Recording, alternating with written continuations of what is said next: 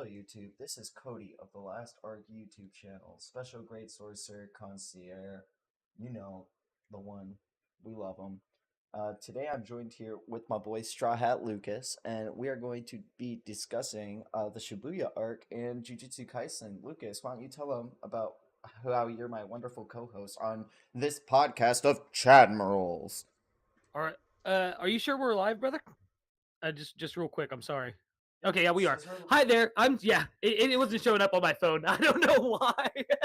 Hello, audience. It is me, Straw Hat Lucas, helmsman of the Last Arc, and I just read like 50 chapters of JJK today. Cody. Are you ready to spit on the Shibuya arc? Because I've it just been ended in the ready. Yep, it just in the ended in the anime, right? anime. Yep. Oh, all right. So forget that. We're gonna do the perfect. What was it? The perfect presentation arc, the one that's right after the Shibuya. No, The hidden but inventory. Yeah, we can talk yeah, about the, hidden. the hidden. Are you kidding me? You're gonna ask me, the number one Gojo stan in the world, to talk about the backstory to what is one of the coolest freaking characters in all of anime history? Sure. I mean, I guess if you want to talk about hidden Yeah. If you inventory, would, yeah. okay. Okay. So I was thinking though, yeah, we could definitely talk about everything up to like just after the events of Shibuya. To give you an example of where I'm at right now in the manga, though, the Zenin family with Maki just happened. Yo, that's Yeah. sick. Yeah, That's I know. I'm sick. fucking hyped, dude. Oh, It took. I had to stop reading because I was like, if I don't stop, we're gonna be talking about the culling exams as well, like, or the dude, Culling culling. Games is so Yeah, good. I'm Dude, on the edge. I'm like dude, 2 chapters away from starting the culling games. oh my goodness. Yeah, that's yeah. Ugh. So yeah, this is Chadmirals. Welcome everyone. I guess Yes, everyone's welcome to been chat. waiting on you. This is Lucas, my co-host, my brother in arms, my other Chadmiral. We're two white guys who have a podcast. Who would have thought? Yeah, who would have thought? Who would have thought? Look at us. I, Who would have thought? I logged onto the internet one day and I said, "Man, you know what? You know what we need? Another More white guys doing podcast." podcasts. Yeah. All right, so I guess we could just pick up with hidden inventory. What did you think of like so everything before hidden inventory is all of season 1 of Jujutsu Kaisen. What would you Okay. give all of that based off like knowing that first season of Jujutsu Kaisen got an anime of the year back in 2019, I think? Ooh. 2019 or 2020, I'm pretty sure. But like one of those years, like I remember everyone was like, I think it's too early to call JJK anime of the year. And that week that it got anime of the year, Toto and Yuji versus Hanami had just come out. And everyone Dude, was like, okay, hold up. They deserve it. Like that's what like hooked me because like with JJK, man, at first it was kind of a slow burn for me when I was getting into it. And then the Nanami fight happened, him versus Mahito. And I was like, oh my god, okay, I get the appeal. But then I kept reading, and the Toto versus Yuji or versus Toto and Yuji versus Hanami fight just had me floored. I was like, what is this? Toto's curse, like, can we just spit for a minute on those curse techniques, man? Because the curse techniques are a whole different level of power system. Like, at first I was like, okay, it's kind of like, I thought it was gonna be like a gimmicky power system or something, like, but it wasn't. Everyone is so unique. And then the idea of family passed down inherited curse techniques as well is just insane to me. Gege has outdone themselves with how well they have written this power system. one of my favorite tropes is anime characters like Speedwagon from JoJo's who go, "Oh my gosh, this is doing this and interacting with this," but in Jujutsu Kaisen, to reveal one's technique to an enemy actually makes it stronger. So expositioning to the manga reader actually makes that is like Yeah. as oh Because I KK. remember back in the day, you and Ornata, shout out to the best Dastard Dan in captain the in the world, chat. What Dastardly up? Dan in the chat. Also, always free invite to jump into Chadmirals at any time, Dan the man. But I remember you guys talking about that, like the huge exposition dumps and stuff, and I hadn't seen it yet until these recent chapters, like when they went and talked to spoilers for anime only, but when they went and talked to Tengen, I saw just how much of an exposition dump it could be. And oh my goodness, though, I've got manga brain so bad. It's Oh my all I goodness. can think about right now. Like the pinnacles of techniques, like 120% maximum techniques, domain Mm. expansions, reverse curse technique, new Simple simple domains to domain, negate the new domain. shadow style, like shadow Ugh. style techniques, like the binding vows, heavenly and restrictions, like inherited, like a curse, like dude, Gege is like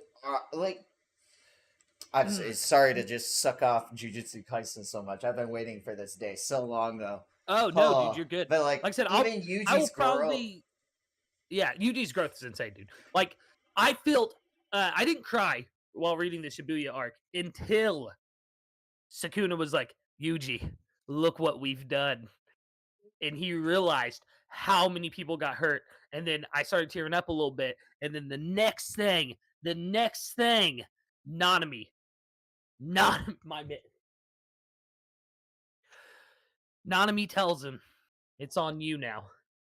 And then, oh, But then my after that, boy. it's not even that. Yuji keeps getting hit because then he finally is like, I'm alone. Everyone's driven away from me, and then all the way on the other side of town, Kugisaki uses her resonance and her soul technique with the hairpin to Yeah. freaking hit Mahito and to give Yuji the opening to just lay into him. Shout out to the anime because oh my gosh, that moment. But like hearing him say, "I'm not alone. Thank you, Kugisaki. I can do Yeah. this." Like, Oh. like I My want girl. everyone to know that I've told everyone that like Nobara Kugisaki is probably my favorite written female character in all of She is. anime and manga. Hands down. Hands down, man. Like, and I know I Maki's right there. I get it. Maki's really cool. I get that, mm, like, Utahime and all these other, like, wonderfully written female characters, like, Mai, and I don't know. I can't think of them because whenever I think of Nobara and just, like, the way, she's just like Luffy brain. Except, yeah. she's okay with wanting to be pretty. She's okay with wanting to be strong.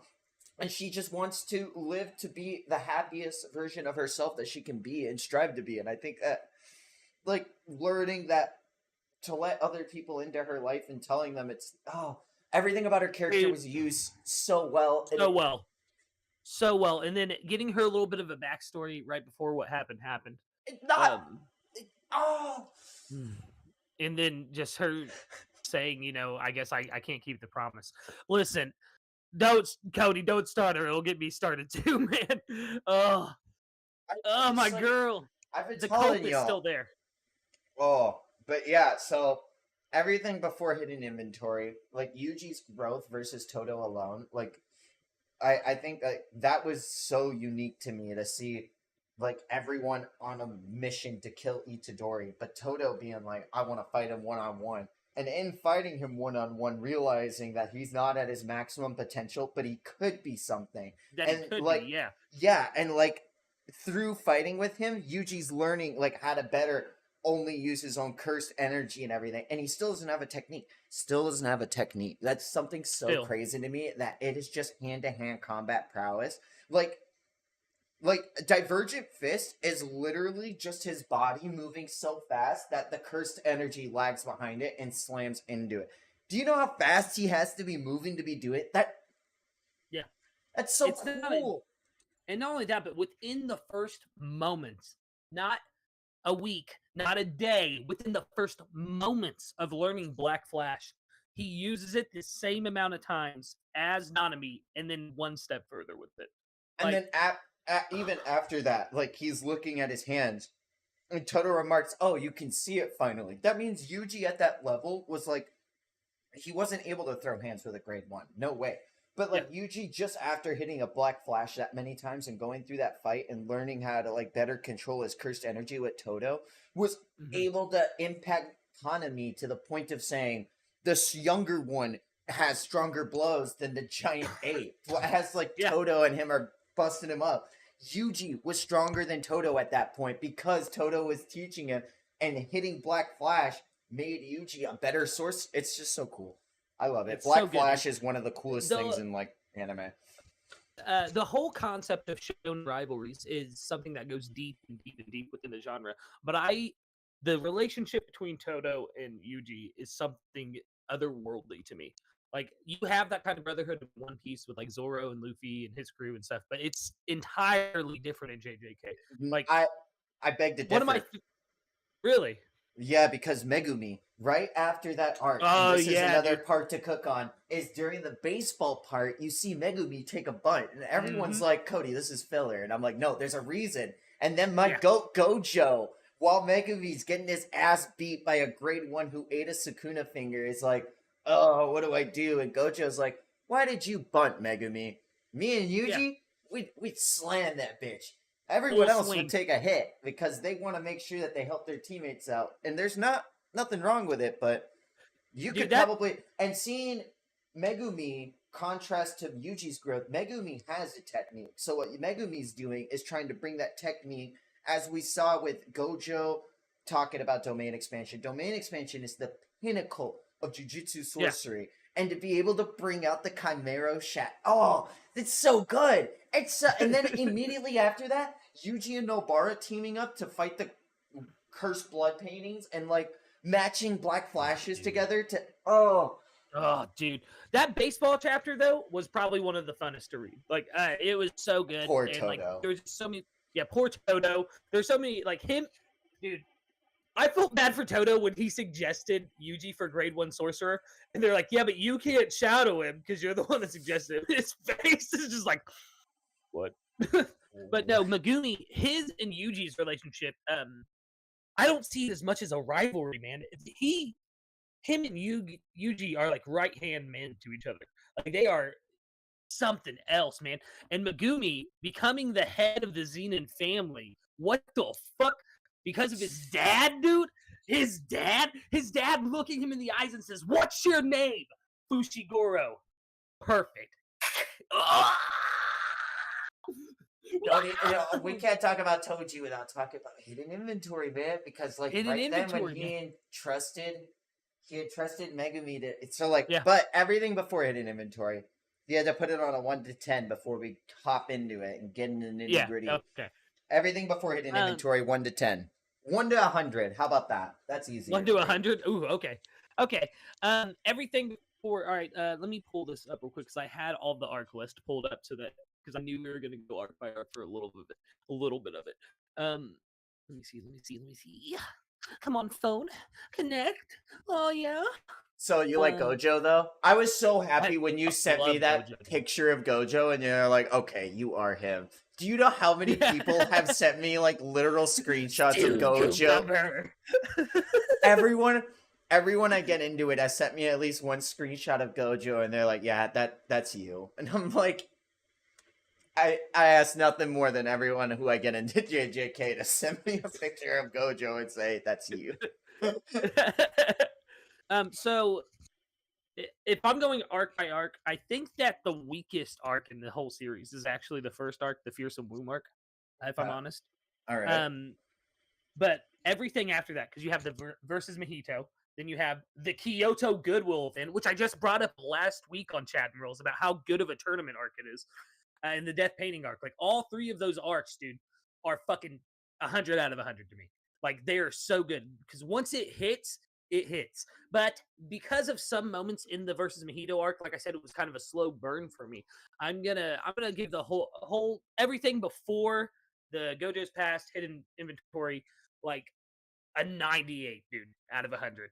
Like, just 1 point off for that first arc, and another point off just because it was kind of slow up until that Nanami versus Mojito fight. Like, but once it kicked off there, man, it fucking kicks off. The fake death of Itadori, that Fushiguro looking him in the eyes saying, if you die again, I'll kill you myself. Like, love that first arc so much. I love that immediately, like, it's shown off that the higher ups of Jujutsu Kaisen and the Jujutsu world were out to kill Itadori and put him out on that mission. Like, just to defend the arc. Mm-hmm. Like, yeah, of course.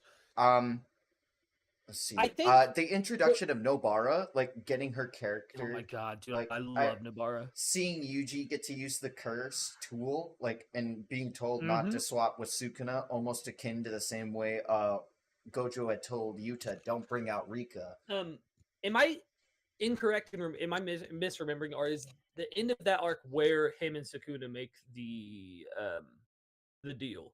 It's where they make the deal, yeah. And then That's what I Yuji thought. gets Yeah, brought to the school in secret to yeah, talk to Yaga, and then Nanami yeah. trains him in secret because Gojo's like, "Hey, everyone thinks you're dead, but I trust Nanami here." And Nanami's like, I don't feel like that, Mister." I think the reason too, it was kind of a slow burn for me is because I read chapter 0 Yeah. before Oh I read the yeah. first arc, and Yuta's whole story with Rika or Riki or what? Yeah, you know what I'm talking about. But like his whole story and his power set was insane to me. And when he spoilers once again for anime only watchers, and I know I'm jumping ahead of it, but when he killed Yuji, my mind was like, what the fuck's going on? And then seeing him be like, yeah, of course, Gojo's one of my best friends. If he asked me to look after you, I'm gonna look after you. Like, oh man. And then God, like, all right, I'm gonna slow my roll because I'm getting too excited. Yeah, But but yeah, I like, think like and then with the death painting arc, if I may, real quick, with the yeah, death painting arc, he kills those two curses, right? He exercises the two flesh and blood curses, yep. and you don't realize that that is setting up something so integral for the rest of the story with him and Chozu. Like it, oh, dude, and like, God, we'll get to that. We'll get to that. So, in Well, inventory. it even does set up like like Yuji and Nobara's characters Yeah, furthering themselves. Like Nobara was like, I don't care if I killed another human being. Fuck them. If they don't yeah. need a seat on my bus, I don't need to offer them a seat. But then there are people like you who make their own seat and sit down in it. Oh, like Nobara's a perfect female character. Fight me. I don't. I just that she's like Pete. But yeah, I feel like Cursed Womb, honestly, having you read Zero, like the Cursed Womb arc is almost like a microcosm of all of JJK Zero, I feel like, with like Yuji having to go into the building and not use Sukuna, Yeah, introducing Nobara the same way almost Maki was introduced and having her rendered useless. Like it's almost 1-to-1 microcosm of Jujutsu Kaisen it Zero. really And is. I feel like that's just Gege being like, this is what sold and got me started off. So this is what I'm gonna use to like show people this is the basis and this is what I want to use to set up the telling of my story. But Yeah, I want to use that story I told later on for other things later on. So like it's just rehashing. I could see that definitely, and like I think it's a very valid criticism to take away from that. But hidden inventory. Oh my god. Gojo went to sleep and took a big nap and said, "Dang dog, I was a teenager once." What did you think of seeing teenage Gojo and teenage Suguru Gato on what I introduction? what I really love about young Gojo, dude, is he does not have the same almost moral mindset as he does in the present day. Like he's very I'm better than everyone and I know it when he's younger. It's almost like Toji humbled him a little bit when he got the better of him outside of the school.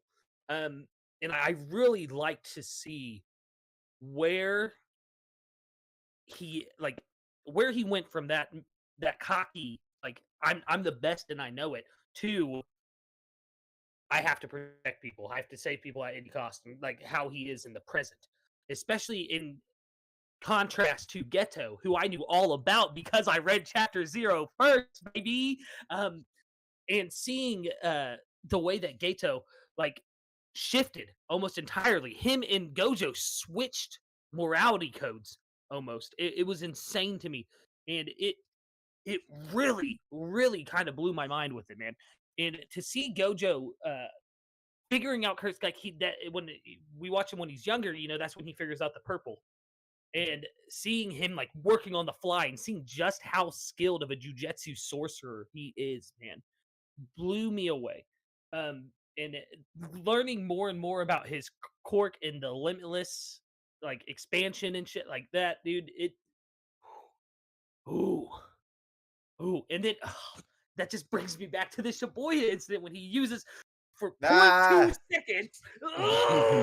Hey man, we're still on hidden inventory. So like I know. Gojo and Gato got introduced, and it was really, really interesting to see the inversion of characters that had happened, even predating Jujutsu Kaisen Zero. So, like, Yeah, seeing Gato saying, Gojo, we should use jujutsu sorcery to protect all of the common folk and normal people, versus Gojo saying, why should we not use this to further our own needs? Like, why should I Yeah. care if I save people? Like, seeing that inversion and being like, wow, it's almost like akin to reading, I feel like, Black Swordsman arc and wondering what drove Guts and Griffith to be these people. Yeah. What drove Yeah. Gojo and Geto to turn to these opposite sides of the spectrum later on in the It- story. Crazy ass wild statement to stay out of context, but I mean, like, you Yeah, see no, what I'm yeah. saying? Yeah, entirely, man. And watching Geto and Gojo's past together really retroactively makes everything that happens in chapter 0 bittersweet. And I'm glad that I read it first that way, because like as I was reading this arc, I really was thinking about 0 and like how they were then. And then obviously I'd already been introduced to current day Geto with the stitches across his head, but we'll get to that. Um, and it was like you said, it's that juxtaposition is so shocking to see, and then having him go and talk to oh my god, I was just talking to her about her. Give me 1 second, I'll tell you exactly. Nelly? No, not Nelly. Yeah, Oh.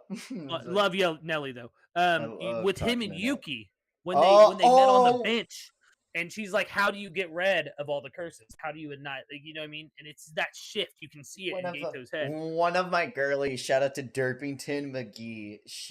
That's the moment where she's like, nah, Yuki's not her. I hate Yuki. All of my real girlies hate Yuki because they ruined our boy. And I was like, your boy was ruined.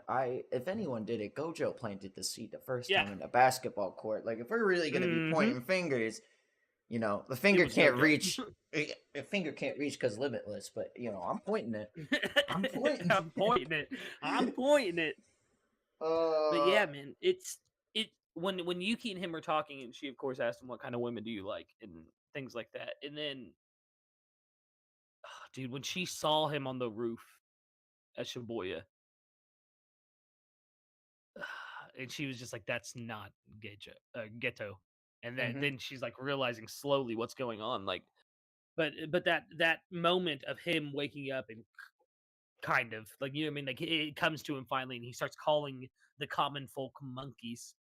It's like, whoa, that was a hard turn real quick. And he immediately, when she was talking to him, she was giving him all these slightly viable options, and he's like, why don't you just kill all the non-sorcerers? Oh, She's like, yeah. that is an option. vexyz is going to be hopping on in 10 Mondays. All right, let's go, vexyz. 10 Mondays. I'm sure that meant 10 minutes. I know. I was just pulling his leg. Oh my goodness. Yeah, dude. I was not prepared for the levels because, like, after I read the Kyoto School Event arc, there's that really small arc right after that, and then the hidden inventory. And I knew the hidden inventory coming up. Of course, I think when I read it, it was called like Gojo's Past or whatever. So I was like, oh yeah, I'm excited. I get to see what's going on with Gojo. But I was not fucking ready. I was not ready because it starts out like it's a dude. Not only Amanai. Rico, oh, dude. No, but not no, it is Rico Amanai. How dare you? That shit threw me. I had to reread and be like, am I reading this right? This really just happened? This really just happened?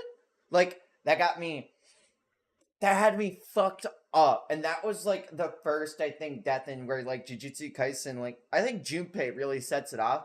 But Rico was like hey, we're warning you. Even if we just introduce some, bam, we don't care. It hurts. It hurts.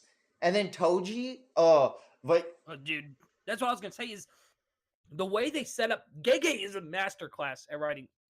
Because the way they set up, you think it's gonna be a Megumi flashback because you start getting like drip fed little bits of Megumi info about his stepsister and his stepmother, and like with everything at the bridge and the cursed spirit there. And then you start getting little bits of his childhood, and then it brings in his father, and you're like, okay. Then it goes back to the present, and then it goes back to Gojo, and you're like, how does this tie together? And then Toji shows up, and you learn about his whole thing with the Zenin family, and it just blew my mind, dude. I was not prepared for it at all. And then seeing what Maki could possibly be with the levels that Toji is at blew my mind. Like, once they described it like that, like Toji is Maki realized. Like that's when I was like, oh my gosh, so Maki could be a fucking weapon of mass destruction, basically, to cursed users or to cursed users, and And he that left his it all to be with his wife. I mean, he yep, left the claim behind because he's like, I'm not going to be treated here right. They're not going to be treated here right. I mean, yep, like, you can say whatever you want about him having a gambling addiction or doing whatever, but I mean, like, first and foremost, he made sure that those people, like, he was like, if Megumi is gonna have an awful future without me being the way I am, then I want him to. He's got a really good technique. Set him up with the Zenin family. I'll take the money, and then he was planning on just taking him back anyway. I'm pretty sure. But as yeah, soon as he like saw Gojo, like putting all of that trust into him and saying, "Hey, I've got this kid here. Do what you want with that info." And Gojo going tooth and nail to keep him safe from the Zenin family's curse mm-hmm. and letting him keep his mother's name. Like you said in that moment in That's Shibuya when Toji's fully yeah, realized, he's like, "What's your name? Good for you." Like, yeah, oh, good for you. but I Which is mean, crazy because I'd seen that anime clip a week or two ago on TikTok, and I thought it was Fushiguro. Like I thought it was Megumi, and I was like, oh my god, no, did I just get spoiled on another JJK death? So to see it play out and to realize who it was and everything was just wild to me. Like that flashback, man. Like I said, the way Gege wrote it though was just insane. it's How do you? like the seeing Suguru Geto already have like a falsity put into humans of being like, should we defeat these, should we like use our powers to defend these creatures, and like being brought to the brink of it after like saying, me and Gojo are the strongest, we can do whatever we Yeah, want and we will keep you safe, having his best friend killed by a normal human, like, because that's what Toji is in all yeah, intents and purposes to Geto. At that point in time, Rico had died, Gojo had died, and him himself had been cut down. And then at the end of it, as Gojo pops back up, he's holding her body and he sees Gojo just somber. And instead of exacting his revenge right then and there, he says, no, there's no point in killing them. But they're all yeah, celebrating her death. It's all humans that are only celebrating it. It was humans that went on and sought the death of her to make sure Tengen can be realized as a god. Humans that were okay with committing mass suicide if it meant that Tengen's barrier technique failed. Because they said that if we have to merge with our god to become gods ourselves, then that's the price we pay. Like, it's yep, so... like, like Toji's like just a dude who's like, whatever, it's okay. Like, ugh. yeah. Oh, Like that whole stuff with the TVA and all that, that blew me away, and it warped Gato's perception of humans entirely. It was so wild to me, like I said, after reading chapter 0, to see his steady, like to see him go from this very rational, morally coded person to where he was. Seeing the links that people would go to broke him entirely. Seeing the links that these humans would go to just fucked him up. And then when he went to claim the rest of the cult, like, and he's like, "You will worship me now." They're like, "Oh, what do you mean? What do you mean? Will you step up here with me real quick?" And he's like, "Yeah." He's like, he's like, "You will worship me." Like, it's like, man, Gojo, let's talk about it. Gojo versus Toji round one. That was mm, literally set up so beautifully. mm, Toji putting the bounty out, having to wear down his freaking limitless after 3 days. I mean, first off, Gojo's the GOAT. Because before he even knew how to work reverse curse technique 24/7, going onto his brain to refresh his brain so that he could keep his technique going 24/7, 3 whole days, no sleep, no nothing, and he said, "Dog, I'm just gonna keep it up. Like, who cares? I'll be fine." And like, yeah, he got taken off back, but then immediately after getting stabbed, he was like, "Don't worry, I made sure to apply limitless to my vital organs so it would thread like a needle." How insane of a sorcerer do you dude, have to be to do that? that I moment he showed back up right outside of Tenjin's area is when I was like, okay, I see it. Oh Gojo man, is him. Like I we're was still already there, we're but like still round one. We're still I know, round but one, man. with round one, man, he was thinking on the fly. He was adapting in combat. At all points in time, there's not a moment where Gojo is not learning from his opponent how to beat his opponent. And then he even Toji knew that. realized, he was like, the target isn't me, it's Rico. But like, he didn't Yeah. think that like the target would be him, because he didn't realize how big of a threat he had posed at that point in time. Like, oh man. And then like Gojo's so good, and like using all of blue to get rid of all the locusts, to just level the whole playing field, because he realizes Toji's using it as cover. Like, and then when he's like red, and Toji's eyes are like, and he just doesn't do it. He's like, oh, that was the Bagman. That was the Bagman. Yeah, that was the Bagman. Yeah. Yeah. He's like, I thought it would work this time. Like, oh my god. but he learns that with the reverse curse technique. That was the first time I'd seen any type of reverse curse technique. Hey, there's the rear wild. Chadmiral reporting for booty. Whoop, whoop. The twerking legend himself. What's good, y'all? Was good. What it do? What it do?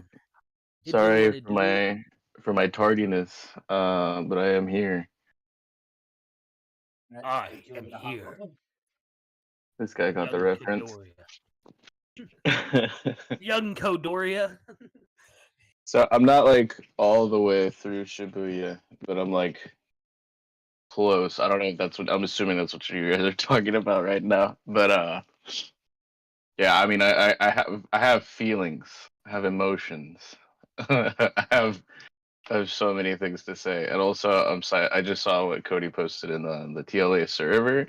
Link in the description, join the Discord, and I'm super hyped to talk about that a little bit as well. What did Cody post? I didn't see. Yeah, we both were like, what?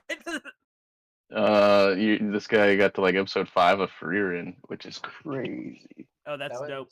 That was in the last lounge. Yeah. Oh yeah, well you posted something in the Discord that I just read in the Freerin chat that I had.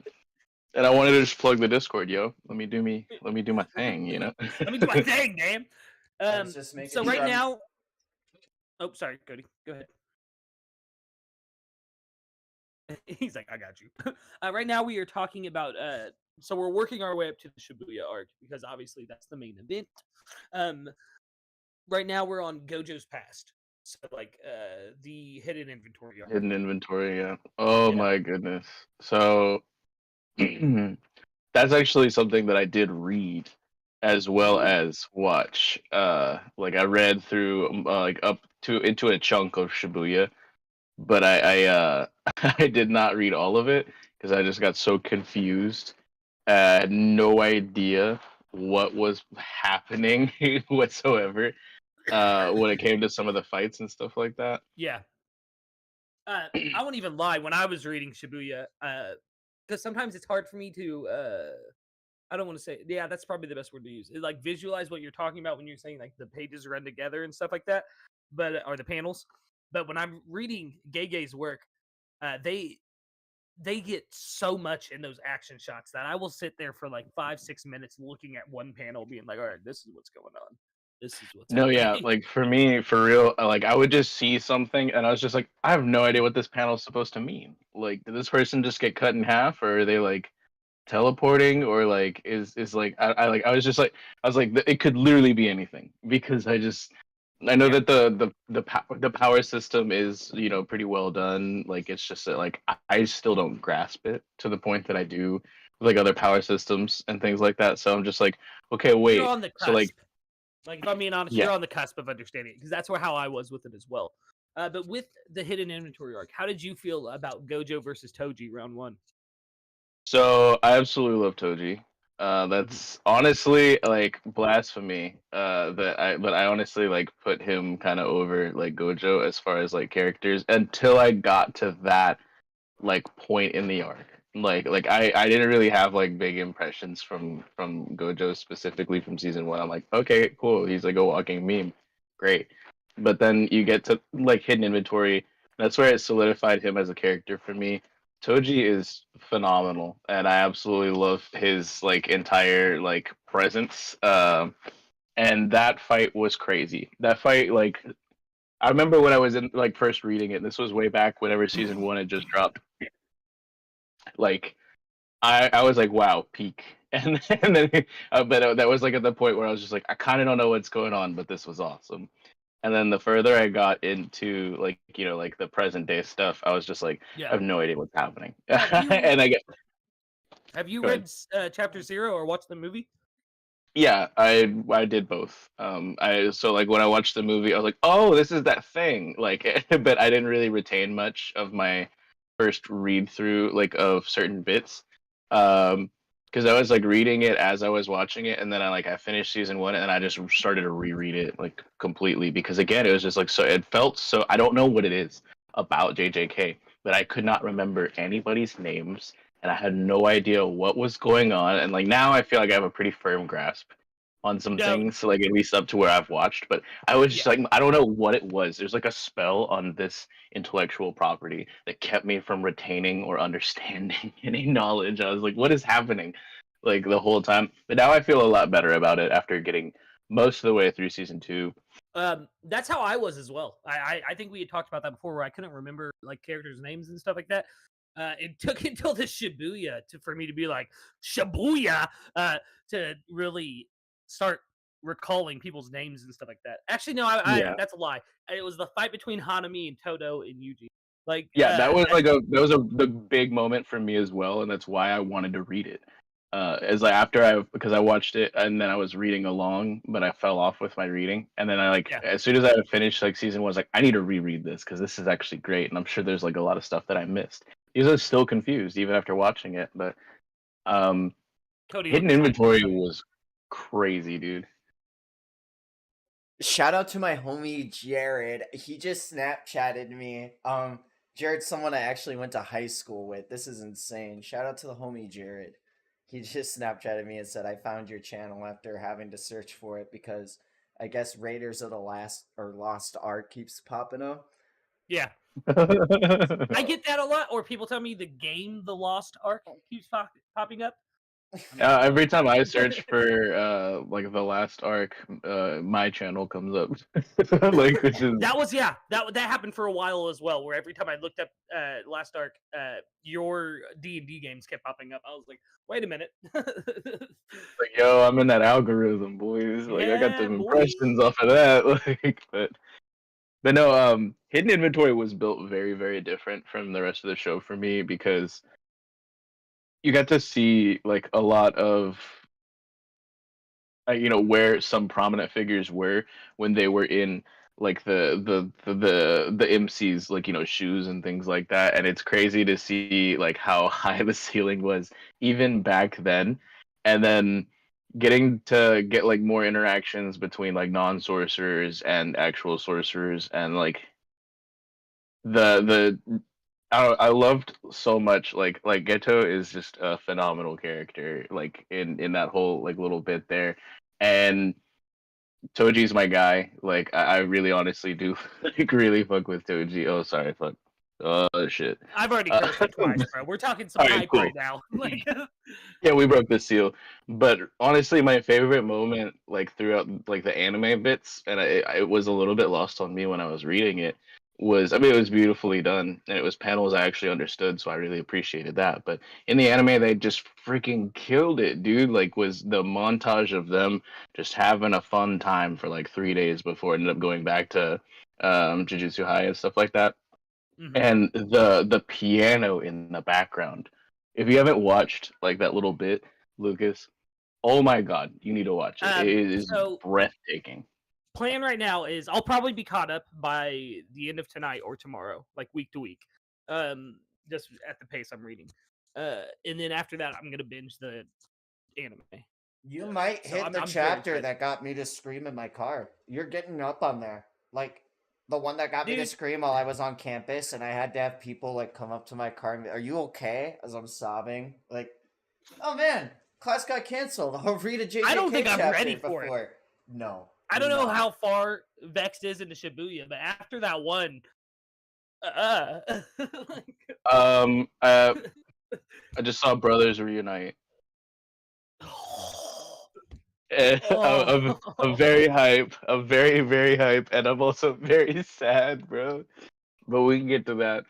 Is there anything else anyone else wanted to say on like Hidden Inventory? Like I think that like for me, like obviously the fight scene was crazy, but in the anime, even the like more slice of lifey bit like was so ridiculously beautifully done. Like the music in there, I immediately looked up what that song was, and I was like, I need this. Like, put this on In all my my life. playlists. Let me put this on my iPod. Like, like I don't like I it was that I've listened to it like 12 different times, and I know Cody is like so hype about the opening from that arc as well. That was your song of the summer, right? It's still in my top 5. Hold up, I'm gonna pull up my Spotify right now. Put in my top songs of 2023. It was number 5, Tatsuya Kitani, Where Our Blue Is. I didn't even know that It's really Tatsuya good. Kitani even sung that, and they sung the first opening for Bleach, the Thousand Year Blood War arc. Shout out. Shout out. Love Bleach. Yeah, no, I was cooking on like I loved when Gojo returned for Gojo round 2 because we were just wrapping up round 1 before you got in here. Oh, Toji bro. versus Gojo. But when Gojo returned and seeing him go insane and then be all like, I get it. I get it. Don't you get it? Like reverse curse technique. It's a whoosh and a wash. I get it. When Shoko gets it, Shoko could do it, and I could never understand her. But when I find and Toji's like, this guy's high, holy shit, Yeah. and like, Yeah. I like going back and rereading that as someone who finally understands how it works and seeing Gojo break it down, like, yeah, that's how it works. That's how it works, and like, but it's like, it does sound like I'm crazy. It does sound like. Yeah, dude had the biggest battle boner. It was crazy, dude. Like Oh, I cannot even like it was insane just seeing this dude like covered in blood and like shouting to the heavens like with like those maniacal eyes, like that paneling where he says, "I'm sorry, Amon. I'm not even angry right now. It's just that everything in the world feels so right. Throughout but heaven yeah, and earth, I alone am the honored one." Oh my god, mixing red and blue together to fire off the first purple into Toji. Dude, that line had me shook. I had to screenshot it and send it to Cody. I alone, throughout heaven and earth, I alone am the coping one. Please come back, girl. bro, I Please. need you to get to that part in the anime. It's like I think it's like the third episode in season 2. Like, but it's dude, the voice acting in that episode was insane, bro. Like, yeah, homeboy killed it. Like, we don't deserve whoever that guy is Also, who Toji voices him. Fushiguro in the Japanese dub of Jujutsu Kaisen, Toji Fushiguro is voiced by the voice actor who plays Admiral Aokiji, or as I like to better know Oh, him, Dio Brando. Kono Dio Dio da. Brando. No, Oh, it's so well done. Like, I watched the sub and the dub just because like I If want to it's anime's that good, you respect good. gotta both. watch both. It's Yeah, that if good. Yeah, anime's good, like you gotta watch both. well, the reason I was pulled to JJK in the first place was because the localization, like I only watched the dub at first from season 1, but the localization like was so ridiculously good, bro. It was it was like season 1 was really special like whenever it first dropped. Like there were parts of it that were like a little bit like okay, and then there were parts of it that were just like whoa, did they really like it's I don't know, it just like it felt like almost nothing's out of bounds at this point, it Yeah. was crazy. Yeah, the hidden inventory arc, a lot of things clicked for me. I finished the hidden inventory arc like right before I went to bed last night, and then actually no, because I was already in to Shibuya before I went to bed. But like I'd finished hidden inventory before I went and laid down, so I could start in Shibuya. And dude, just I was not prepared. I wanted to. All I can think about right now is reading. Okay, I won't lie. Like, Like, man, I knowing everything that was happening and getting to watch that arc in the anime and seeing like vexyz said, those slice of life moments that you like don't normally get, like seeing the opening Where Our Blue Is, it's literally almost like a love letter from Gojo to Geto, like talking to like his homie, like my best friend. Like that's Geto is Gojo Sasuke. Sorry to say, and it oh, fucking entirely. it I hate hurts. that. It I hate that. hurts. It's real. It really I is can't real stand it. because Gojo would go like, oh my god, the line. Are you the strongest because you're Gojo Satoru, or are you Satoru Gojo because you're the strongest? Bro, that broke me because he's like, "What are you talking about, Gate? You're crazy." And he's like, "Am I crazy? is it crazy because I'm the one saying it? Because you could do it in the blink of an eye. Oh, It like was real. It was real. Yeah. I can't eat KFC the same way ever again. Oh. Oh You my guys goodness. think So no, I'm I love. kidding. I can't. I literally No, look at I. it and I'm disgusted. It hurts my chest to even talk about it. Like, I'm that. Oh, that's crazy. There's something, like, I'm invested in JJK, like, almost in the same way I was invested into Evangelion. Like, when I say, if this shit ends right, it's top 5 all time for me. Like, I'm almost Oh, it's in already tears. crept into my top 5. It's my number 5 right now. Like, it edged out Zatch Bell for my top 5. That's Oh, cool. bro. Yeah. I don't know if it could get up there with Toriko and Reborn, but like it's like there's just something so fucking magical about it. Like there's no I other way to feel describe I have emotion, and like there's no other way to describe it than like I feel something. Like I'm super empathetic towards these characters, whereas in like in One Piece, like I'm super empathetic towards the Straw Hat crew, but like spoilers for the after Wano, but when Cobra got I was like, Yeah. oh, okay. Bye Cobra. Like but like anyone I in made a meme about JJK, I'm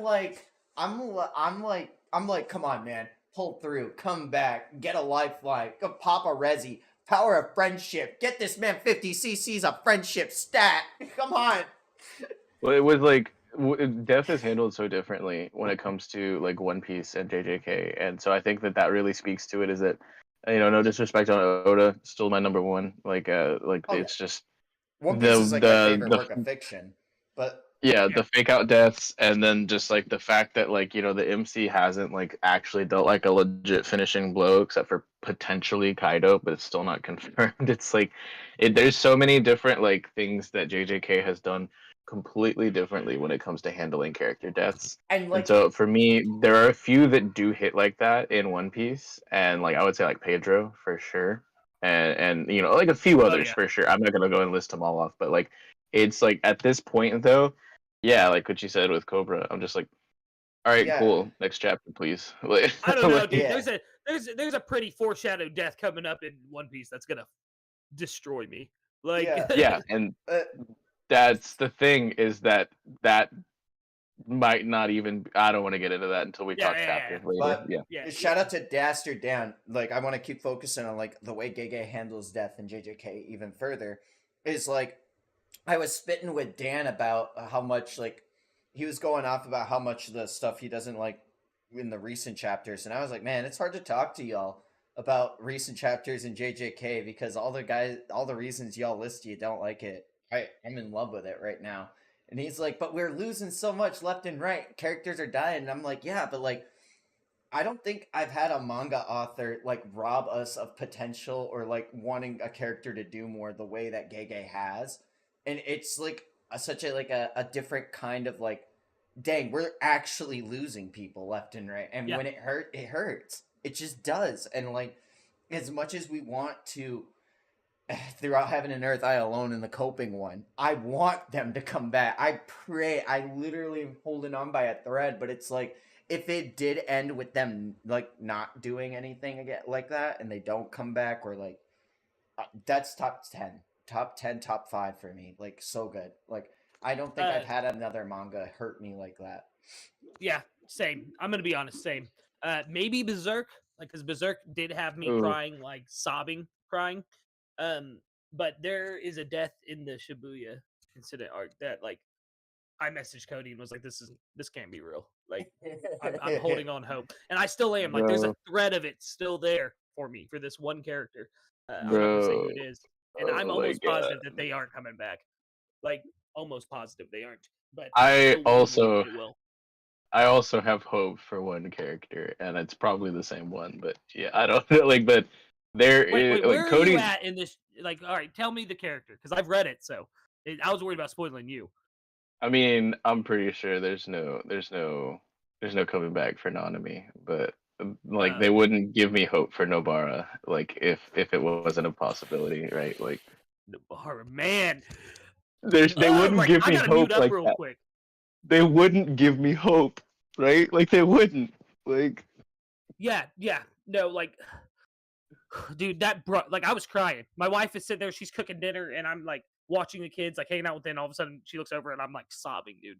Like I was no, crying. I mean, for me, I was already like robot. Like I was completely emotionally devastated by Nanami. the Nanami. Like I literally like, cause that's right where I literally like during the whole like Maharaga stuff like was where I stopped reading. Mhm. Because like I literally had no idea what the fuck was happening. Like when I was reading all of that, I was like, this is so confusing to me. And like I was like so confused whenever they got out of the domain of Dagon, and then like all of a sudden they're in the parking garage or the station again, and then all of a sudden Megumi is like not there, and I'm like, what? And then like all of a sudden, and I'm just like, okay, this is too much. I literally have no idea what is even happening. How does this Yeah, person like displaced from one location like 5 panels in a row right now? And I was like, I literally had whiplash trying to keep up and read all dude. that. And then the whole Maharaga stuff, and I was like, this is really cool. I want to understand this, but I don't. So I'm just gonna wait. And then like that's literally where I stopped. And immediately after I get there, and I'm like finally watching that amazing fight in the anime. Guess what I get? I know. Like, and I want to wait. not a me. I want to wait for Cody to get back because we've been going through the arcs like from moment to moment to moment, kind of. And I want to Yeah, wait for him to get back before we get too deep into it. But I agree. Like it, dude. yeah. Like It I was have like a lot two of hits in a things row. to say. Like Oh my Nanami had goodness. me like tearing up, and then that happening like 3 chapters later, if that. Like, No, I literally hopped into VC at like 2 in the morning, and Cody was just playing like Vampire Survivors or Holocure or something. And I hopped in, and I was just like, I'm not okay right now, Cody. And he's like, what? And I was like, I've I've gotten past where I read in JJK and Shibuya. And he's like, what did you see? Tell me what you saw. And he sounded like a concerned mother. And I was like, I just watched the episode 3 times in a row, bro. I can't. What is happening? Like, oh my goodness. I'm gonna But tell it you was, what I tell yeah, all my friends when they get into JJK. Don't worry, it only gets worse. yeah. oh my Listen, god. buddy. Like I just commented on your TikTok. This is our trauma now. Like, But if we want to go back to like the beginning, like right after hidden inventory, like to just getting into Shibuya and things like yeah, that, I wanted Mechamaru to versus speak. Mahito. yeah. Yeah, that was insane, bro. Oh, don't even say that name to me. Like, Mechamaru? Oh, we no, love no, Mechamaru. We no, we love love Mekamaru. Mechamaru. Don't even say Mahito to me right now, though. Like, He said, "Don't even but say Mahito to me." no, But I then, wanted to like speak on because like we talk about how death is handled so differently in JJK. I want to speak on like the narrator and like certain moments because in hidden inventory you get these moments where I don't think there were many narrator moments like and things like that in the anime, which is it like it's not like you said, it's not a one-to-one like from panel to panel, it's like an adaptation, but you get people like there's like because they're still training, they're still in school and stuff like that, so you see like what's her face like teaching like and she's doing the exposition and things like yeah, that, so you don't have a narrator that's just spoon feeding you this or that or that, like Hunter Chimera Ant arc style.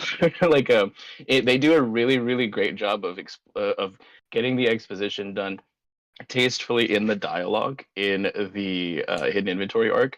Then we get to Shibuya, and there are bits of that. There's little nuggets of greatness where, like, we didn't know as much as we knew about barriers. We knew a bit, but we didn't know as much as we knew about barriers until we get to them breaking that down in conversation.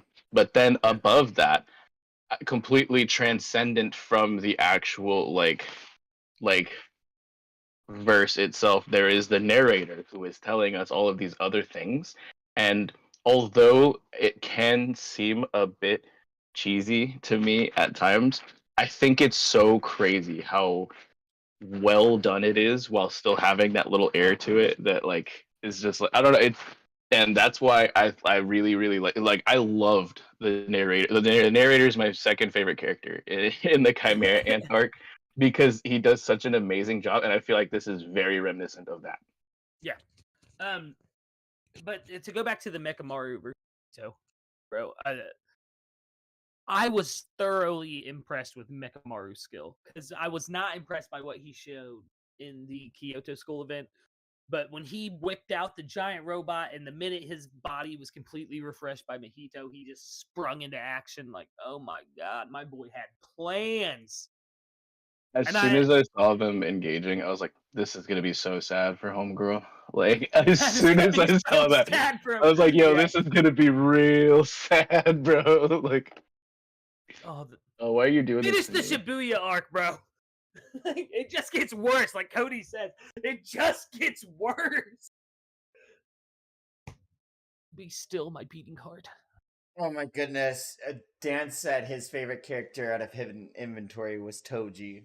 I'm gonna have to log I onto my agree. phone to give that vote to my goat. Oh, I messaged him and told him to hop in here because I know he's been waiting to talk JJK with me. Video play soon. Gojo. There we go. I gotta give it to him. What? Why am I not allowed to vote? Did you I'm register? Cody. Yep. I'm Cody. I'm not. There we go. I got it. Yeah. Make sure you're logged in as SSG8 Cody and not as. Yeah, I I know. mean, wait, we don't have access to analytics. log in as TLA. That's some random other person, right? Like, Yeah, that's the but yeah. Club Altermon. Oh, missed the message. My fault. Yeah. Oi, oi. But Mechamaru versus Mahito in the anime was so good for me because I liked the Evangelion and Gurren Lagann references that were put throughout the animation. It was like really cool. It's like Evangelion is my favorite anime of all time. I'll stand 10 toes on that. Dude, just him storing cursed energy for 17 years, man. Who do you want, Yeah, Cody? It's I'll wild. vote for you. Yo, Will of Dreams, vote for Gojo. We love that. what a real guy. Shout out to Will, the William of Dreams. Me and Will were cooking on Naruto earlier. I love that guy. Shout out to the homie. But Mechamaru storing energy. Mechamaru having the new simple shadow domain, but him his hand sign to activate it is him flipping him off. That was so fun. What a peak panel. Dude, him concealing that last burst of cursed energy in his hand, waiting for Mahito to get close so he could get him with it. Like, dude had plans. You know what was amazing? Was his Poor goal homegirl. wasn't even to win. His goal was like, yo, if I can just get to Gojo or alert Gojo in some way, shape, or form, I win then. Like, it was like, yeah. Shout out to my homie because I miss. No, I love the alternate win conditions in certain fights where it's not just who's the strongest or like, who's the fastest, but like this was truly like it felt like a JoJo's fight. It was just yeah. But there was just like so many like things coming out of people's bags and like I don't know, it's crazy, dude. Like the fight was honestly in the panels again, I had no idea what was going on in the anime. It was gorgeous, but I had to like take it back because even in the anime, there were parts where I'm visually impaired, guys. Like I'm legally blind, hold it down. I had no clue what was. I had to like rewind it for a bit, and I'm like, "Yo, this is insane! Like, what is happening?" Like, do you need me to move Dan? By the way, if he hops oh yeah, bring him in. He's not in the VC. I've been keeping an eye on it. Okay, good. I just wanted to make sure somebody was keeping an eye on it. But yeah, the whole like getting to see Mahito's domain expansion thwarted again, like it was such a fucking like I said, the new shadow domain. Is that what it's called? The new shadow. Or no, it's a simple domain. It's simple domain. Simple domain. That's the first use of simple domain, which one I was so impressed with, man. Like because up to this point in the manga, all I knew is that domain expansion was the end all be all. Like if someone captures you in their domain, it's virtually impossible to escape and live. Which we had seen kind of counter evidence to that already.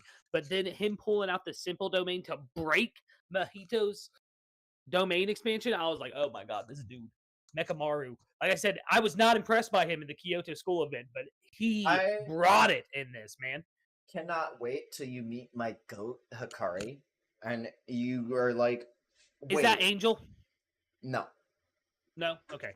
Wait, I just met him. Hikari's my goat. Does he... Hold on, I'm going to say one word. Fight I'll Club? say, Yeah. Okay, yeah, I just met him. That's all I'm going to Oh say. my I goodness. don't want to spoil nothing. But Yeah, neither do I. I don't want to spoil anything for Vex either. So I'm like that one little reference thing that you'll get.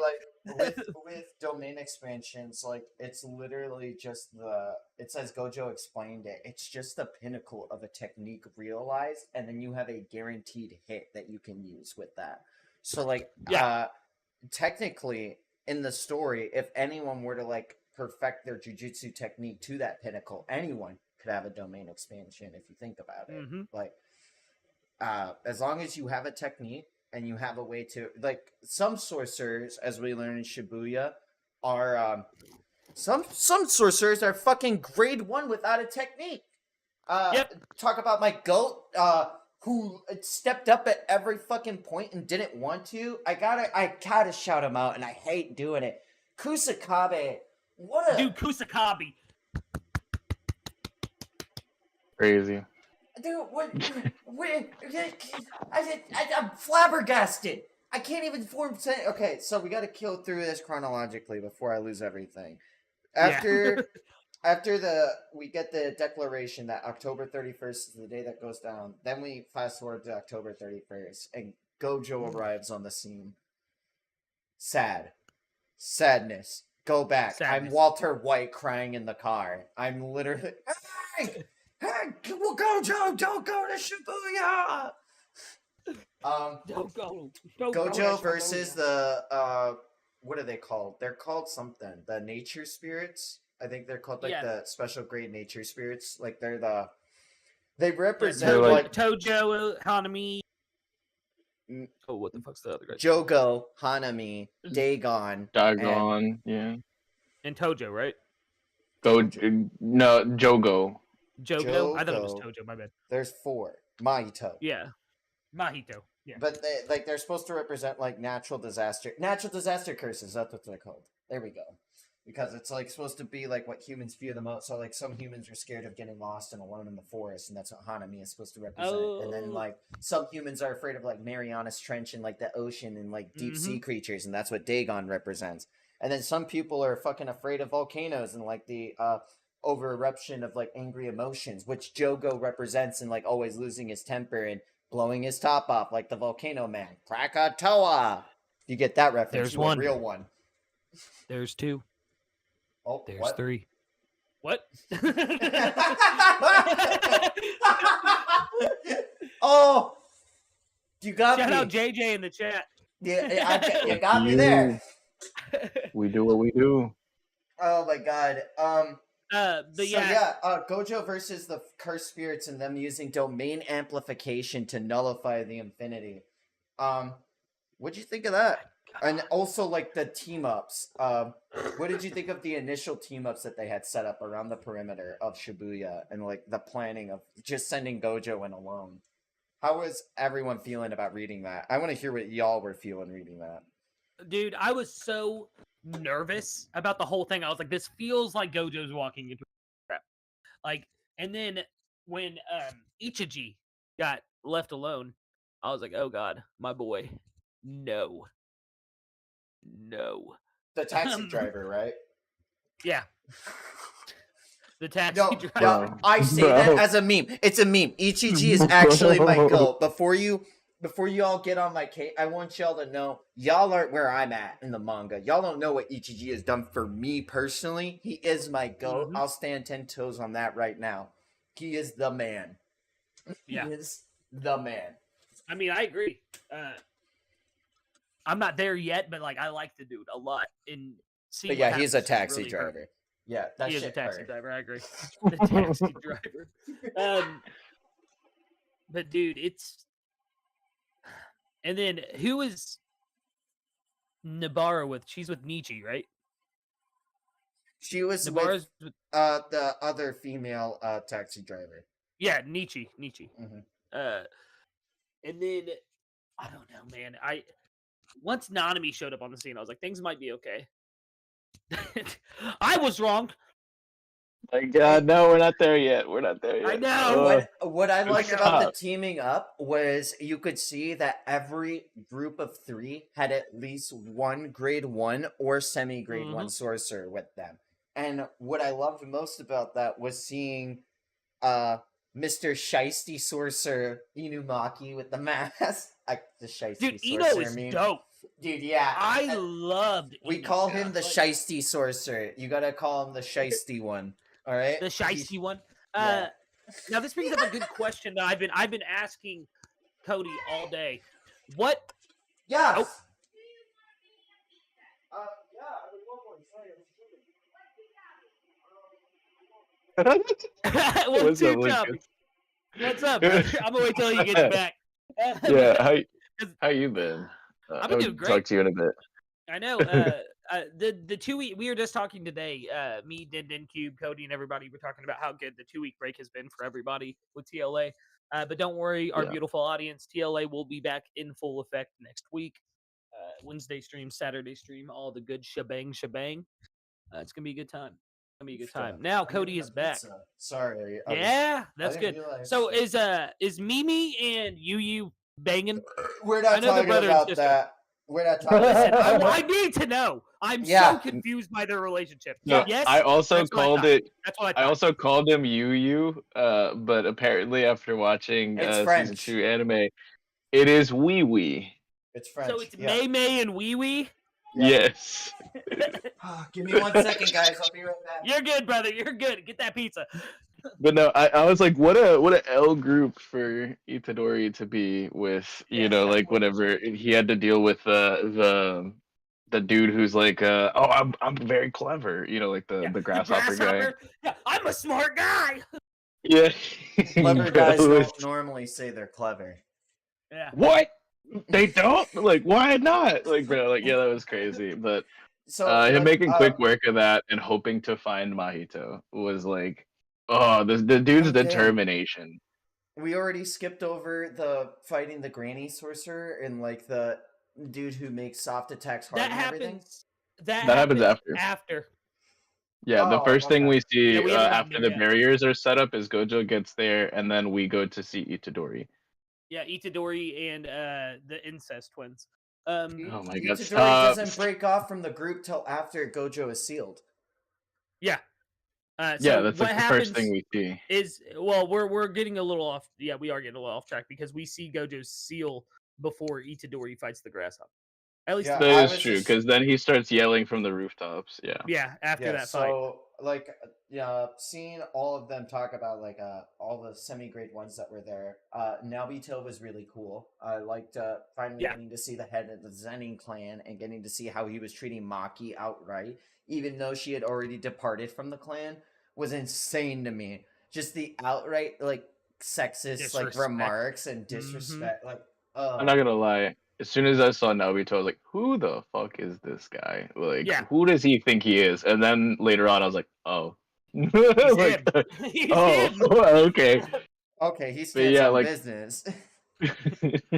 I know it's off like track of what we're talking about, but his curse technique, as someone who studied animation exclusively, like the 24 frames technique is insane to me. It's such a clever power.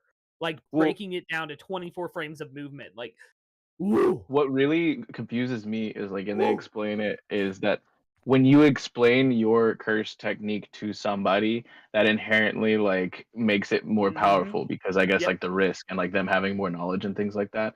But isn't it like when he explains his, it literally makes his weaker because like they can just like abuse it just like he can?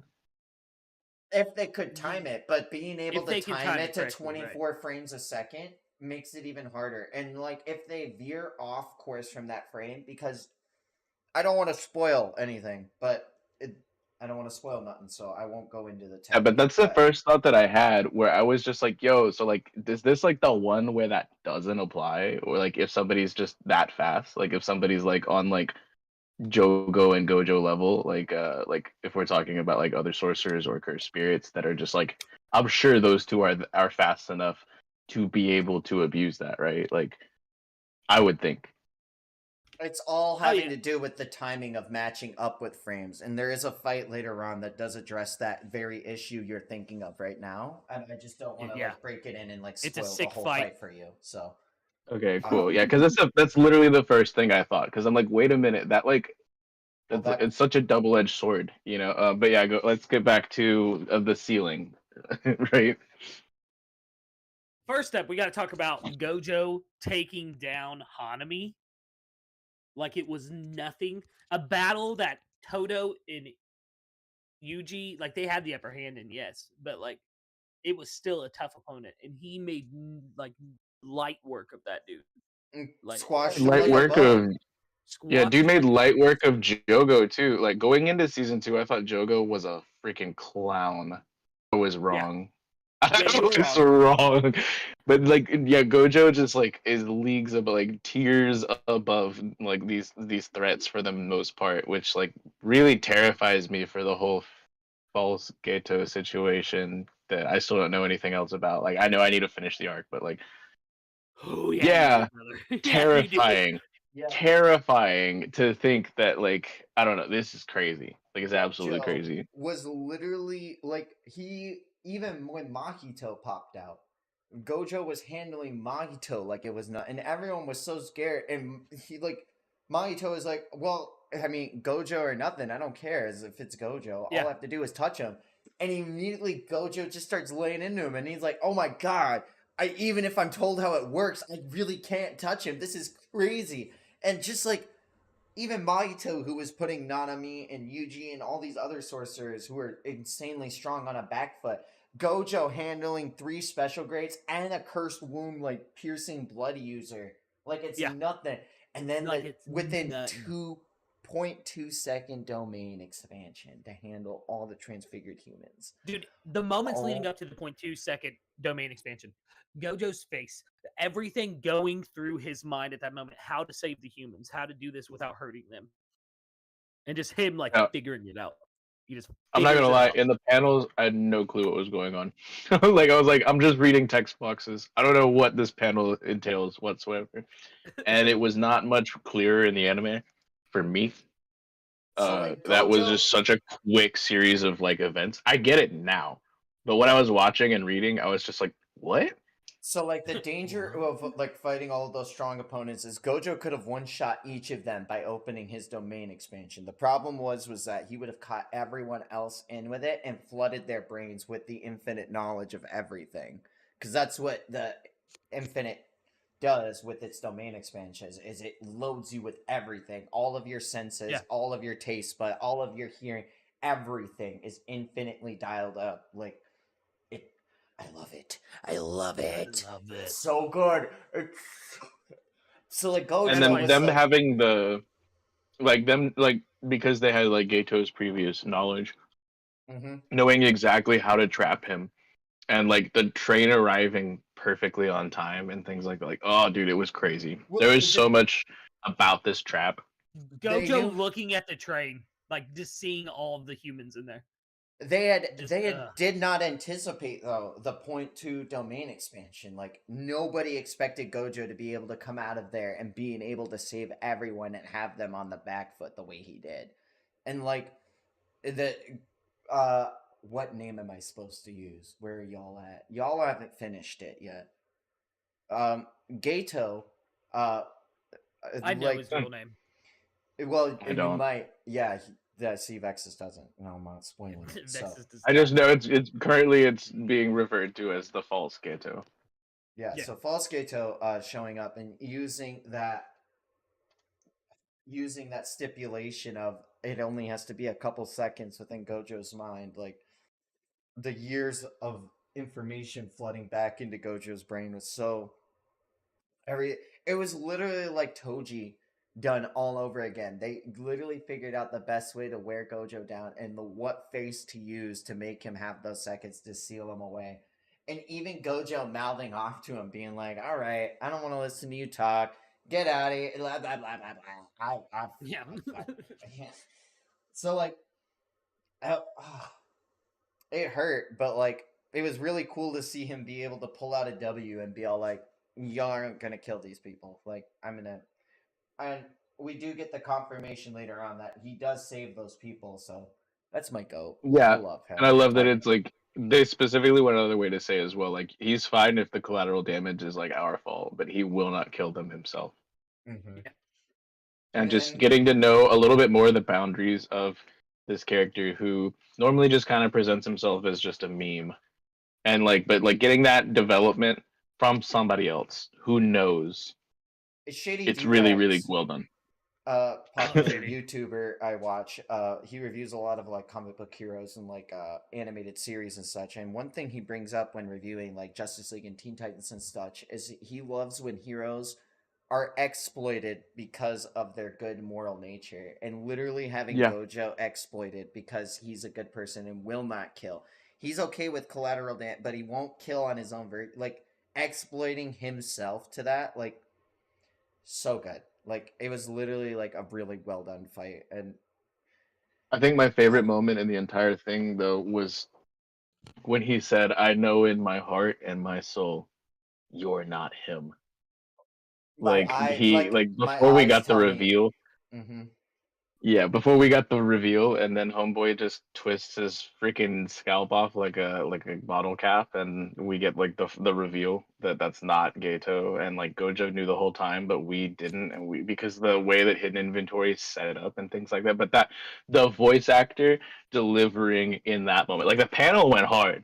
Don't get me wrong, but dude, like the English dub of that specifically, because I watched it in sub and dub and I read it. Like I'm going all in on Nah, this man, like the now. sub was what I can't, because like the voice actor immediately, like I didn't really like Gato's voice actor in English. I thought it was always too deep, and it sounded like too sinister I love it. for that. I love it.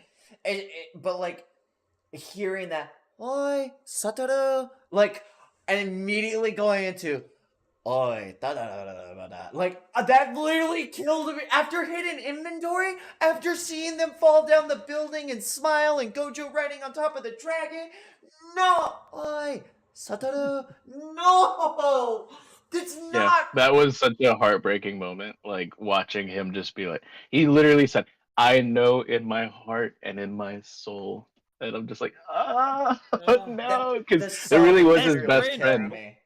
His That best was his friend. best Yeah. friendo. Yeah. Best friendo.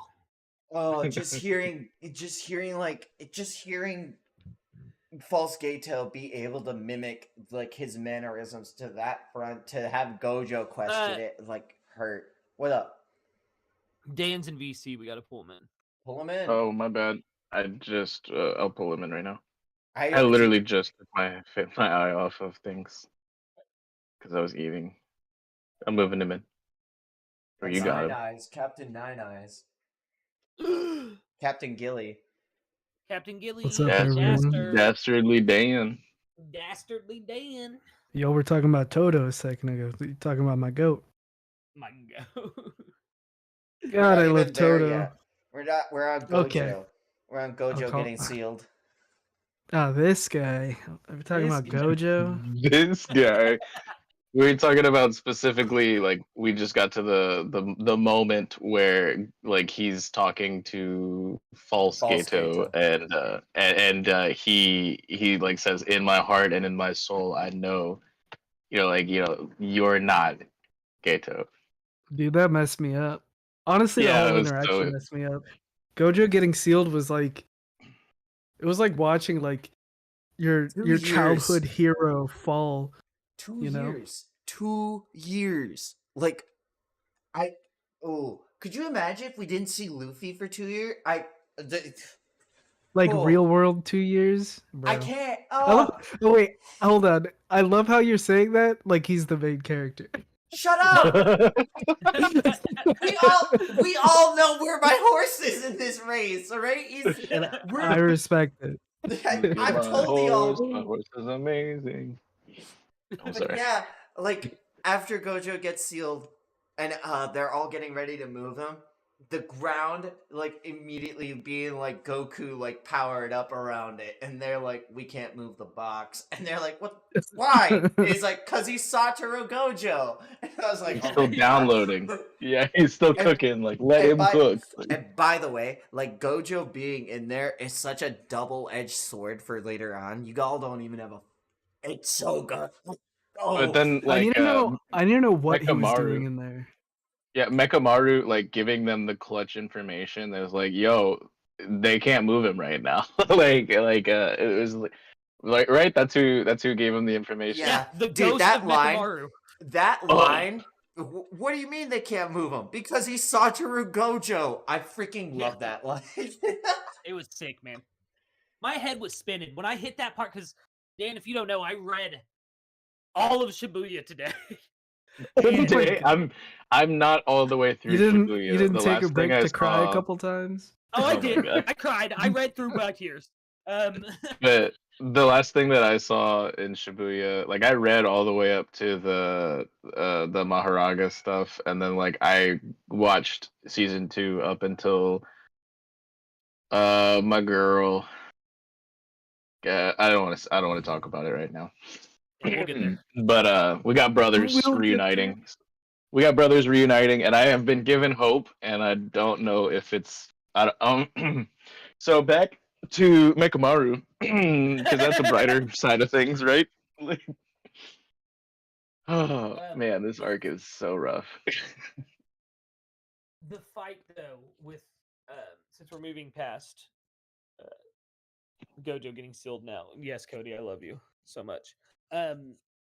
You know, and past the Cricket Man, smartest man in the world, when Yeah, he's very clever. Before Very, very Cricket clever. Man is the sorcerers, because Ino tells them to break off No. from him while he handles. That's after the fight between Chozu and Yuji. Yeah, that is after it. What Yeah, are 'cause he's y'all on? I'm for Yuji's- sure that they have a Yuji's barrier. all fucked Bro, up he when just comes read it into the barrier. today, and I just watched it like not even a week ago. Yeah, like the first thing barrier- we see is They go straight down up there like to break the outer barrier.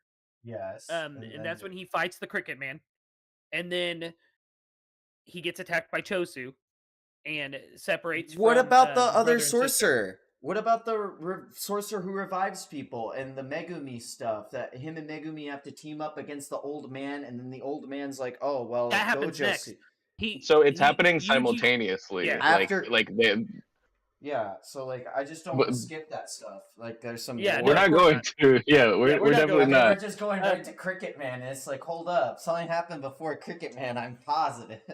Well, no. I'm So pulling what up the happens scans is, because it's been a while.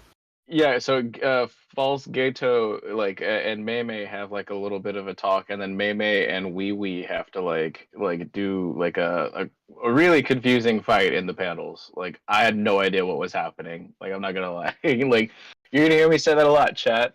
But I had no freaking clue what was happening. But I'm pretty sure that's like literally the next thing that happens after we get some info from Ekamaru about the whole ceiling thing.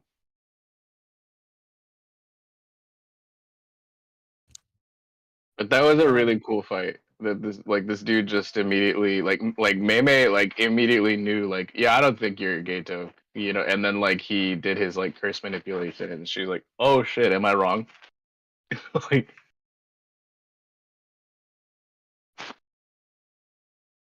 I'm looking things up. I'm sorry. I think Mekamaru doesn't get talked about enough. How do you feel about him as a character? We Like, all sad. Do you think? we all love him. Do you think he We all redeemed love I'm himself? so sad. Absolutely. I think 100%. He definitely was using the cursed spirits to like get his body back, and I Yeah. think he really thought he was going to be able to get away as well. Or I don't think he thought he was going to get away, or else he wouldn't have planned to have those little voice chip things all around and being able to see everything. The Yeah, ghost of you all are Mekamaru. right. I was remembering it wrong. Yeah, So, like yeah. we see Mei, Wee Wee, and Itadori like immediately next, and they split up, and like Mei like literally is like, okay, I'm gonna give you the choice. You want to fight a bunch of fodder, or do you want to fight one really strong thing, and Itadori is just like, what? Yeah, I'm And she's using like, it right nah, I now. know you. Yeah, like yeah. And I'm on Itadori ends up 95 right now. fighting the cricket guy, and Well, Smartest man that alive. was cool. But well, the choice was not a bunch of fodder. It was, are you comfortable killing the transfigured humans, or do you want to take on the one powerful cursed spirit? yeah, I mean, I didn't know. Like, I guess the way that I read it was a bunch of fodder. But yeah, There's some telling information there, Bex. No, my bad. these Like, human souls that have been transfigured against their will, they're just fodder to I'm you. not I gonna get it. I'm not gonna lie. Vex said these emojis. It really resonated to me when Gato was like specifically like, like we don't need all these non-sorcerers. Like, no, I'm kidding. Oh my god. It really Now you're resonated with me when cooking. he said we should just exterminate all the humans. Vex is cooking. I think Geto did nothing wrong. Gato did nothing wrong. Yeah, I'm on that boat. Like, but no, it was so crazy seeing like I love Mei's ability, and it was really really really confusing to me, but seeing it in the anime, way cooler, I will say. I love her ability. I still don't know what the heck Wee Wee does, and I just love saying Wee Wee. Also, it's really funny to He me. uses simple domain. That's all he does. That's like all he does. Like that's his No. whole bag. No, That's his whole bag. he can As far as what teleport I've as well. seen, no, but as far as what I've seen, is that his whole bag? Like, No. If you saw after the fight when Mei dipped out, they ask her how she got away, and they say, "I use Wee Wee's technique to teleport away to this faraway place." So like, yeah, I he figured he had has. a technique. I just didn't think it was like a battle technique. You know what I It's mean? not. Yeah. Like in battle, all he is simple domain. I am Crazy. just simple domain. Yeah, And he's just a himself. hard counter. Yeah, calm down, I bro. definitely think that fight was really good in the anime. So well done. It's Like so The reading confusing it. in the prose? panels. In Yeah, the for panels, sure. I had no clue. I was like, "What is this gravestone? Like, what is happening?" Like, and I read the text boxes. It didn't make any more sense to me. Yeah. Well, that Like, happens right before the main event that Cody's wanting to get to with the family of serial killers. That's what I interpreted them to be. But I just to go back to the Yuji smartest man in the world fight though. Like, were you guys as surprised as I was how fast he took down that guy? no, I kind of was expecting it. Like, I I thought think it would at be. the I thought it would be a time, one tap. I literally thought it at, would be like a one tap. Like, at the time I was surprised because we knew he was strong, but we didn't know Yuji was like built different, you know. I mean, I was hoping, like, but like, I was a little concerned when the thing started talking because like spirits that can grasp speech are obviously going to be a Yeah. lot stronger. But I was like, immediately when he started talking, I was worried. Then I listened to the words that he was saying. I was like, I'm not worried at all. This guy's an idiot. Like, like, he's The whole either concept like of he's either the best poker player in the world or he is straight dumb. Sorry, go ahead. no, I was just gonna say, the whole concept of the locust plague becoming its own curse was awesome to me. I love Yeah, that I love about that. hit like and the like natural disaster curses as well. Like, because it makes sense if curses are born out of fear and the things that humans curse. Like, why wouldn't there be a tornado curse? Why wouldn't there be a volcano curse? I love Yeah. the different way that Gege is expressing these curses. It's magnificent to me. It's like in Chainsaw Man, you don't really get like a narrator that just goes and exposits like the statistics and things like that, but figuring Mhm. out like exactly how like quantifiably how devastating locust plagues can be and why this like it was really interesting and like no dissing Chainsaw Man, like I really like how it's done as well, but like it's just kind of different like but very similar like in the way that that's done. Yeah. But I liked it a lot, yeah. I'm glad you made that comparison because I actually read both JJK and Chainsaw Man Part 1 at the same time.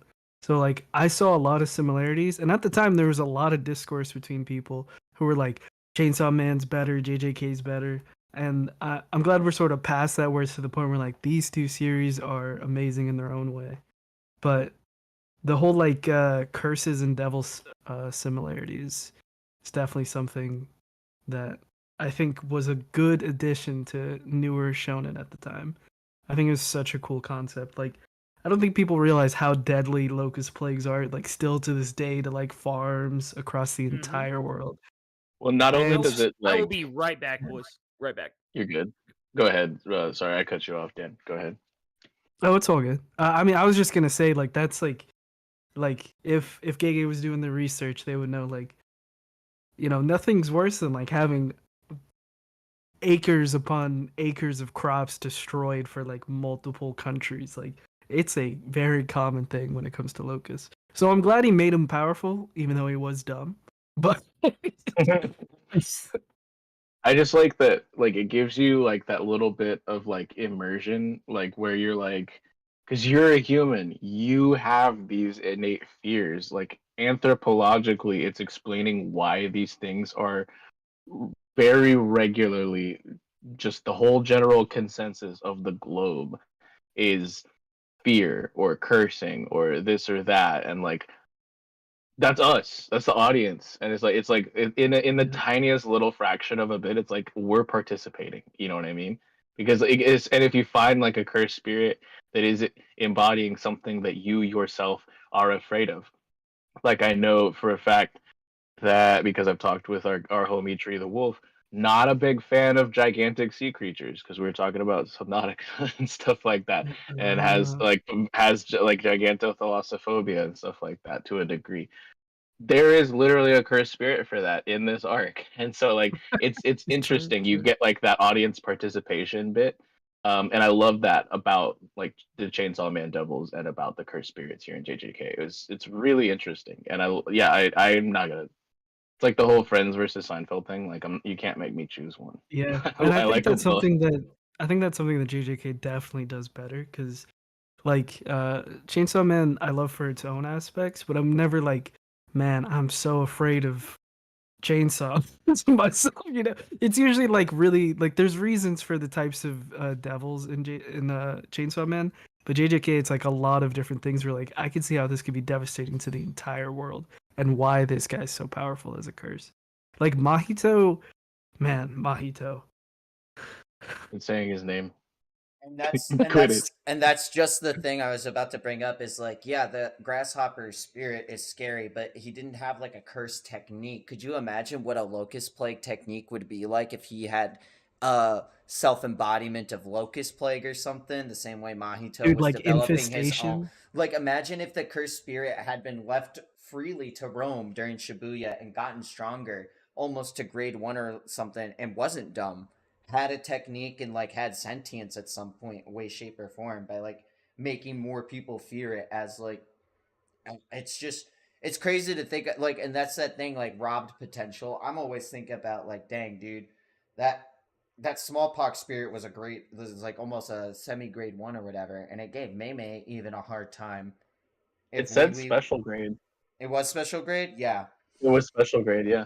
And Sick. Dude, like at least that's what it said. I'm glad you brought up the potential situation because I was when we were talking about it, that's what I kept bringing up was like how all these characters that just got introduced or recently introduced or maybe longtime characters who aren't here anymore, and I'm like, man, they had so much potential. But that's basically the whole point of Shibuya, where it's all these curses like they get born and they're trying to achieve their goal, and either they get destroyed before they even get like a domain expansion or all this stuff. And I think that's one of my favorite things about the sea creature devil. I mean, not devil. Wow, sea creature curse. I forgot his Dagon, name. Dagon, Dagon. Dagon. There we Dagon. go.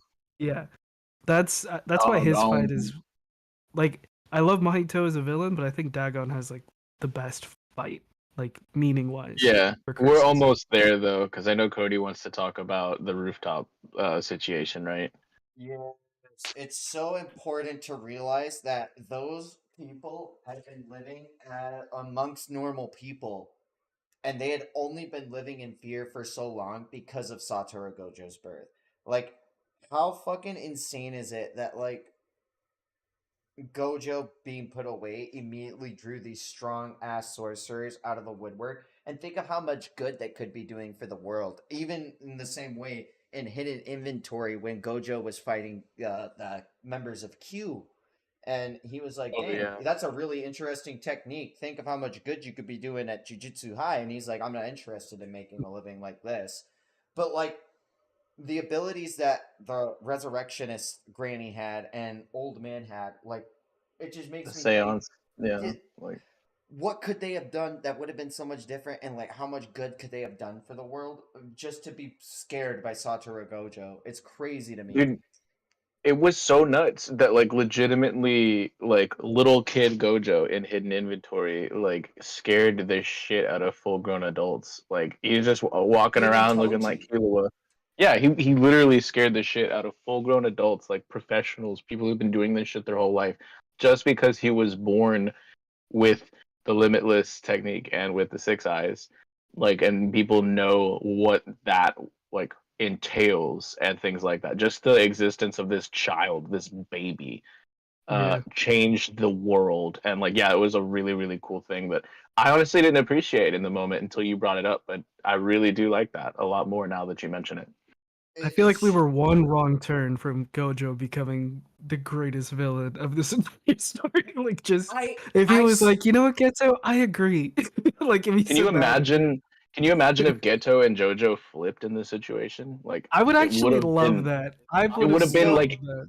the snap of a finger, though. Like, it wouldn't have been a full show like, or a full manga, right? Like, I have multiple TikToks and theories about Gojo villain and like how it could work out. And I mean, I feel like Gojo has the same ego that like Sukuna does. So I feel like it would have been a similar situation where Sukuna just does whatever he wants whenever he wants. but Where like it's not like let me plan it out the way that fake Geto does. but then the way that like I don't want to spoil too much, but like Gojo like from the beginning of the series had already said like his vision like wasn't to do whatever he wanted. What he wanted was to change the world of jujutsu sorcery. That's why he Yeah. wanted to make people stronger like Yuta, Yuji, Megumi, and like he wanted to foster this whole new generation to rise up and be better than the last one that had let the world come into this state of affairs. And I feel Yeah, like it he seems really like succeeded. My yeah, I was goat. gonna say it seems like Gojo wants to, because like with Yuta and Yuji specifically, like he sees these people whose cursed powers or their techniques or whatever. With Yuji, it's a little different, but he sees these people that would normally be written off and executed. Like, no, these are probably some of our most valuable assets. And I love the way that he's breaking the cycle that has been repeated with the three families and everything. It's really um just it's a testament to how good at writing characters Gege is. yeah, he's like simultaneously the embodiment of like that hierarchy and also the Yeah, driving force against it. Like, yeah, in a way, like we were talking about how like the rooftop like situation with the seance lady and the counter or the reverse dude or whatever. Like, I forgot yes, their name. I'm not gonna remember their names. I'm sorry, but we are talking about how those people were like just in hiding, and the second that uh, Gojo's gone and out of the way, like they yeah. can actually like Come exist out and again. do things. Yeah, and it's inverse, not reverse. That's mhm. No, but that I said fight. counter first, but yeah, like whatever. You That was said crazy. reverse. I will pull up this VOD later. No, actually, Somebody clip that. But yeah, let me clip that. but I also made the reference to back in Hidden Inventory where Toji was scared shitless of a little tiny kid like Gojo, Yeah, like which is just it's crazy that literally just this dude's mere existence petrified like these full grown adults, like these well established, like professionals. If like it's crazy. it is, and he is the honored one for that reason. Love you. I miss you. Oh my god. But yeah, what are we Which talking half? about first? The seance situation or Yes. the inverse, dude? I think the inverse first.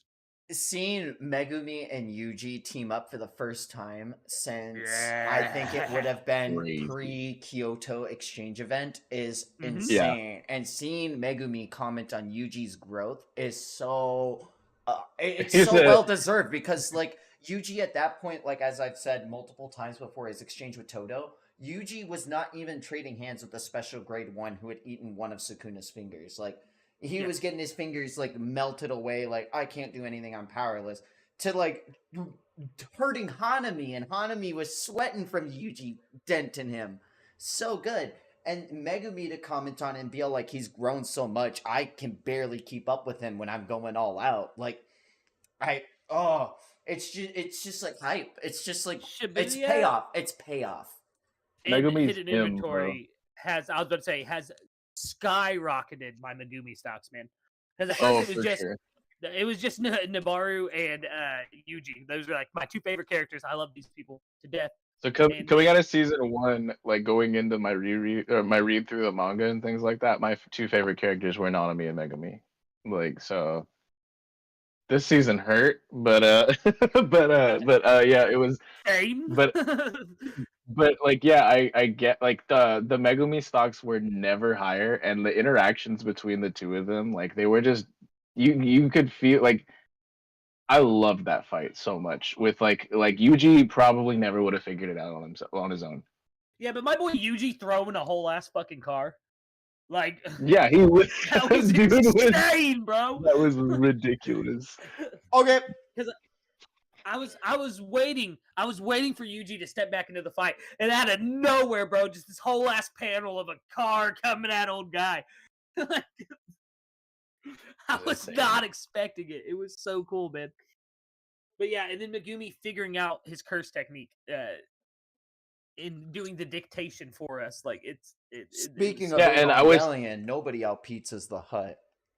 hey, you know what happens to those who try to Pizza out pizza the hut? Pizza Oh time. my god.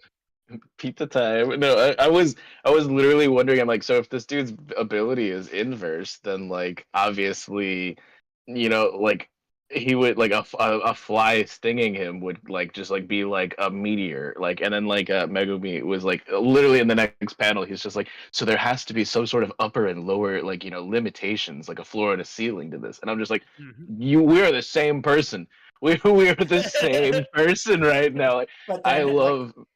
in that inverse of that moment, as soon as Megumi puts it together, he's like, all right, Yuji, throw this car at him. And Yuji, like, got it. That's me, dude. That's me. You're like, tell me how high to jump. I'm going to figure out a way to jump it. Like, when he threw the car, the look on that guy's face was like, so One Piece coded. Like, how strong is this kid? Like, Yuji is... I love him. I love you. That's my boy. He's Boy, I love him. Itadori. And So what good. Rabbit Escape is just the coolest. Like I like I love that ability, like his Shikigami stuff. All of them are cool, but Rabbit Escape actually being used as an offensive attack was so crazy in that Yeah. fight. Like, can we The just guy's talk about that panicked for a look. second? His panic know, right? look is all these rabbits are running around him. He's like, what am I doing? What do He's I like, do? What do I do? these, oh my god. Yeah, no, that was insane, dude. Oh, man. But I really like that fight. My poor shiesty sorcerer, though, on the rooftop, having to go one-on-one with Eno. Toji. Ugh. My He gets shiesty tossed sorcerer. from the roof. Bro, anybody going one-on-one with Toji is, poor them. Like, that is crazy. Like, If only Yeah. he used that fourth auspicious beast. The shiesty. Ooh. Yo, might be spoilers, but how does he live, man? That guy. Yeah. They had Uh, Shoko Nakagawa on the scene, and they didn't tell anybody that Shoko was on scene, so they got him to treatment after getting him back to it. Yeah. Shoko And- Nakagawa is not the right name. That is a singer. Like, No, it's Shoko, I but I don't know her I last name. never questioned Cody. No, I know but it's Shoko. JJK. yeah, Shoko is correct, I believe. But Nakagawa, that's the That's the lady who was singer. Jotarota's spit in her mouth. Yeah. Yeah, we have the same brain cells. Sorry, just Bro. went But Jotaro to spit in my mouth. But no, yeah, that was when we also get to see the Miracle Boy stabbing what's his face. Like was like in that in that like split like little interaction, right? Yeah, those are Ichichi gets I got forgot the Miracle dude's name. But useless. yeah, like yeah, Economy yeah, fodder. the worst. Yeah, the worst, bro. But He also, I think, actually, no. Right after that's when he gets Nietzsche, isn't it? And goes after Nibiru. Yeah, he goes after Nieta and Nobara, who try to get Yeah. the healers and the women of the group because he says, "Man, I'm not cut out for fighting, but one shot in these dudes, well, fuck them." Like, he's like, "You mean I just gotta kill all the people in suits? Like, let's go." Like, oh man, He's I got big rat energy for sure. I could not stand that character. I could not stand that character, bro. Oh my goodness. So Yuji breaks off, and they Megumi breaks off, and Shiesty Sorcerer's like, "Yo, oh yeah." So that's why Megumi and Yuji break off, is because Shiesty Sorcerer gets tossed from the roof, and Megumi saves him with Nue, and then Megumi's like, "I'm gonna get him help," and Yuji's like, "I'm gonna press forward. I gotta save Gojo." And he's like, "If you die again, I'm gonna kill you." And he's like, "I've got it. Don't worry, bro." So Yuji leaves off, and that's when it leads into Yuji versus Choso, right? Yes, and that was crazy. And then we also get Megumi versus the Seance. Oh no, he never even meets the Seance chick, right? No. Megumi works his way to get towards Maki, Naobito, and Nanami versus Dagon, and they're in the Yeah. middle of doing their So thing. let's build up to that then before we go back to Itadori, so that we can All tie right, it all so together. we'll do the Um, Maki. Them getting caught in that domain expansion is crazy. Well, first let's talk about Nanami showing up when Nobara's about to get fucked up by the luck guy. Oh yeah. Oh, and he just And manhandles this fucking- yeah, person. manhandles this where and when. What are you talking about? I mean, just let me go. Where and when? And just Dude, it gave me dude give me on the Batman ground. vibes, like why are you trying to kill me? Like, you know, like, bro, like where's Shout out- Rachel? Like type shit. Like, Shout out to my JJK girlies, because when that scene came out in the anime, I knew we were all gonna go feral. And I remember being like, dude, when they animated it, they add a scene where they picks up the dude by his ponytail and he lifts him up. And like, I was like, dog, just tell him to spit in his mouth. He should spit in his mouth and then told him to talk Yeah, to dude, him. I remember Not, I like, all of this. oh, That scene would be You, insane. Nelly, Dirt, everybody was like fucking spit metal in my otaku mouth! mom. Spit in my Everybody was mouth! like everybody Oh. was going. Everyone creamed their panties about Nanami pulled that dude's hair. They're like, why can't it be me? Why can't it be me? bro. I just felt so justified because I was like, yo, dog, like he literally like by the ponytail, like if he had spit in his mouth, that's the ultimate disrespect. Like, where and how many of your allies are there? Like, Bro. But no, Maybe if it he was caught him when he crazy was off the clock, you know. because we see the sheer difference, Oh! and like Nobara even said it. She's like, "This is what it means to be a grade 1," Grade 1 and like, sorcerer, yeah. Dan. and then like literally. later on, we see the gap that there is between even him and Gojo because of other events that we'll get to. But yeah, seeing that Nobara see like how far she still needs to climb and things like that, because Nanami is just freaking him in that moment and just wrecks this like he's straight fodder, but he was actually handling the crap out of the two of them. But I really like her hairpin like ability. She's getting a lot better with like her stuff. Oh, I'm getting sad. We'll Yeah, come, no, brother. Sadness will come. I'm getting sad. What are you saying, Cody? Speaking of, if Nanami was like, they should have spoke to him while he was on the clock. Did you guys know that Nanami, throughout the entire events of Shibuya, had his overtime effect active? Really? Oh, I because didn't it know was that. after the he states it in his fight with Mindtail. After 5 o'clock, I'm done, and then he reveals the technique. Overtime is in effect when I work past this time fighting cursed spirits, and that's why his cursed energy was doubled at that time. So, like during the entire events of Shibuya, and it is confirmed by Gege. I'm not sure if it's like in like whatever they call their SBS or whatever, but Nanami was in overtime the whole time he was in Shibuya. So, just to spit more facts on our goat being the goat, he was. Yeah, dude, Nanami is something special because he's so strong for having such a technically basic curse technique. Like I mean, technically, it's pretty simple. no domain expansion, like not like brought to the Yep. max. He doesn't have a maximum technique or anything, and like he's If he hit had a black domain flashes. expansion, if he had a domain expansion, well, it should be called like vacation, right? Like, PTO.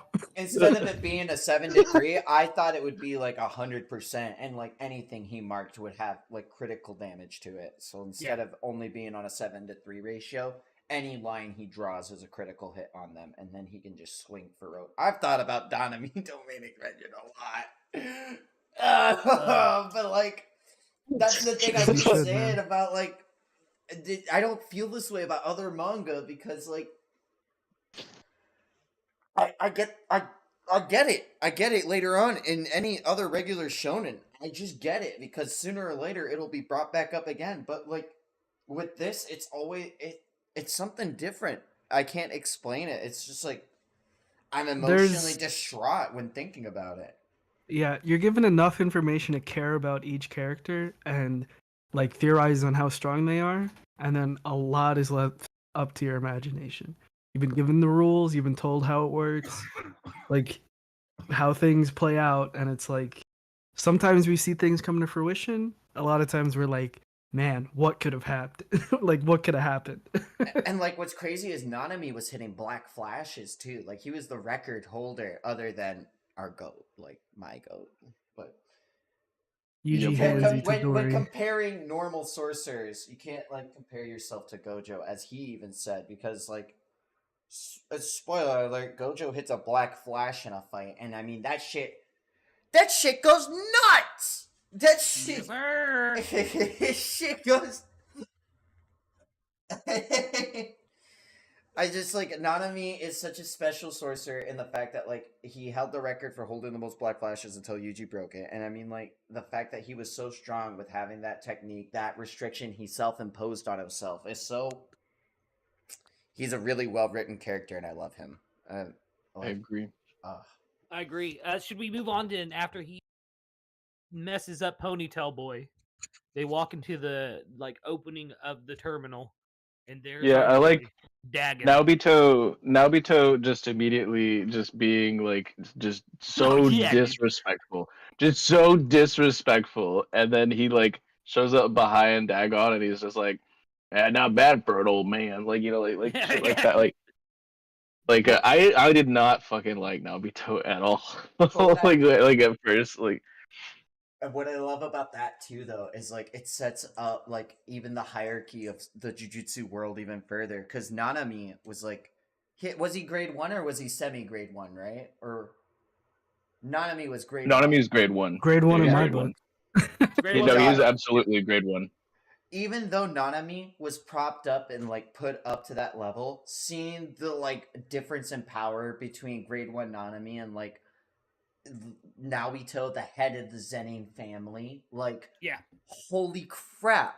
Like it felt like Odin to Roger. Like we had just gotten Nanami like propped up as like holy shit, this is what a grade 1 sorcerer is. To see like Nanami be like, what are we gonna do to Dagon? And Naoto being like, bro, what are you doing? I'm fucking left foot good night. Yeah, he's like, what do you mean? What are we gonna do, dude? I'm already in here. Yeah, I did not like him at all, and then he showed out for that fight. And then Yeah. Dagon, of course, like Vex was saying earlier, opening his domain expansion. And Nanami's first reaction is to tell Maki, like, hey, be on your toes. It shows that he Man. immediately cared about her and her safety. Yeah. But He's like, yo, then, if this no miss technique hits you, you're done. Like in an Before we get instant. into Dagon, any thoughts on Choso versus Itadori? I think we're gonna lead into that from Oh, this. okay. Yeah, All right. I think I have so I don't many know. thoughts. Yeah, I we mean, have like so I many feel like thoughts about everything. so we bro. can Yeah. cut we can cut the Dagon fight into two Yeah. because it's obviously a lot different once Megumi does a thing, right? Yeah, Yeah. I only brought that up because I know the Dagon fight is going to be a long conversation. Yeah, it's definitely a two-parter for that, but we can talk about everything leading up to Megumi being him and somebody else just being capital H, capital I, capital M, him, you know. Yes. Father, but why have you But- forsaken me? I really liked the domain, like and them getting like whipped away, but this was like a point in the manga where I was just like I'm so confused at certain bits, and like it was just definitely tantamount to me just not understanding certain things because like I just didn't have full retention or reception of a lot of the information that was being given. It was done very well in the anime, Yeah. though, I will say. So are we was talking about crazy. Itadori versus Chozu real quick then? Before we get into the domain expansion battle? I'm down for whatever y'all are here for. Like until I'm we down get for to a point. I mean, I feel like until it we would be get to a point. quicker conversation. Well, I feel like, yeah, and not only that, but because of what happens at the very end of the domain expansion battle with Jogo, it would make sense to talk about it now as well.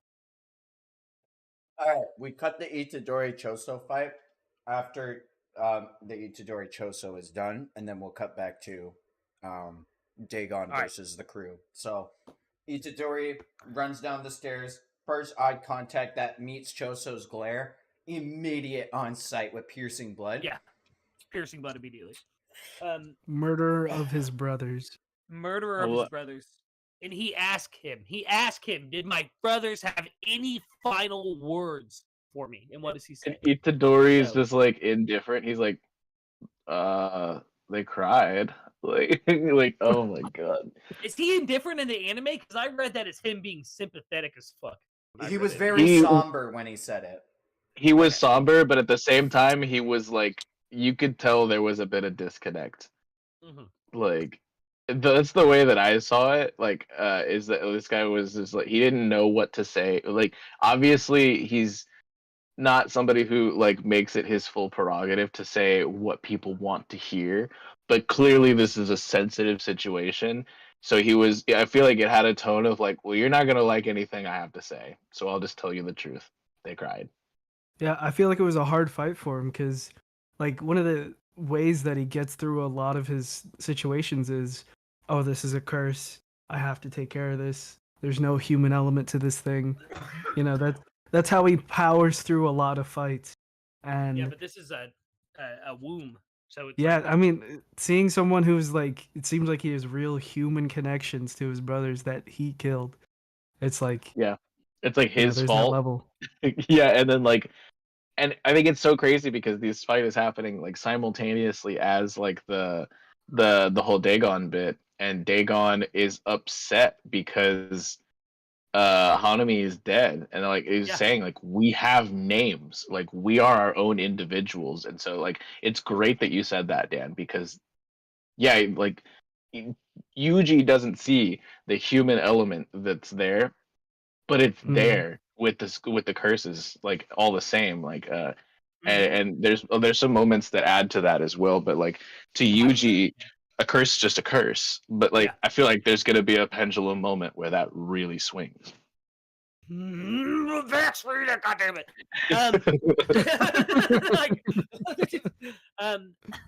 The fight though, just to like talk about the fight a little bit.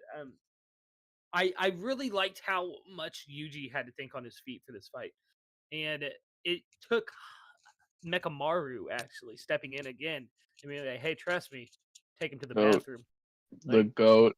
the goat, the goat, The man in the chair, the sitch. the man in the chair. Oh, Wait, not like that, not like that. Yeah, it's Oh, you ableist, Dan. No. No, Shout out to my Choso girlies though, for real, for real. They got to eat good during the anime scene because I remember there was not as many Choso moments as they flavored in, like Choso ripping off his shirt to show off like circulating blood and hardening for thrombosis. And I loved that Choso as a womb was able to utilize blood manipulation in a way that, like, let's say Kamo from the Kyoto school change event couldn't utilize it because he's a human utilizing the piercing blood technique.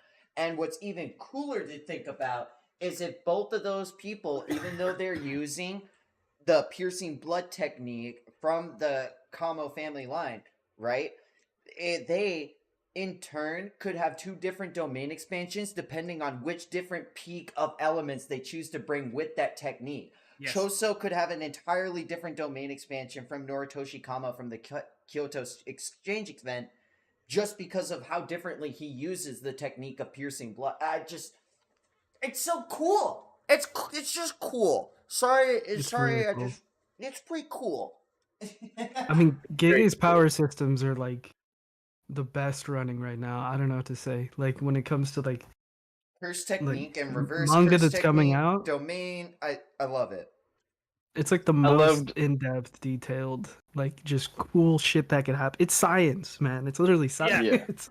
Yeah. Some of the other stuff that was going on this arc was like the people were able to tell us, but the amount of emotions and like rampage that was going through Choso and confusion that was happening from Itadori, who is like a lot less experienced.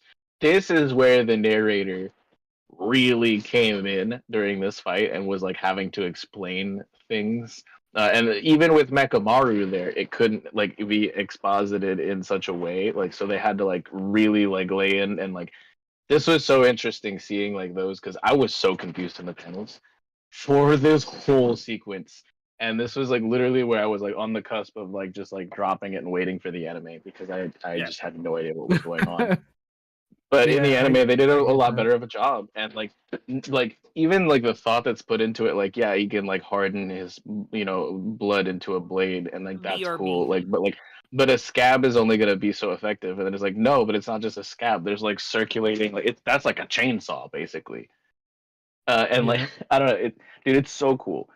And like as somebody who builds devil fruits for like One Piece D&D and stuff like that, I really respect the amount of thought that goes into like a cool power. You know what I mean? You gotta get your physics degree, man. And then like you can even put that to power like to even like curse tools, like the Inumaki clan from the Jujutsu Kaisen Zero movie had the megaphone that Yuta was able to use. Playful Cloud being able to amplify anyone who uses it, their physical strength, there's so much cool shit. Like Jujutsu Kaisen. Yeah, curse tools are something that I still want more from, and I think we could get more from as well. I think like we're just still like gonna get because they're so cool. Yeah, like the whole idea of curse tools and how they work and how different they are from each other. It's like that can be a whole power system on its own. Like just the curse, if like they only use that.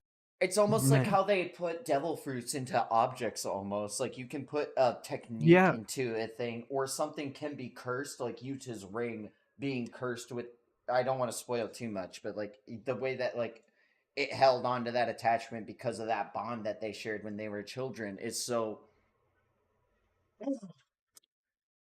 Yeah. Like there's so much, like Sukuna cursing his own freaking body parts and breaking them off, like cursing his own fingers. There's so much. There's so much. But yeah, Yuji, like vexyz is saying, like a lot of the fights in JJK don't get a narrator because explaining your own technique is a variable in itself in the fights. But the thing with the Yuji Choso fight was Choso didn't need to explain piercing blood because his main goal was to kill Yuji. So, like, why explain it to your enemy? I love that the narrator had to explain that, though. Like, it was so... and, like, him constantly, like, pulling out another bag of tricks out that, like, we hadn't seen already from blood manipulation. And, like, Mekamaru just being absolutely galaxy brain as well. but they couldn't tell us everything like in that moment. So that's where like I loved the suspenseful aspect to it as well, because it did actually seem very overwhelming. Like and I was like, I don't see how he's actually legitimately going to be able to win this fight. And Yuji, And then like yeah, that was crazy. and Yuji didn't have a technique to explain to like give himself that buff. Yuji still doesn't have a technique to like be like, aha, I'm gonna speedwagon buff myself. Like he can't. Like he's Yeah. got these hands. Speedwagon buff. That's how I say it though. Like it's literally like No, anyone that's who so true. It's expositions so himself true. in Jujutsu Kaisen gets that buff. Like I love it. It's so good. Yeah, no, I But get you. But like it's so also like at the point that he's just so inexperienced still that he is not somebody who would have like full grasp and comprehension of exactly what intricacies are happening in the fight to the degree that you see like Megumi or obviously like, you know, some of like of the grade ones and stuff like that. Like Yuji is just not that kind of that's not his style of character. So I Yeah. don't know if we'll see a whole lot of that exposition through Yuji's mouth. So I didn't expect it in this fight. And then Choso was like feral. So I mean, it makes sense that he wasn't going to be explaining his techniques to Yuji, you know, because of the context of the situation. So even though Mekamaru was there as a whole separate transcendent mouthpiece, we still had the narrator who was going into these things because it was that big brain that even Mekamaru couldn't have like really like it was really really well done. Yeah. I loved the Yeah, fight. vexyz. I want to say there's only one other time I want to say that you might have that same issue of being like lost in the weeds. It it happens like right before. It's like in the middle of the culling game situation. I would want to say like early culling games. So it does happen again, but each time it might be like your eyes are just swirling while reading.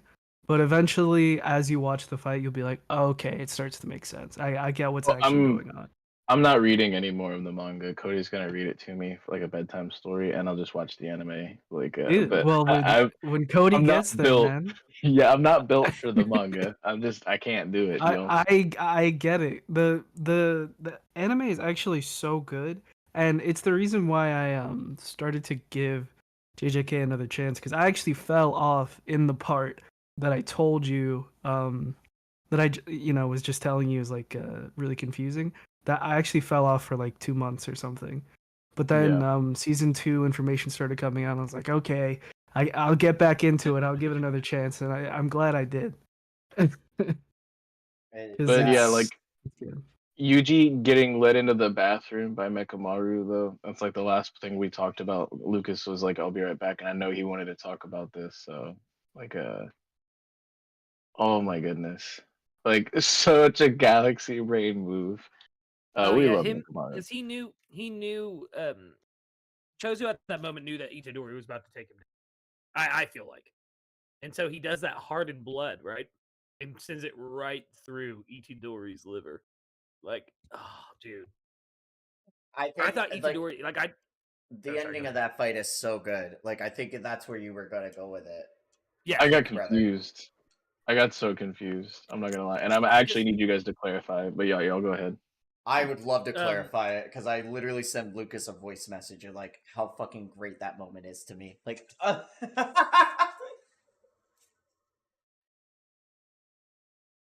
Cook Lucas. Sorry, I shouldn't have put another piece of candy in my mouth. So like at the Ooh, end of that a piece fight, of candy. at the end of that Ooh, fight, a piece of candy. Choso and Yuji are like Choso's about to land the final blow, and as Choso is going to kill Yuji, Choso is felt with this reminiscent feeling that he had with his brothers dying, and that same feeling that he could tell when any one of his siblings are about to fade. That same feeling came from Yuji, and he couldn't explain why it was happening, and that caused him to have a mental breakdown. It wasn't like it was literally not even like the fake memory that wasn't there wasn't Yuji or anything. That was literally Choso having the same thing that happened when he was talking to Geto and Maito, and he broke the Monopoly board piece and said, "One of my brothers has died." He was sensing one of his brothers near death, in distress, about to die, and it was causing him to have a breakdown because he says, "My brother's dying in front of me. I'm the one who's done it. is he my brother? What the fuck is going on? And like, So yeah, that's what I thought. Like in the moment, like I get it, like, but it felt kind of ass pulley, and I was like, the only real explanation here is that Yuji is developing his curse technique, and his curse technique is to make everybody think he's his brother. like I'm just like, no, just, like it's with Toto, like and it's like more I'm just fucked like, up than that. It Gets much more even fucked worse. up for that. but I don't know the it like, full extent of it yet, but I know the basics of it. but It that is was still like the fucked up. meme that ran through my mind. I'm like, okay, so he can just convince anybody that he's their brother. Like, is that what's He's the happening best right of friendo. but because like literally I'm just like, how many people are just gonna like, I don't know, it felt weird to me. Like I don't know if I can really give that moment like as much credit as I see Cody and Lucas giving it, because like it just felt really weird to me. And I was even like, again, this was right at the point leading up to where I was just so ridiculously confused with everything that was going on, and I just dropped the manga. I'm Yeah. not quite at that point, but this was nearing it because I had no idea why this was going the way that it did. And I literally was like, okay, so we're just gonna like leave that whole situation completely alone and flash back to the fishman fight, like, which By the end was of this crazy. arc, you will sing all of the praises. Me and Lucas are singing it because it's one of those things Because when it's- you realize what happens there. Like by the end of the arc, I'm not gonna spoil it for you because you said you haven't finished it yet. But like, you're all of these complaints that you're having about it right now and feeling weird and everything. Like it literally gets solved. Like literally Yeah, within the next five chapters that you're waiting on. I'm like at the verge of like Yeah. blowing up because I'm like, vexyz, just read it. Yeah. It's and it hits It's hard so once you fucked understand up. the full It's context. so It is fucked so fucked up. up. I mean, I'm pretty close to the end, right? Mhm. Like from where I'm at, I don't know, like as far as Bring Shibuya it ding goes. ding. Good guys don't win. Shibuya's goated. What the fuck was Gege cooking? That's. Oh my god! So Name another manga that the bad guys win. I haven't in like the last 20 years. Fuck me. That shit hurt. Oh. Fuck you, Gege. Real, bro, very real. The The realist, passion. bro. the passion. But so if there's anything else anyone wants to say about the Choso like Yuji fight, we can get back to the absolute insanity that is Nanami, Naobito, Maki, and Megumi versus one cursed spirit, which is Yes, sir. You which guys is get started. crazy. I know I keep dipping out. It's because I'm cooking dinner. Give me 1 second. I'm sorry. You're good, It's all bro. Let good. him cook. Let him cook. But So like the beginning of that fight, as Nanami's like, man, this is a special great curse spirit, but it can't use domain expansion yet. I mean, we would be really fucked if it could domain expansion. Like, that was one of like the jaw dropping, like, oh no. Oh no. And then the realization is that that domain expansion is where all the special grade curses were having their hideouts and talkaways with Gato anyway. It was like, oh, that's cool. I'm glad this was explained. I'm glad we knew that. Glad they had a hideout. This is fucked. I don't like. I loved that reveal though because we saw that place like very early so on, like many what, times. like chapter Yeah. 10. Yeah. And it's Like, always Yeah. like seeing Dagon swimming in the water and wondering like, what is this guy's power? What is he doing? Like, But that also like that blows my mind because it's like he didn't have a domain at the time, I think, right? So how were they just chilling there? Like I'm so interested. Trying to I piece think that together. so with False Gato's abilities, I'm pretty sure he's able to. I don't know, like the way that I understood it is that he can like buff like other cursed spirits as well, right? Or no? he had the domain. He didn't have the way to cast it until he had been pushed to the brink by Naoito in that moment, which is why when he had to carve it on his stomach, like on his insides, if you remember that, like Naoito yeah. wasn't giving him the option to use his arms to carve it, and that's why when he kept going to try to make the hand seals to use his domain expansion, he couldn't get him off because Naobito was too fast to stop him, which is why he had to open his stomach and carve it on the inside and pop. Piranhas are gonna eat me alive. The piranhas were unnecessary in the anime. I'm gonna just throw it out there as someone who already What do you doesn't like mean the unnecessary? ocean. No, that's so. The shark. Throw Sharknado at him. Dude, I don't care. the Piranha? ocean is a scary place, dude. Yeah, like I don't like Dagon piranha. is busted. Dagon should have been. Well, he technically was, for the most part, He was. He just had absolutely Nanami. unrivaled. If it was just Nanami, he would have taken him on out immediately. And I mean, No, even if it was just Nanami, Naobito, and Maki, he would have taken them out through a war of attrition. Literally, Yeah. Megumi was their only hope. And then Like Nanami recognized that when he yelled at like Megumi hops in and is just like, "Yo, hey, I found a hole in the domain. Like, let me do my thing real quick, and I'll bust us out of here." And Nanami and Naobito, the two strongest dudes there, literally immediately recognized, yes, that is the only way. Because they're like, this dude's not Gojo. He's not gonna be able to. Or this dude's he's not gonna be able to domain expansion twice. Yeah. We'll only be able to take him out once we get out of here. If Megumi wasn't, if he didn't show up, all of them were dead. Right. Megumi's big brain. And then He's the such world a good succumbed tactical fighter. to his overwhelming presence. Not the Oh. verbatim. Dude, I Dude. did not like the anime where they ended What? the episode. I just like Oh, where they ended it. No, dude, it Yeah, was so good. Oh my I god. just like the silence and I don't know. I wanted the Hunter x Hunter narrator so bad. And like I don't know, something about reading and seeing like the definite like sharp lines akin to Bleach almost on Toji as he's coming through looking like crazy as fuck upside down. Dude, I his don't know. face, dude. I also He think was you so felt that excited. still. You Yeah, still he was felt it, even so. if Dude, I just didn't had like the chills. soft lines on. I just did not like the softer lines and lighter coloring on the thing. I just think it looked better in black and white to me on the manga, like with the sharper lines and everything. I think Mappa I had used- actual goosebumps. I had fuck Mappa, but no, I had actual goosebumps. I had chills. My spine was literally like tingling. I was just like, hey yo, like Toji's way. arrival I is just- like it's yeah, like it's such an impossible Hail Mary that you're like at first I was like, oh, this is BS. And I'm like, wait, no, it actually makes complete sense. Are we talking about him Toji jumping through the fucking hole Yeah. that Megumi The- made? Yes. sir. Dagon's I- the strongest person around. He's going straight for him. Like it makes just perfect sense. I just like the sharper lines and the paneling that was on it. Like, Yeah. I don't know, like everything on the manga panel was so good, and like it still hit well in the anime. I just didn't think it should have left off on there with silence, and then we had to wait a week. And then, like I was like, okay, I had to wait a for week. my- I binged it. You had to wait a week.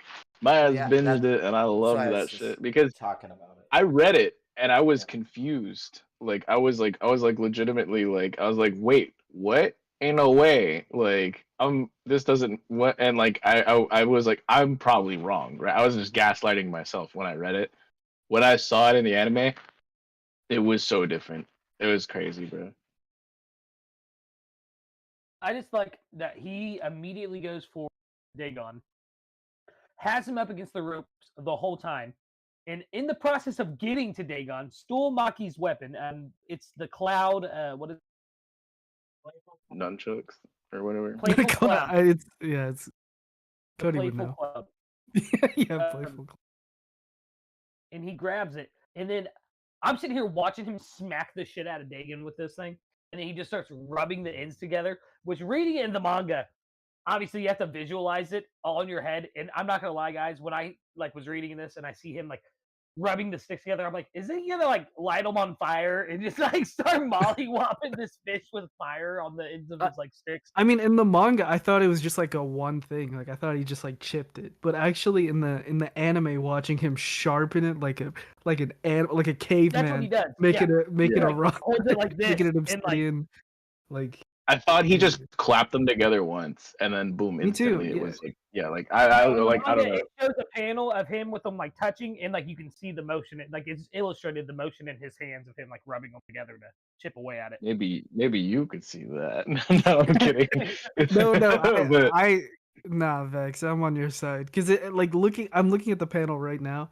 This could be construed for like just a fast motion over. Like, I'm glad you got it, Lucas, because that's what he does in the anime. So it's like you got it. Listen, But I love animation, so like I knew exactly.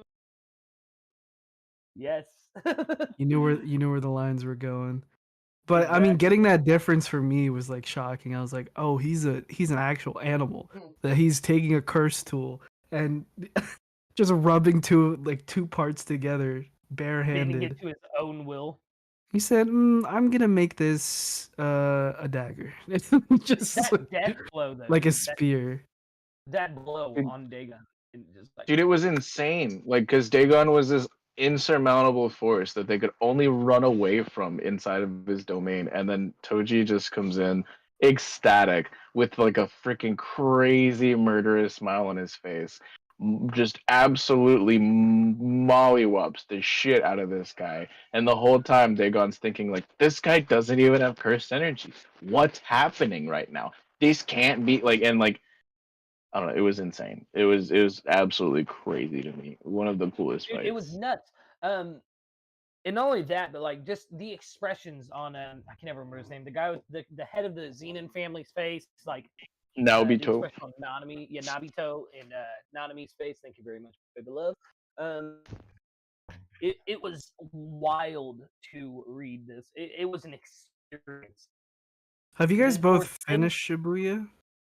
I finished. No. I'm on. I'll tell you exactly where I'm at, Dan. Okay. I'm How on. far are you, Vex? I literally just saw the whole Mahito, Yuji, Nobara stuff, and then Todo Okay. showed up, and I'm in the middle of like Yuji and Todo. Oh, you're like in the In- anime, the right? end game of Yeah, so I stopped reading the manga during the Maharaga like Sakuna stuff because I had I was like, I understand that this is peak, but I don't understand what is happening. So Okay, I was just making sure that you watched past Sakuna and Chogo. yes, like, I have seen all of that. Like I imagine saw a world- Nanami and I saw Nobara, and I was I'm trying to get very, you very off those sad. thoughts, man. I'm trying to get you off of those thoughts. It's impossible. It's not gonna happen. I'm there, just saying, bro. imagine if Toji was there when Sakuna showed up.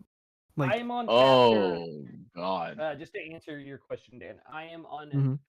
chapter 154, so I'm 5 chapters away from the culling exams. Or the So culling yeah, exams. you're not even that much further from where I even left off, which is crazy. Like, I don't remember what chapter I was on, but I'd read pretty far into Shibuya. Like, I don't know. I like they could go on for like another 30 episodes, but I doubt it. Like, I'm pretty sure I'm near the end, right? Yeah, close. I think pretty close. Oh, I think we're getting the full thing in the anime. I'm pretty sure. Yeah, the But- Shibuya Yeah, arc just, just like- ended. Me and my sister finished it. Oh, I need to catch up in the anime. Yeah. yeah, I need to catch up as well. That was the whole point of doing Chadmirals. It's like, yeah, we finished Shibuya. It ended. I'm gonna talk about it. And Lucas is like, Dude, "Bet, I'm gonna binge it." I'm gonna be Yeah, honest. He literally I'm messaged me running last off night. I memory. told him I was at the beginning of Shibuya, and he's like, "I want to talk about it tomorrow." I was like, "I've got you." And read all of Shibuya. I mean, I'm gonna be honest. I haven't read Shibuya in like a year, so I'm going off anime and memory right now. Mhm. So it's like I'm Which doing same. what I After the can. Yeah. fight, Toji completely dominates Dagon. Goes after Mahito. Or not Mahito. He's going after Megumi. Has Megumi on the run, and then If only he went after Mohito. Yeah. Bro, yeah, I know, right? Like, you got my hopes up. I'm like, what? Like, no, like that. I don't remember that. Like, no, but no. So many lives. This was one of the like moments that really broke my immersion. Like the most was like they get out of the domain and it like in an instant they go from being on like a beach to being back in the terminal or whatever, and then in an instant Megumi is all of a sudden now out in the middle of a city block, like in an open street and shit like that, and I'm just like, what? Like it made almost no sense to me at the time. It made a lot more sense when I like actually watched it in the anime. Well, like I actually went back and looked at that panel, and what's crazy is you can actually, if you look really closely at it, you can literally see Toji leaping from the building too, like towards Megumi after Megumi's already hit the ground, like from the window. If you look really closely at that whole thing, and I was like, oh dang, that is kind of crazy. Like, I just feel bad. I really feel bad. I want to read it to you like a comic historian would, and I'm gonna do that for you. I don't know if you know who comic historian is, but he's someone who breaks down comic books so that you know which issues to buy. Yeah, his coverage on The Last Ronin was fucking amazing, dude. Oh my goodness. Don't even get me started on his coverage on Flash 1 Minute War and how that got me to it brought me to tears and stuff. Him like Barry losing Iris, like But I I loved think he's the one who got seeing. me into comic books. Yeah, I'm not super into comics like that for obvious reasons. Oh, Comic But, Historian is your YouTube channel, Vex. He literally narrates the whole fucking thing and goes like panel by panel, beat by beat, and does the sound effects too. Like whenever Flash goes into the Speed Force, he's like, Blam! no, he goes like "Crack-a-coom," and it's so Wow. Like, It's really good Barry narration. breaks the sound barrier. It's like, so whoa, cool. okay. But like It's when so he gets good. into it, it's really cool. Like I really enjoy it. Like shout out to Comic Historian for real. He got me into New 52 for real. And he got me to buy Injustice comics. Like, oh, I said I was gonna pull these up to scare Lucas. What better time to do it than on stream? Wow. While he's eating. Look at these comics. We got Injustice Year 3 Volume 2. We got Injustice Year 3 Volume 1. And then Lucas's favorite. The New 52 Flash Volume 8. Zoom. The New 52 Lucas is Volume losing it right 9. Full stop. The New 52 Volume 2 Rogues Revolution. The New 52 Volume 4 Reverse. The Volume 1 of You Rebirth. ruined my appetite. I watched it happen live. I watched him stop taking bites of his food. He put his spoon down. Like... I want you to know, though, I don't own other superhero comics for the New 52. It is strictly New 52 Flash. Like, that's it. I don't like the other... Now, Rebirth, on the other hand. Rebirth kind of slapped. And this new DC Universe thing they're doing with Brainiac. Anyway, back on to JJK. Ooh. We kind of What were didn't you talk saying, about Max? the seance chick, like at all, Yeah, we like did. and like, well, with Toji like having his moment with her, like and her realizing like, oh, I effed up bad, like that was like a we talked about the inverse guy a lot, but like I don't remember us talking about that. Yeah, we did talk about that. I think that realization was just like, that's when I was like, oh, he's back. Like, he's back. At first, I was like, oh, it's going to be like, Naruto's reincarnation situation where it's like, for the most part, like, you could be controlled when you're reincarnated and all that stuff. But, like, he's Madara. I was literally about to say he's Madara. Yeah. Dude, No, that's exactly the vibes I was getting like when I read it, and it really hit so much more when I saw it. I was like, oh no, he's really him. Like he's actually him, dude. And then in the Megumi fight, oh my goodness, bro, like that was insane. Like I want to hear talking y'all's about child thoughts on that. abuse. Yeah, like dude really did not want to pay child That support. whole Like, fight, it was a good fight, right? But the whole fight, all I can think in my head is, does he know? Does Megumi know that that's his dad? Does he know? And it's not until that very last moment that I think he realizes who he is. he's like, "What's And your he last says, name?" What's your last name? Oh! Kushi. Man, that's why I voted Toji as my goat of Shibuya, man. It's like Same. that whole fight between him and Megumi is just it means so much to me, like character wise, between And it both of just- them. You know that he's only doing it to see how far his son has come. He's not doing it to actually hurt him. He's not doing it to try and kill him. He wants Yeah, to if he see how wanted to, he far his would boy have. has- Yeah, he wants to see how far his boy has. I'm It's sure he just- had it's like a such like special. instinctual perception of like this is my son like early on. Definitely he knew. I have Because no if doubt he in was my mind going that for he the knew kill. it was his son.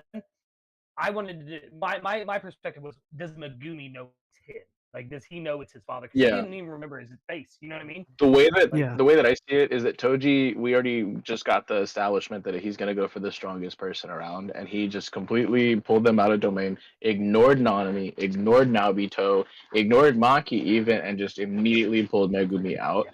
And so like I knew for a fact like this guy knows, but there's no way Megumi does. And so Yeah. him ignoring his instinct to fight the strongest person, and him pulling punches and ignoring his instinct to kill brutally and things like that, which this was such a crazy moment. In a way, he was going for the strongest person because Megumi has something in his pocket. You know, he's got his That's true, his but we legendary didn't know Pokemon in his that. pocket. But we didn't know that at that point. Yeah, in we didn't time. know We've that at the time. known Yeah. that. We've actually known Yeah. that. If we watch the anime, he does the pose in episode 4 before Yep. Itadori comes back. He's like, "All right, Sukuna, if you really want to throw hands, like, Yeah, Yeah. but also think about it. In what world would Gojo talk about Toji? They are not in a good relationship God, other that than guy- him I- caring for I'm gonna- Megumi.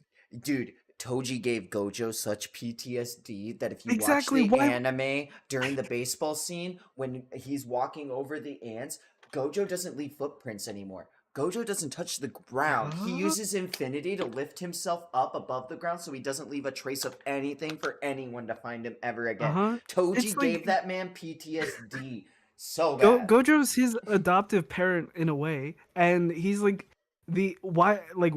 he was like, okay, you're mine now, but I'm not gonna bring up your shit, dad, that fucking killed me. Yeah, and Fuck your dad, dude. we're gonna bring up shit, Dad. Like, why did he abandon his mom? And if he knew that Megumi's mom died, and it was like Megumi's sister raising Megumi, like, the fuck are you doing gambling, Toji?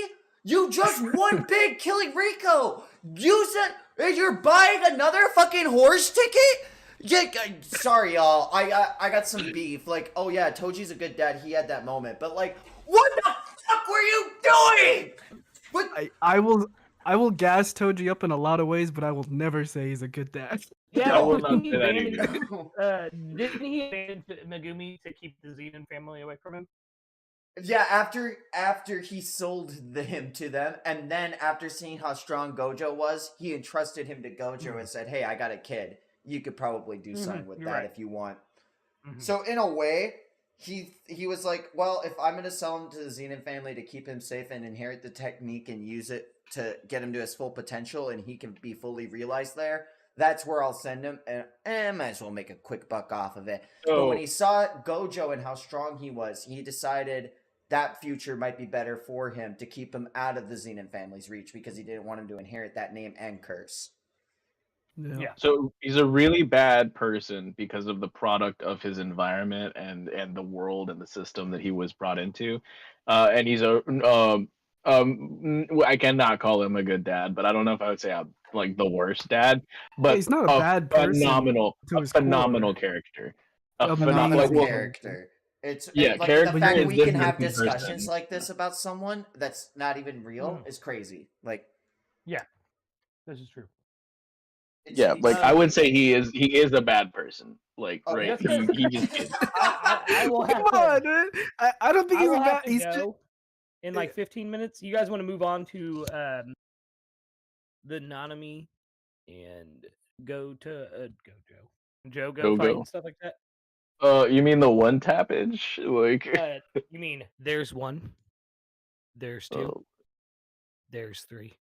bro, ridiculous. Like that was insane. Like you talking about season my one Joe made goat? season one made Jogo. Jogo look like Nah, such I'd a win.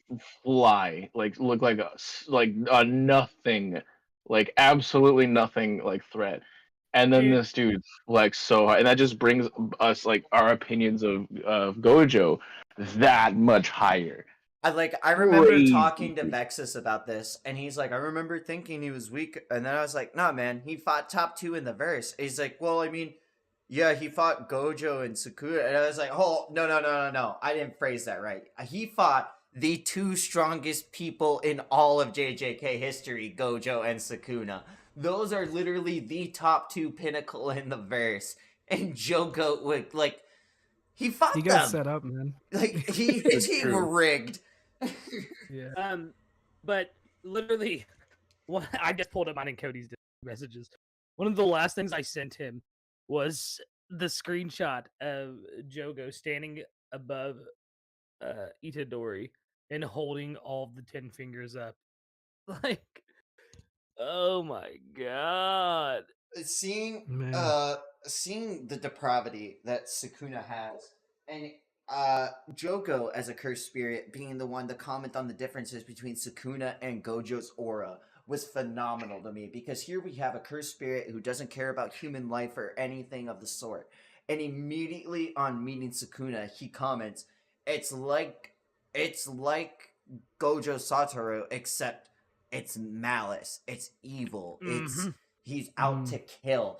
And like Jogo not kneeling enough and getting the top of his head chopped off. Like, you thought that was enough for me, Brett. Like, oh, So good, dude. And the way he dispatched Geto's the girls. Oh no! Sisters. My God. I wanted them to. I wanted them to That's get so- out. That sucks. I wanted them to get out. I know they're not like good people, but I. I still didn't want them to get out. I did not want them Neither to did get I. out. Neither did I. Oh I was like, haha, god. good job. When he crushed her shoulder, He said, haha, good job. Uh, No, but I mean, I did that's not like care for them. But like, it was so crazy getting the Jogo moments where he was like, until we can meet again in another century. Like, like getting to like really humanize cursed spirits in a way that Stand obviously, stand strong. oh, You're dude, proud. it was crazy. Wait, 3 stand words. proud. You're Wild. strong. what is this?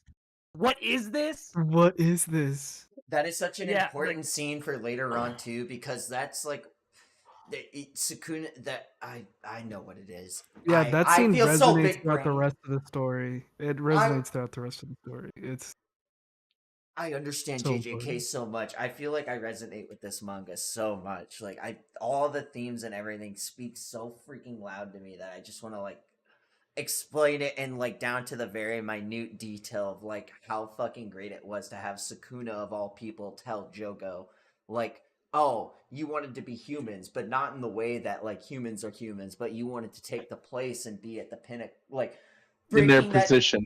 like, oh, like having Sakuna be all like, that's a faulty dream. You could have had it though if you had taken everything like Gojo Satoru, and even like referencing Gojo and being like, if you had opened Yeah. domain, burnt everything to a cinder, you could have reached these talents. But in the last 100 years, you gave me a good fight. Stand tall, you're strong. It's because Sakuna and Oh. Gojo are the same person, like just different different sides of the same coin. Like Absolutely. they Opposite ends of the spectrum. Yep. That I was just- so I- crazy. Like The seeing. amount of destruction Sakuna brought upon Shibuya was insane. Man. Like, I knew Dude, it was gonna be bad when My he woke up. fucking goat, 15 fingers deep. Divergent, 10 swordfish, Maharaga, a malevolent kitchen cook. Ooh. Oh, I love the fact that it can be He's a read as malevolent malevolent. Yes, malevolent because kitchen. well, it can be read as Malevolent Shrine, or it can also be read as Malevolent Kitchen, which is also like a different reading of the different kanji that are used for the forming of that word. And it's also funny that it can be read like that because Sakuna uses cutting techniques, like using a knife and shit to like dismantle his opponent. It's so big brain. Gege, what were you doing? What were you smoking? Ah! On that Oda pack smoker. Oda level foreshadowing. Yeah, dude, Oh like my no, God. like it's that I kind of loved- big brain. You know what I mean? Like, everyone was like, Yeah. Crunchyroll messed up the sub, and then I looked into it, and I was like, hold up, Crunchyroll didn't mess up. Gege was cooking! Cooking in the Malevolent Kitchen! But yeah, I literally sent Cody that panel and then said, "Bro, what the fuck is about to go down?" Like, But through this whole thing with Sukuna and the rampage across Shibuya, like seeing other people's reactions to it. I think it was Panda and what's the name? Oh my goodness, we were just talking about Kusakabe. Yeah, and Kusakabe being like, that wasn't Itadori, that was Sukuna. And he's like, I will never trust Itadori again. Like, Man. Dude, having the line of And he's like, right. they're elephants tap dancing and we are ants. We need to get out of the way. Yeah. That was such a good we need line. to get out of here. What That up, was Prince that D fucking Professor, OPU fam? What up in the chat? We love you. Yo, what's good, Prince? Prince. So yeah, after Sukuna leaves and Itadori like has his like breakdown of like, hey kid, look what we did.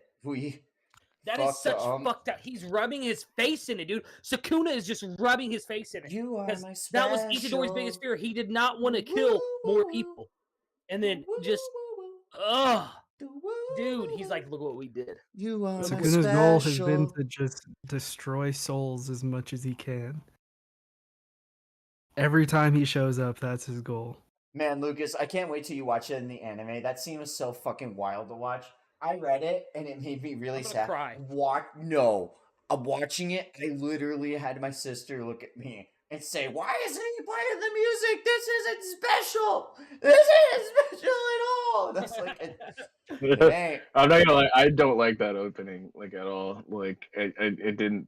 Unfortunately, The moment hit, but I'm not a fan of the song. I'm just gonna be rude. Like, nah, man, Tatsuya Kitani already won my heart over. And I mean, like, Kai Kitan was another really good opening for me. I did not like Vivid Vice's opening for the second part of season 1 of JJK, but like, Kai Kitan, I love the visuals. I listened to that. Yeah, song the visuals are good. 18 times, but I didn't watch the visuals until after I talked to Cody, like because like I famously only listen to anime openings because I don't want to get spoiled on shit. Hey, that's a smart move. Yeah, I don't want to get spoiled on shit because they'll show me in the first episode of an arc shit that happens in like the finales and stuff, and I'm just like, nah. That's how I found out Robin was gonna join the crew in Alabasta. It's like, yeah, I can't. I was like, what the fuck? Eve is such big fans of JJK that like they wanted to write the song for the opening so bad, and like in the second part of the chorus, my favorite part of that chorus is they go back into it again and they go like, "Believe in Gojo, don't lose your mojo." That is like like they are big fans and they wrote like the whole song of Kai Kitan like in this like shape of like that whole beginning arc and sequence of stuff that was happening in the manga. It was so cool, like being able to see like a big name anime fan band like wanting to sing a song for an anime and getting that influence that they wanted to. Like Kai Kitan on top, but not really because where our blue is. But to like, so it was Gojo versus Jogo first, and then afterwards he like saw that Maharaga was loose, and like he was like, nah, I can't let Megumi die right now. You owe me a favor later, or something like that. And I was like, as somebody who's not caught up, I was immediately like, hey yo, what? Like like I don't, but My lips are sealed. The Maharaga fight was so worth waiting for though, because watching it made a lot of sense, but there were still parts that I had to go back and rewatch because I was just like, wait, what just happened? Like it was so insane to me. But reading it, I had no clue what was happening, bro. This was my breaking point with the manga where I had to like legitimately stop. So this was as far as I have read in JJK. And then I've only watched a little bit further than this, but this was one of the craziest fights I have ever seen. Like this felt like the Hokage rooftop battle at the which I can't speak too much on. Why don't you ever call my Maharaga by his full 8 sword handle divergent general fist? Maharaga. It's Maharaga 8-handled Jenkins. sword, divergent Sila divine general Maharaga. Hey, whatever. Why That was would I gross. call him by You're that? so- I Because just that's call his him the name, damn it. general. I call him the No. general.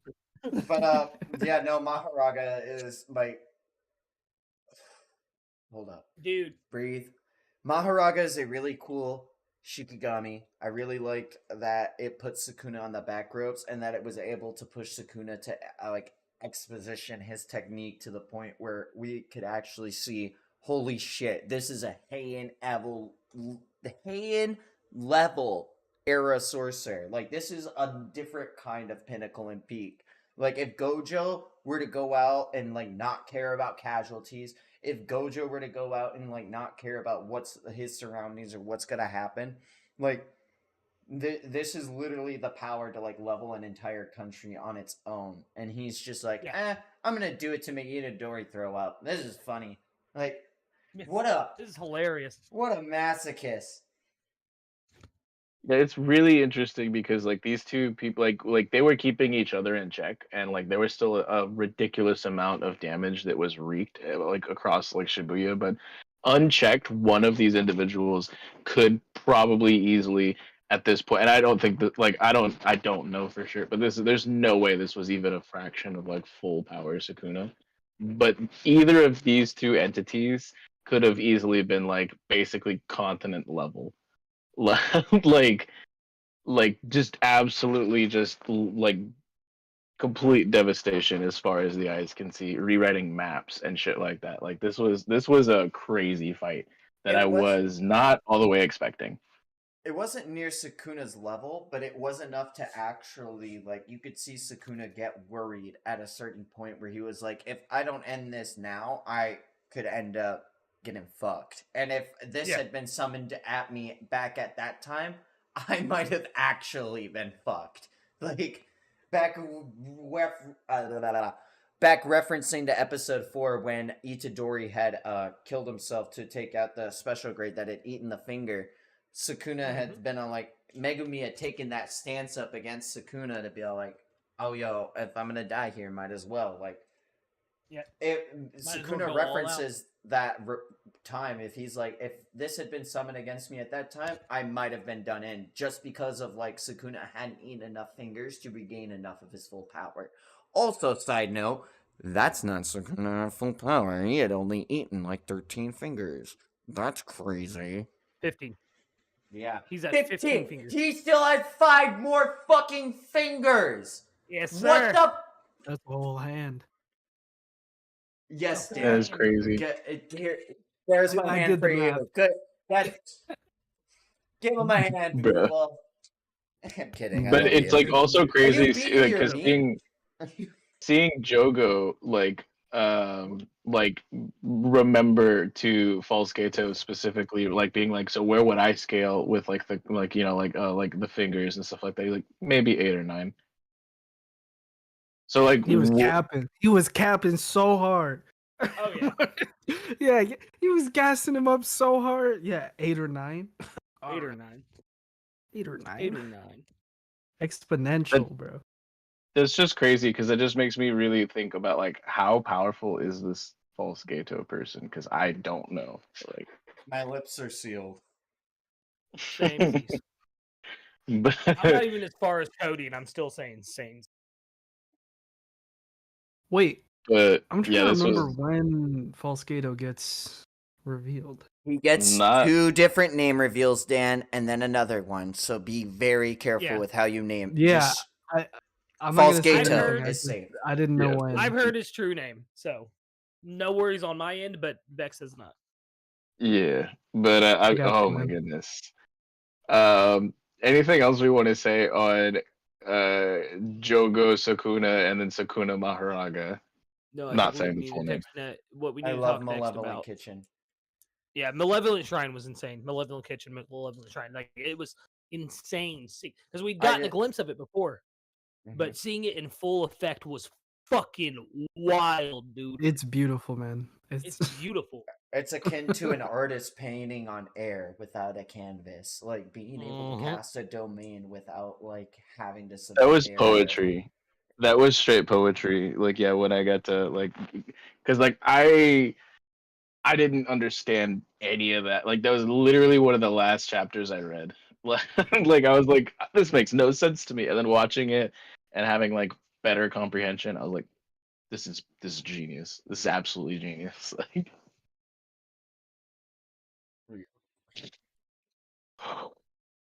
and then from there we go to Yuji,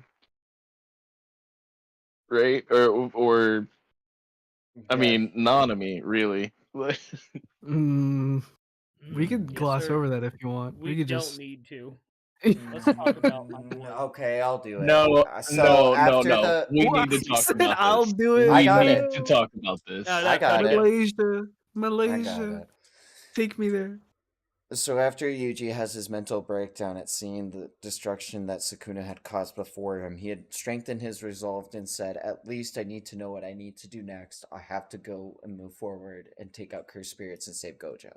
So with his newfound resolve, he makes his way towards the bottom of B5F. And who is there? Nanami. And Nanami sees a bunch of transfigured humans after being burnt alive by fucking Jogo. And he says, "Damn, I'm tired.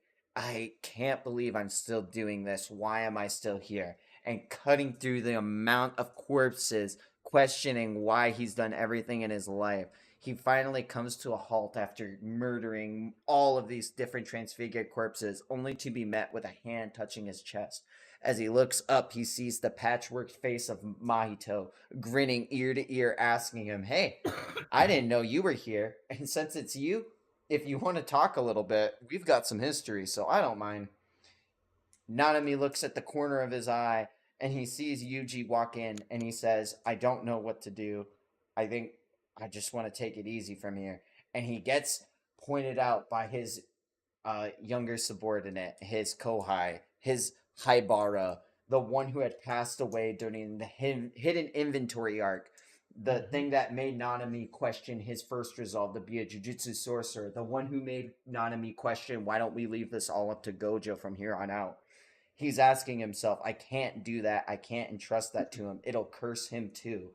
But he just points at him, and Nanami glimpses at Yuji, smiles, and says, "You've got it from here."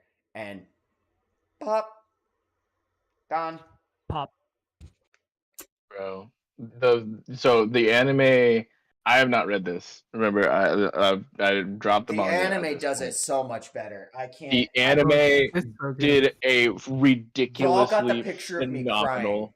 Y'all had the picture of me crying in the Discord. You're like, "I'll hop on when I'm done with JJK," and then there's me like sobbing with tears and snot coming out my nose. Like that. I Was what literally I was watching. watched this episode 3 times back to back to back. And I immediately hopped on at like 2 a.m. talking to Cody about it, and I was like, I am so sad. And he literally, like I said earlier, like a concerned mom was just like, "What did you see? Like, What did JJK do to you? what happened?" And I was just like, "My boy!" Like literally leaving season 1 and going to read the manga and getting all the way up into Shibuya and things like this is my favorite character. No. Yeah, it was But my favorite one too.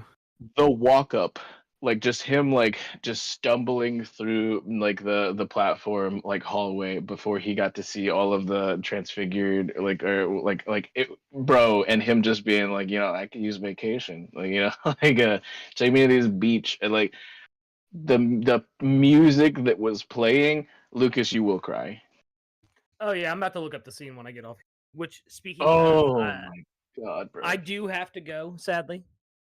After a 3-hour stream, it was glorious, boys. I'm so excited to have talked JJK finally, and I'm about to go binge it all. But please Oh, keep yeah. cooking for a little bit longer. I love you all, and I will talk to you later.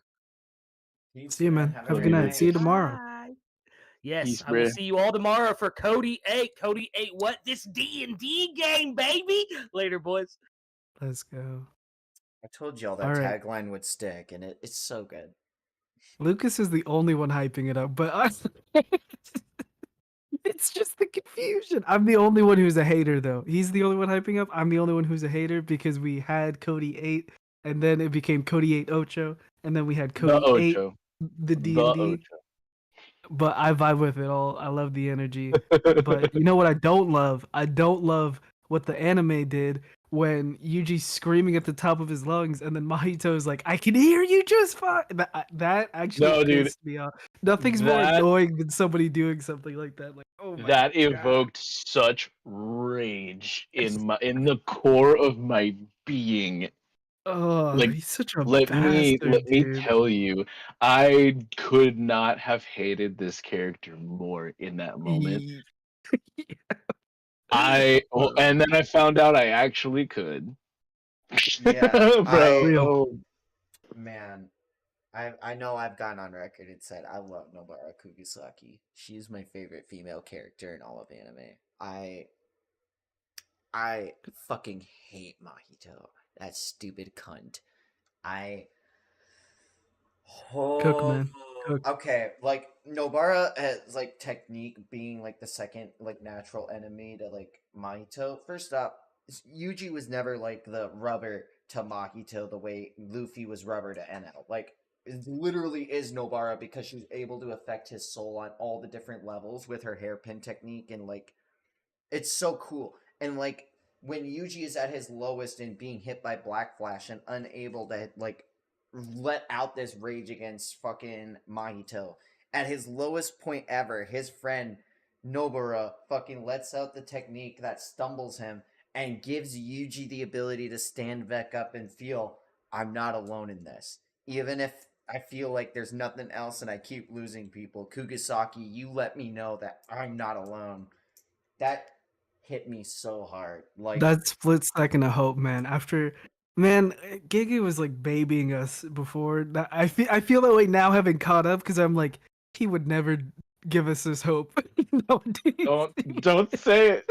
No, I'm still holding on. like after Mahito realizes that he can't fight Nobara because she's the fucking goat, she's like already trying to hit Black Flashes on. Shout out to my goat Nobara for being like, remember how it felt to hit a Black Flash? Fuck. She's so. He runs away because he's like, I can't handle this, and he switches places with fucking himself, which allows him to use his curse technique on Nobara. And then we get the flashback of a fucking century of Nobara actually being a Smash Brothers champion of her small town. Gamer. Like, I resonate. The Like she second note, resonates, I resonate. I with watched her. that episode. I literally watched that episode on VC with Cody, and I'm like, "Oh man, Yuji's cooking. He's just stand rushing this guy." And he just goes, "Oh wait, what are you seeing right now?" And I was like, "Oh, and Nobara," and he's just like, "Bro." And then like we get to the flashback, and I am silent for 16 straight minutes, and Cody doesn't say a word to me, and then I mean, Cody goes, what could he "How you say? doing, buddy?" No, he Bro. literally like 16 minutes of dead silence on a voice call with me at Oh, 2 in the morning, and he just goes, "How you doing?" And I was like, "I don't want to talk. I don't I think don't I want could to do what talk." Cody did. Cody is a real trooper. There's no way I could, in my soul, sit there and watch someone experience that moment for the first time. That that is sounds my so girl. painful. That is my girl. And like, I know I've cooked on VC with y'all, and been all like, dog, I love that y'all are getting into JJK. How do you like Nobara? I know I've gassed y'all up. And I didn't do it to be all like, oh, make this hurt, haha. Like, no, that's my girl. This fucking Nah, sucks. she's still my girl, man. Because Nobara is the only character out of the JJK line on Fortnite that I own. She's the only one. That is I said such I'm a- only buying one. I'm only buying one, and it's gonna be Nobara, no matter what. Oh my god, I just that flashback where she's like, I hate being a stranger in a small town, like that fucking felt that. I hate being like I want to be myself, wanting to resonate with being older and more mature. The way she wailed for when Sayori left, but she didn't want to let her best friend see her cry, and still ending up crying on the train when leaving, like, fuck. She's the strongest, like, She's like out willed of character. Like yeah. everything about her, like she could have been the main character as well. Absolutely, and that's what I mean. Like, Gege robs us of this potential, and it's like I don't get like if Sakura died in Naruto, would I feel the same way? I ask myself. And I don't If she think died like early on, I think yes, but like late game Sakura, probably not. no, and I mean like it would have been like that robbing of potential, but like I haven't thought of a manga that's done this to me in such a way that lets me get attached like this, want me to Yeah. see more of them, see them grow, and then it's like, nah, in a snap, in a flash of an eye, like they're gone, and then Nagito But fucking okay, but watching the anime, I'm reminded that there's still hope, man. There's still hope. I know it's cope, but there's still hope. There's still hope. We haven't. I'm sorry, Vex. he's muted up. I don't know what he's doing. I think maybe Yeah, Rosie's on some demon time. could be. I don't want to go too far on it, but there's still hope. She could definitely still be kicking about, and she will be she was the hope in Shibuya, and she'll be the hope now, I believe. That's what I'm Ultimate cope. inhaling What the right heck? now. Whoa. That's ultimate cope. Yep. that's- I think if anything, it's less cope than Nah, your dog, because than the cope you freaking- have. I was about to be like, I'm the coping one, but like even Yuji was like, I don't want this person to replace her. Bruh, no, no, I don't want to. When my wholesome little boy has to come out and be, I can't. vexyz, where are you, man? I'm missing you. I'm gonna hit the gritty on stream. I'm gonna hit the gritty. Pass Sorry, the I had time. to take my dog outside and use the banyo. I'll be back in just a sec. He's Okay. in the gritty. All right, man. I'm in the gritty. Okay, so I'm Um, afraid because when it's just you and me now, I don't know what I'll say. we do not talk about culling games. Do I not ca- talk about 236. But I want to. Dude, I want to. I want to talk about Culling games Shinjuku so hard. bad. I fuck the culling games. I want to talk about real shit. I want to talk about that good shit. I want to talk about Takaba. I want to. I want to talk about that good shit, dog. Talk about goaded. Talk about goaded beyond belief. Takaba pulled me out of my post-Gojo depression, no joke. Takaba showed me the light of why JJK is so great. Like, wasn't for that fight right after everything that had I didn't happened. realize how much we needed him. Is the thing? It's because like I knew that the seeds were planted. Also, and I I think was like- Vex can still hear us, so just make sure we talk very Yeah, carefully. But yeah, I'm not. I'm not going insane on it. But by need, I don't mean like power scale wise. I mean like when he showed up, I was like, I can't look at this guy now. We just went through what we went through. Like, what am I supposed to do with this guy? Same. And then same. But, slowly, like, I was like, you're right, Giga. I needed this.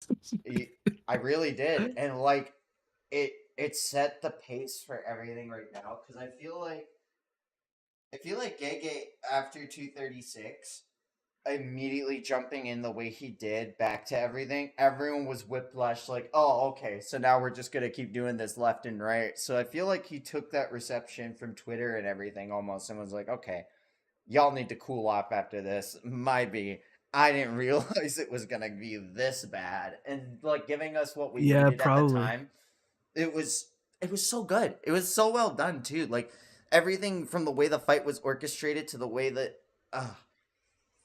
I think I'm back. you're right. When we had a conversation, Oh. I think I have recency bias because now thinking about him again, I'm like, yeah, we got him at least. So, all this stuff happening right now, it is what it is. We'll see what happens. Being a friend of Cody, and just being somebody who is on TikTok recently, I actually think I know a little bit more about what's currently going on in JJK than like the end of Shibuya. But I don't know like all of the intricate details. I just know some big events, My post 236 was crazy. It was. I didn't think anything.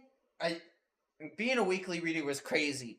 I'm just saying, like, I'm glad I was alive for JJ. I'm glad I was alive for Marineford. That was crazy. Like, the fight that I was alive to witness in JJK rivals my shit in Marineford. Like, I'm gonna remember that till the day I die. For real. For real. Really? I I would mean, I say know it. you watched I mean, you were reading I was Marineford weekly. week to week Yeah. back then.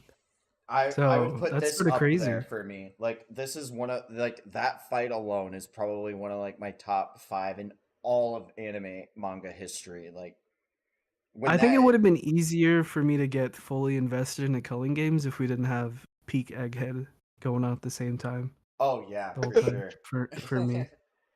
Like I feel that. Egghead's like becoming my top arc of One Piece. So it's like culling games. I go. So That's why it's always like the last thing I read usually in the week. Not because I don't like it. I'm just like I know it's gonna be interesting, so I'll just save it for whenever I want to read it. You know. I feel like yeah, if I y'all don't want to talk know. about One Piece, we're getting close to where vexyz is actually like almost spoiler territory for Shibuya, and I don't want to spoil them for it. If we want to shift Yeah, though the to One last thing I Piece, saw was like the Nobara stuff, and then the flashback, and then my guy, my brother shows up, My best friend.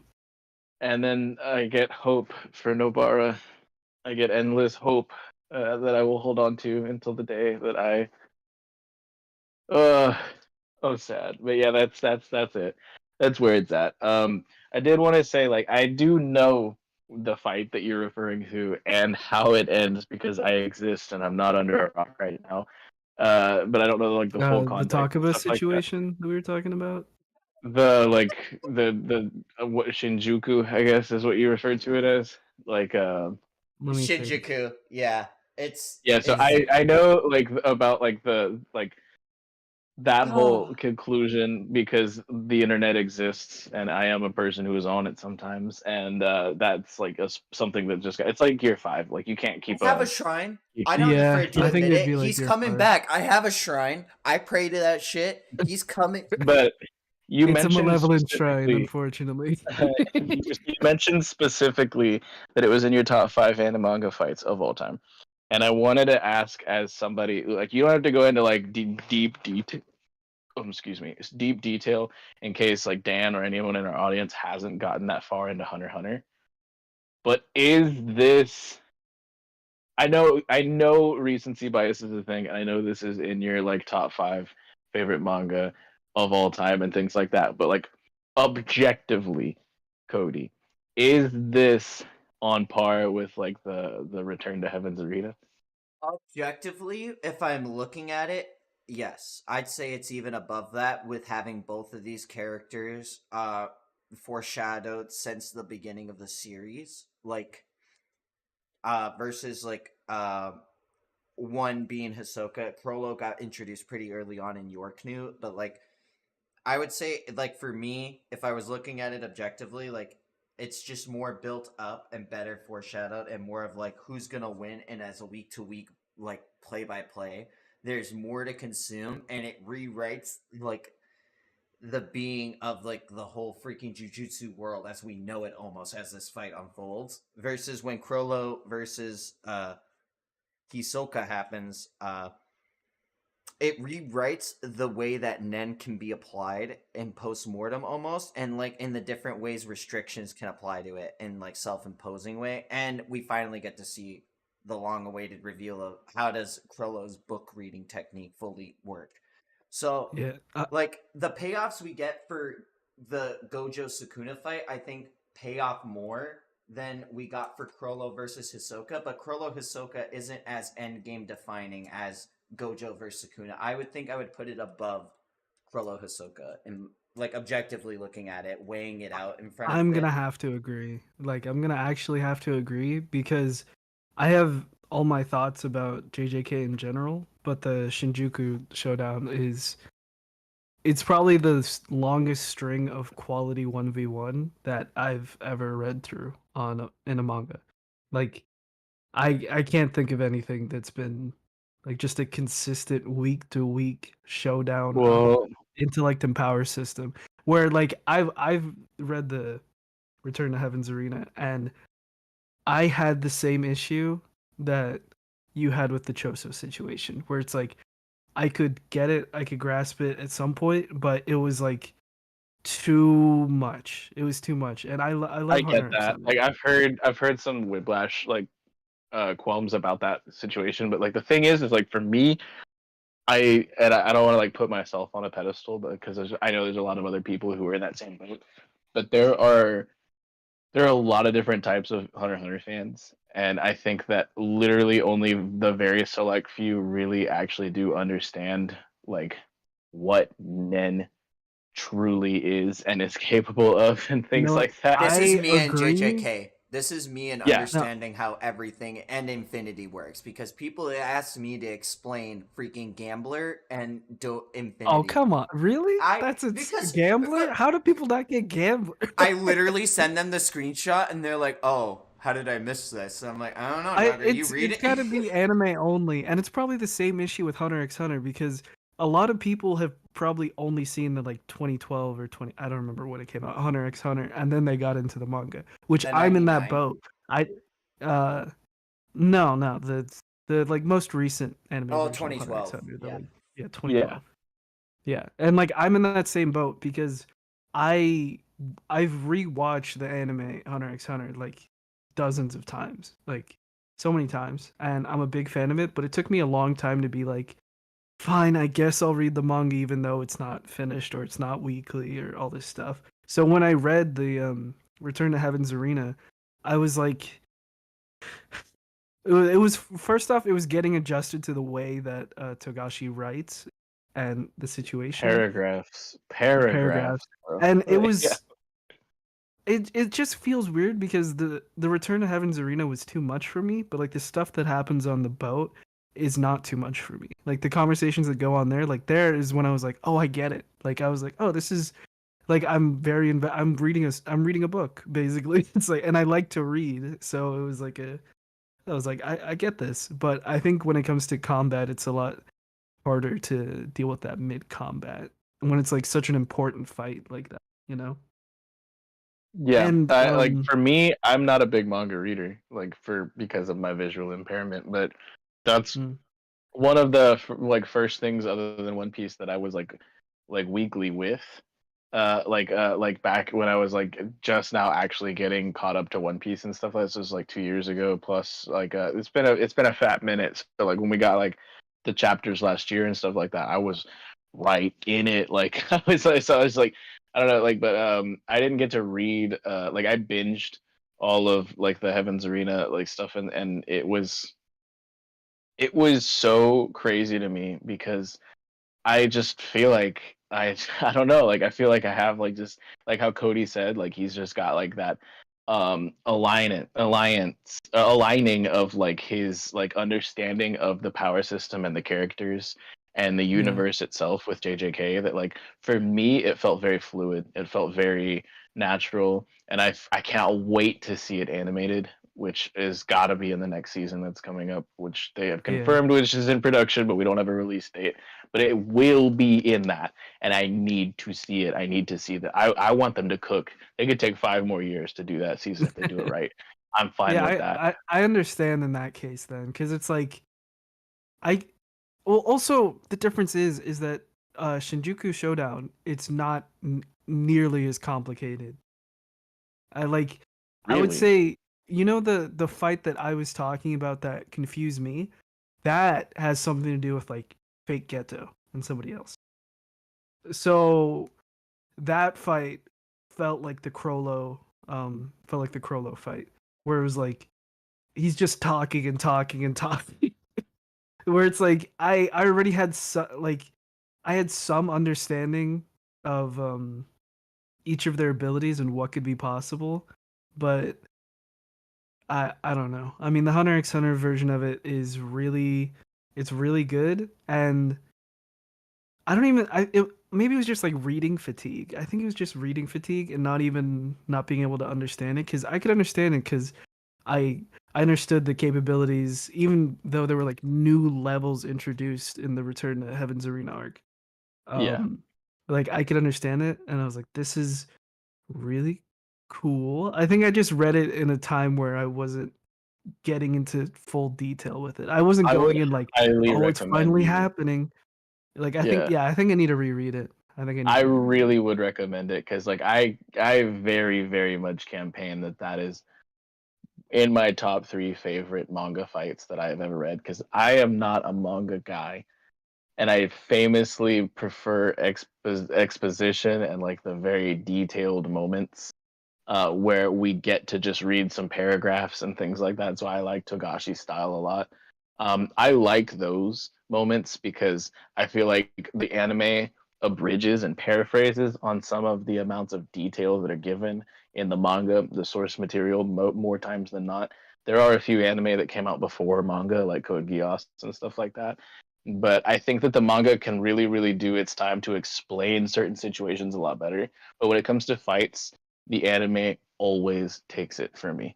I don't think there is one instance of a fight that Yeah. I legitimately think is superior in the manga than to the anime. That's just the type of media that you're consuming.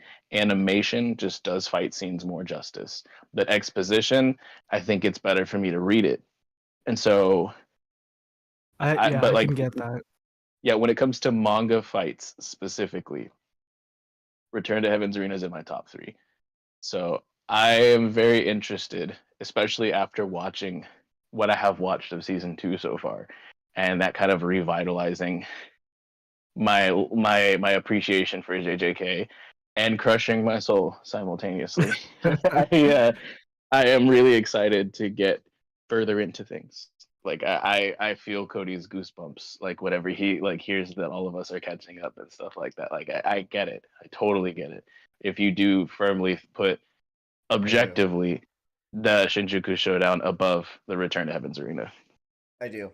I like after like weighing everything and like thinking everything through on spoilers while you and Dan were cooking, I truly do think that like Gojo v Sukuna, like the Shinjuku Showdown, is above the Heaven's Arena, like Return to Heaven's Arena, Krollo Yeah. Hisoka. I think also when you guys are able to go through that together, like with Cody's explanation. Dog, of when I'm things gonna as be a kid. breaking down how shit works, it's gonna fucking blow your mind. I think going chapter by chapter, because it wasn't even just like the fact that every week we were getting something, because I feel like this is still an insane bingeable fight that you get in Shinjuku, and it's like Yeah, there were like no breaks, right? For like a string of chaptures there. It was like there were straight minimal content. breaks. Yeah, it was like 15 weeks of peak. Like, actually, something crazy. We got one break, and I'll never forget it. 2:35. You said Even the though- most painful spot for a break to go, I feel like, right? I'm trying to remember what happened before the break. I'll tell you what happened The- before the break. Everyone. Ah. Oh boy! No, you can DM me. You can DM me if you want, because I forgot. about I it. forgot what happened at the I'm break. literally. I don't want to Yeah. set you right off. now. Do you guys want to talk about 1103? My man, dude, man, I'm gonna be here all night. It's Friday, bro. You gotta it's get down on I'm Friday. fine. Yeah, I'm chilling. Oh no way! That was the break week. That's insane, that man. was, and I literally made TikToks being like, guys, I don't want to be that guy, but Gege really likes to hurt us, and like we gotta be ready for all possibility. 236 came out, and I was like, I told y'all, I fucking warned y'all, and I was so angry. Like, I'm trying not to set myself off too far. I'm good. So we did a break week like near the finale, then, right? Yep, that was it. That's fucked. That was fucked. That was. Dude, okay, we can talk about 1103. Sorry. 1103 was peak. No, you're good. I miss him so much. Oh my goodness. Cody's crying right now. No, Hey, well, that's how I felt about 1103 Kuma until this chapter. Oh Yeah. god, yeah. miss him This so chapter much. was menacing. Like Oh with my the God. The cover story was Bonnie Glizzy Goblin, right? That was last the week. color spread. Oh, what was the color spread? We got the color. Everyone spread of the wearing Straw Hats. dragon shirts because you're the Yeah, for dragon. Yeah. I was shocked when I found out that the last year of the dragon was in 2012. I was like, no, there's no way. There's no way. The year of the dragon happened like a couple years ago. No, that's how zodiacs work. There's 12 of them, bro. Oh, like, well, technically, yeah, but dude, he said, I mean, I yeah, could have but done the math, but I was like, didn't I was I mean, I was surprised when I saw I didn't even know what year was gonna be next year Yo, until I Momo and saw this Wano chapter. or Momo and Yamato are on there. That's pretty cool. I think I like. that's weird. I I like Get it because both it's of them recent. out of it. I like it because it's recent. I don't like it because it's gonna like a lot of people are like, ha ha ha, Yamato for Straw Hat confirmed, and I'm like, no, Yeah. it's not. It's like, what are you talking about? Like, Yeah, I mean, they after Oda did this with Yamato, it's like, what was the point of adding them into this again just to remind us what you did to us? Like at a point, I was like, okay, Yamato's joining. I've accepted this. I'm ready for them. Next thing I know, nah, like, I have a lot of beef with like just end Wano and post Wano in general, but I think that the anime did a good job of doing it a little bit better than it whenever I was reading it like week to week. And then there's also just spoiler culture and like reading scans and things like that. And like I'm not a person who reads like the raws and like all the like spoilers and like the little stupid like I'm gonna post one GIF and that's gonna tell you everything you need to know yeah, about the I chapter hate shit. that. Like I don't do that. I don't support leakers like that. But I do read like TCB when it comes out because we're in a world where you will get spoiled if you don't, unless you just want to be completely off the internet for half a week every time One Piece is about to drop. Yeah, I mean, So, but that like I feel like really like made post spoiler culture's Wano like been insane the past 2 years. Like yeah, it it's made post just Wano weird. It really did. Like yeah. I don't know, I think there's but just a lot of bad translations that are just people like once they get the trash translations out there for like they could see the panels, doesn't matter what the words say, you see the panels and you just go off that and I'm like that's not how the story's supposed to be written. I know, right? But I don't know. Like for me specifically, I think that like Egghead Oda is built completely different, and the amount of content that he's put into 2023 was absurd. And this chapter doesn't officially release until 2024. Right? Or am I wrong? Yeah, you're right, you're Okay, right. because it's not. 'Cause it's This is supposed to be a a break week. It's supposed to yeah, it's a release on jump. like the 7th, right? Yeah, it was just a jump break week, so that's why they Yeah. got it out early. And so this is supposed to be 1103 is the first chapter that will officially be released in 2024. We have already gotten our last chapter of 2023, and it's absolutely crazy because the first chapter that we got in 2023 was Kuma hitting the red line. Here we are a year later. Papa's inbound. And he finally got here. You know, like the scene with Bonnie and Vegapunk at the beginning was crazy. And I love that emotional maturity from her, even though I feel like we could have gotten a lot more. Because this chapter legitimately did feel pretty short for me. Oh, Um, it fell short for you. Is there like crazy a short. reason? Do you Oh, crazy short even. It felt like How half many the pages length. was it technically? I don't know. I'd have to look at it right now. I can pull up TCB, but 16 pages. yeah, it felt like half the length like of a normal chapter, like from just my reading experience. I don't know. I think There were coming out some of bigger Kuma's panels. flashback. Yeah. Oh, I was just gonna 16 say I think coming pages out with of 2 double page spreads. coming out of Kuma's flashback where I think the pacing of the flashback was pretty fast, but in a good way. Like it was meant to be fast. So coming back into Egghead where the pacing is like slowed down probably feels, like a little bit of a slog. So I get that. Still, this Yeah, is an I thought there would be amazing chapter. whiplash for sure. Like so it's not even the first time that Egghead has kind of given me that kind of whiplash where it was like when we bounced off of Egghead like current day and went to Reverie and then went to Hachinosu and saw like Winter Island and saw like I don't know, we saw all this stuff and went for such a long period of time without seeing the Straw Hats, and then we get back to the Straw Hats, and he did a bit of a time skippy thing, like where we missed a whole day there. And I was like, okay, well, I get it. That's a little bit necessary, because if we just went from all of this gas, and then just went back to, like the middle of them fighting off Yeah, picked Seraphim up and like, Seraphine versus. Yeah. yeah, and I'm just like, yeah, this would have been like a breakneck like change of pacing, which I feel like it was smart of him to do at that point in. Now, obviously, like from the way that the information that we just got and things like that, him showing us Bonnie receiving the bubble and things like that, and apologizing to Vegapunk, I get that that's absolutely necessary right now. And then we get right back into like her getting held up by Saturn and stuff like that. That's exactly where we left off. But it still felt like, I don't know, like I love Oda and I love what he's been doing, but something about it just felt like weird to me. Yeah, Like, I don't know. I feel I like felt like there could have been more time spent on this chapter. Hey, what's up, handsome? We're good. You're in the after party right now. We're done talking about JJK. We're talking about the new chapter. New chapter of Yeah, One yeah. Piece, 1103. 1103.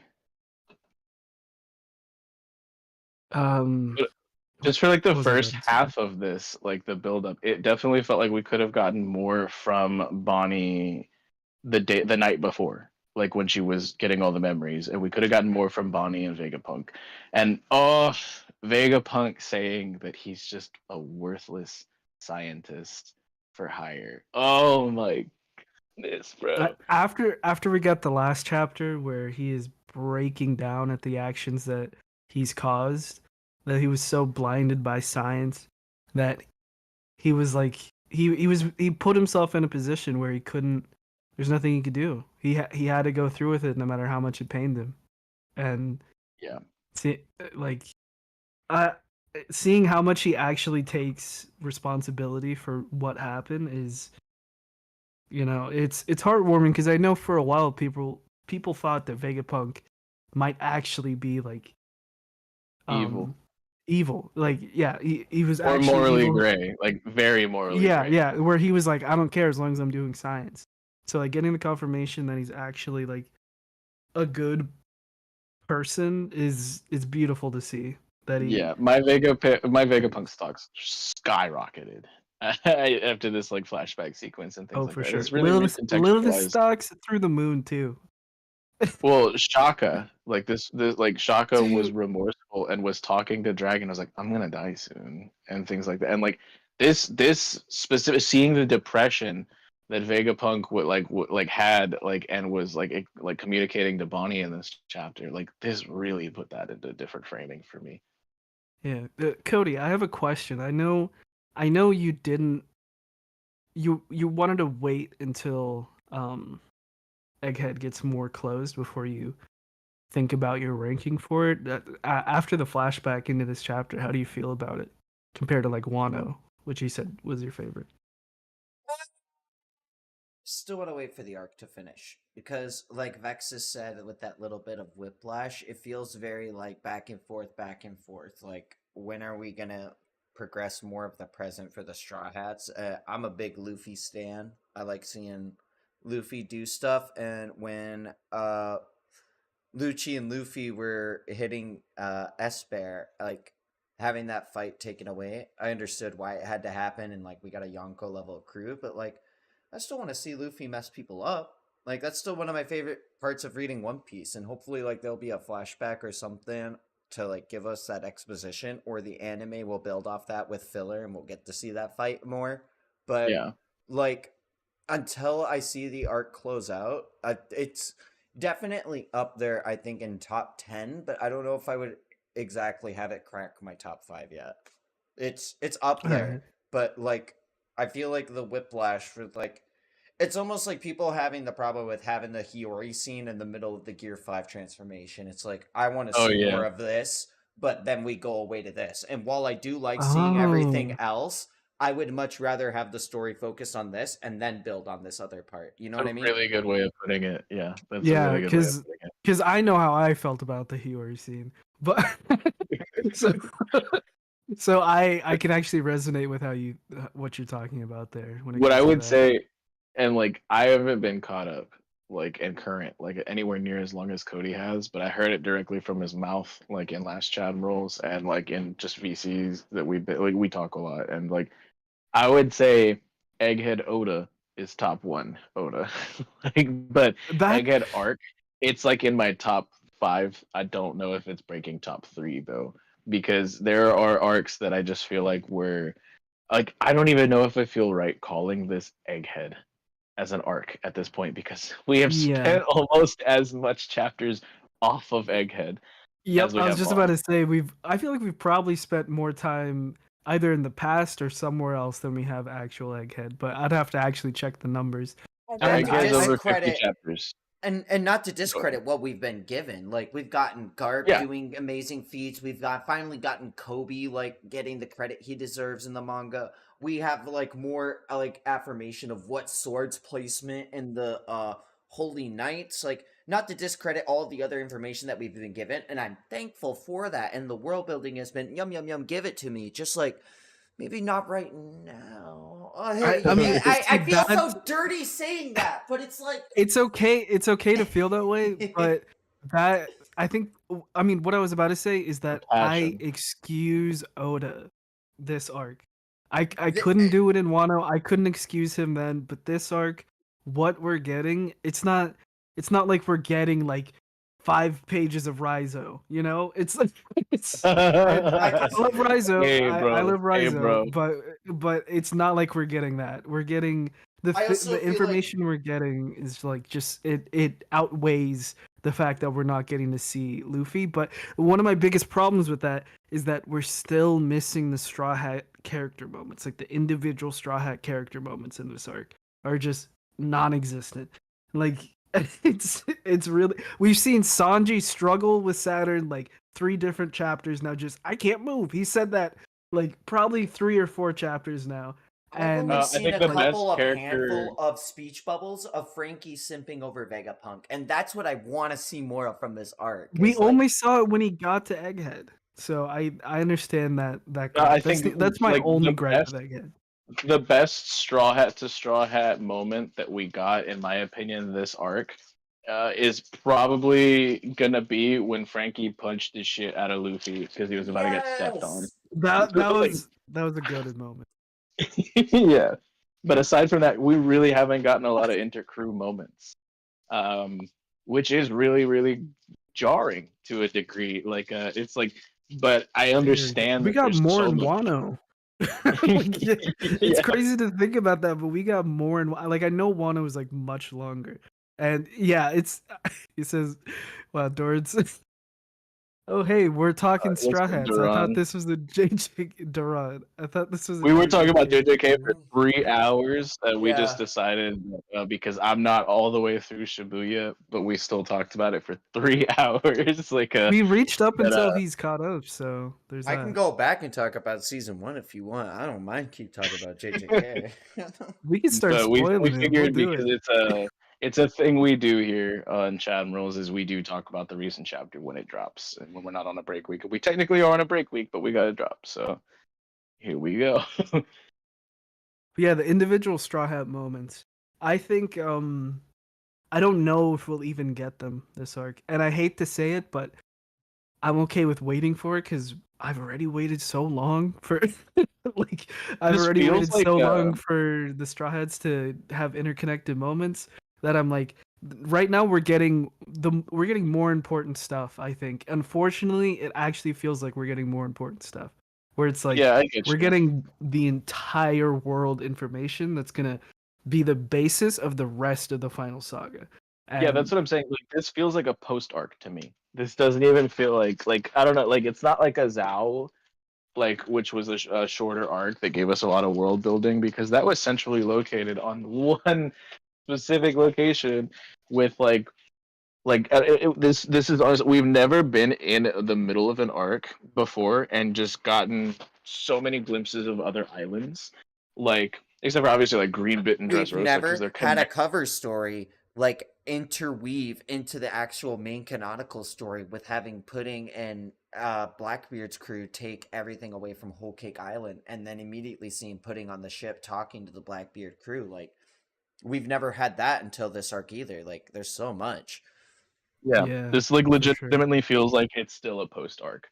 Like even getting Reverie content, which was a post arc in and of itself, it wasn't like a full arc. Even if people want to put it as an arc, it's not. Like Yeah, this is a transitionary period before we get to the real meat and potatoes of it, of whatever's coming next. And like, yeah, so I just don't even know. Like, obviously, people are gonna call it Egghead, but like, it feels different. It's yeah. I very know it sounds different. crazy, but guys, it's only been a year. It's only been a whole year, but it's only been a year since we 50. got in the Egghead. It's been over a So year because it's been 50 I mean, chapters, and we only got like 40 something this year. We got like less than, I think we got 40 this year or something around there. So we were still in Egghead before 2023 started. We had just gotten there though.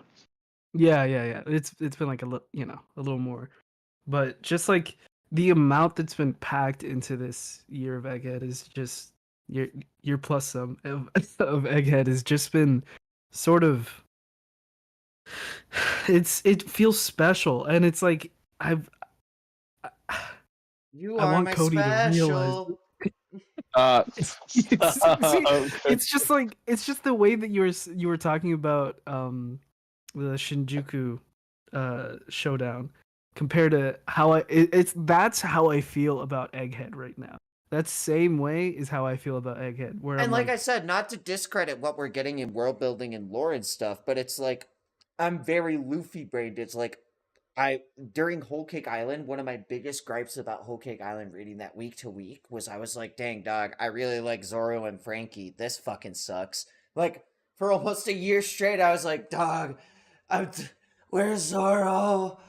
Oh, yeah, Katakuri's cool. Oven's cool. Like Luffy going Snake Man, cool. Nami getting Zeus, cool. Brook moment, very cool. Pedro, very cool. But like, as like someone who Zoro like loves the Frankie, loves a law, even at that point in time, like it was very like I when We're I'm at that loving point. like I'm I'm just sorry, like go trying ahead. to think about like when I'm reading it week to week. I keep forgetting how recent some people are with it. But like at that point in time, like when I was reading it, I was like, dog, where are my boys? Like I just like when are we gonna get back to it? This is crazy that this was supposed to be a like a Rick and Morty in and out, quick adventure, quick little arc. We get Sanji back, we leave. And it's like even though we got the world building of how does a Yonko territory work, how does the underworld work, and what we got in that arc, I still was like feeling like, dang dog, but I still miss the interactions of having Luffy Zoro or Sanji Zoro or even Frankie being there to be crazy, Robin not being there. Like that's how I'm feeling with Egghead missing out on the Straw Hats with doing everything on Egghead, but we're getting the buildup of Garp and the Sword Agents. We're getting the buildup of Blackbeard and his crew. We're getting the buildup of Shanks finally doing something, which is insane. God Valley yeah, finally being revealed. Like, I'm not trying to discredit all the world and everything that's happening. It's like, and I'm not saying that I would much rather see the Straw Hats do something, but it's like, I don't know. Like, it just feels very jarring to go back and forth between peak and peak and peak and peak. Which one am I like? When am yeah. I gonna have a moment to breathe and like actually I enjoy what mean, I'm in reading? my center has been around Bonnie because of that, because Bonnie's been a part of basically all of these connections through the entire time, and that's why I have I'm on the Bonnie joining the Straw Hats train. I know there's some people that push back, but I'm at the point where I'm Ooh. like the amount of information and connections we have to her only like we could be honest, Kuma probably not making it out of this one. And she's not gonna have anyone. If Vegapunk ends up getting killed too, she's not gonna have anyone, and she needs a family like the Straw Hats. So I know it seems like we're not getting any Straw Hat focus, but I feel like we're getting Straw Hat focus with Bob. This would be a really cool and build up for it, but like what I like when we were building into the flashback for Kuma, and then God Valley was happening, and then God Valley was cut short. I remember everybody being like, "We need to see this happen. We need to see it now." And I was like, "I don't think we're gonna get it because of the way Egghead has been formulating." And we didn't, which was like, okay, that's fine. But it's like, I like what we're getting, but it's got me craving more. I want It's more like teasers. Shanks. I It's want literally more like teasers. Blackbeard. Yeah, it's Yeah. like We can't get more from Kaido. We can only get the little fraction of a chapter that we got in post Wano because That's we what- need to know more about rocks first. We can't get more about Garp because we need to learn about Dragon first. I'm gonna We say can't it. get more about Yeah. God I'm gonna say Valley it. because we need. I mean, it's like what Duran was It's talking post about. Wano. Yeah, that's exactly what I think I've been Whoa, like whoa, whoa, thinking whoa, this whoa. whole time. I just said it. I feel like Egghead. It's I only agree with that up to a point. Once we got past the Reverie flashback, I said everything we're getting after this is something completely different. like, hold up. Like, Yeah, it's God Valley. literally- Yeah, God Valley. Like, hold up. Like, even and like Sorbet.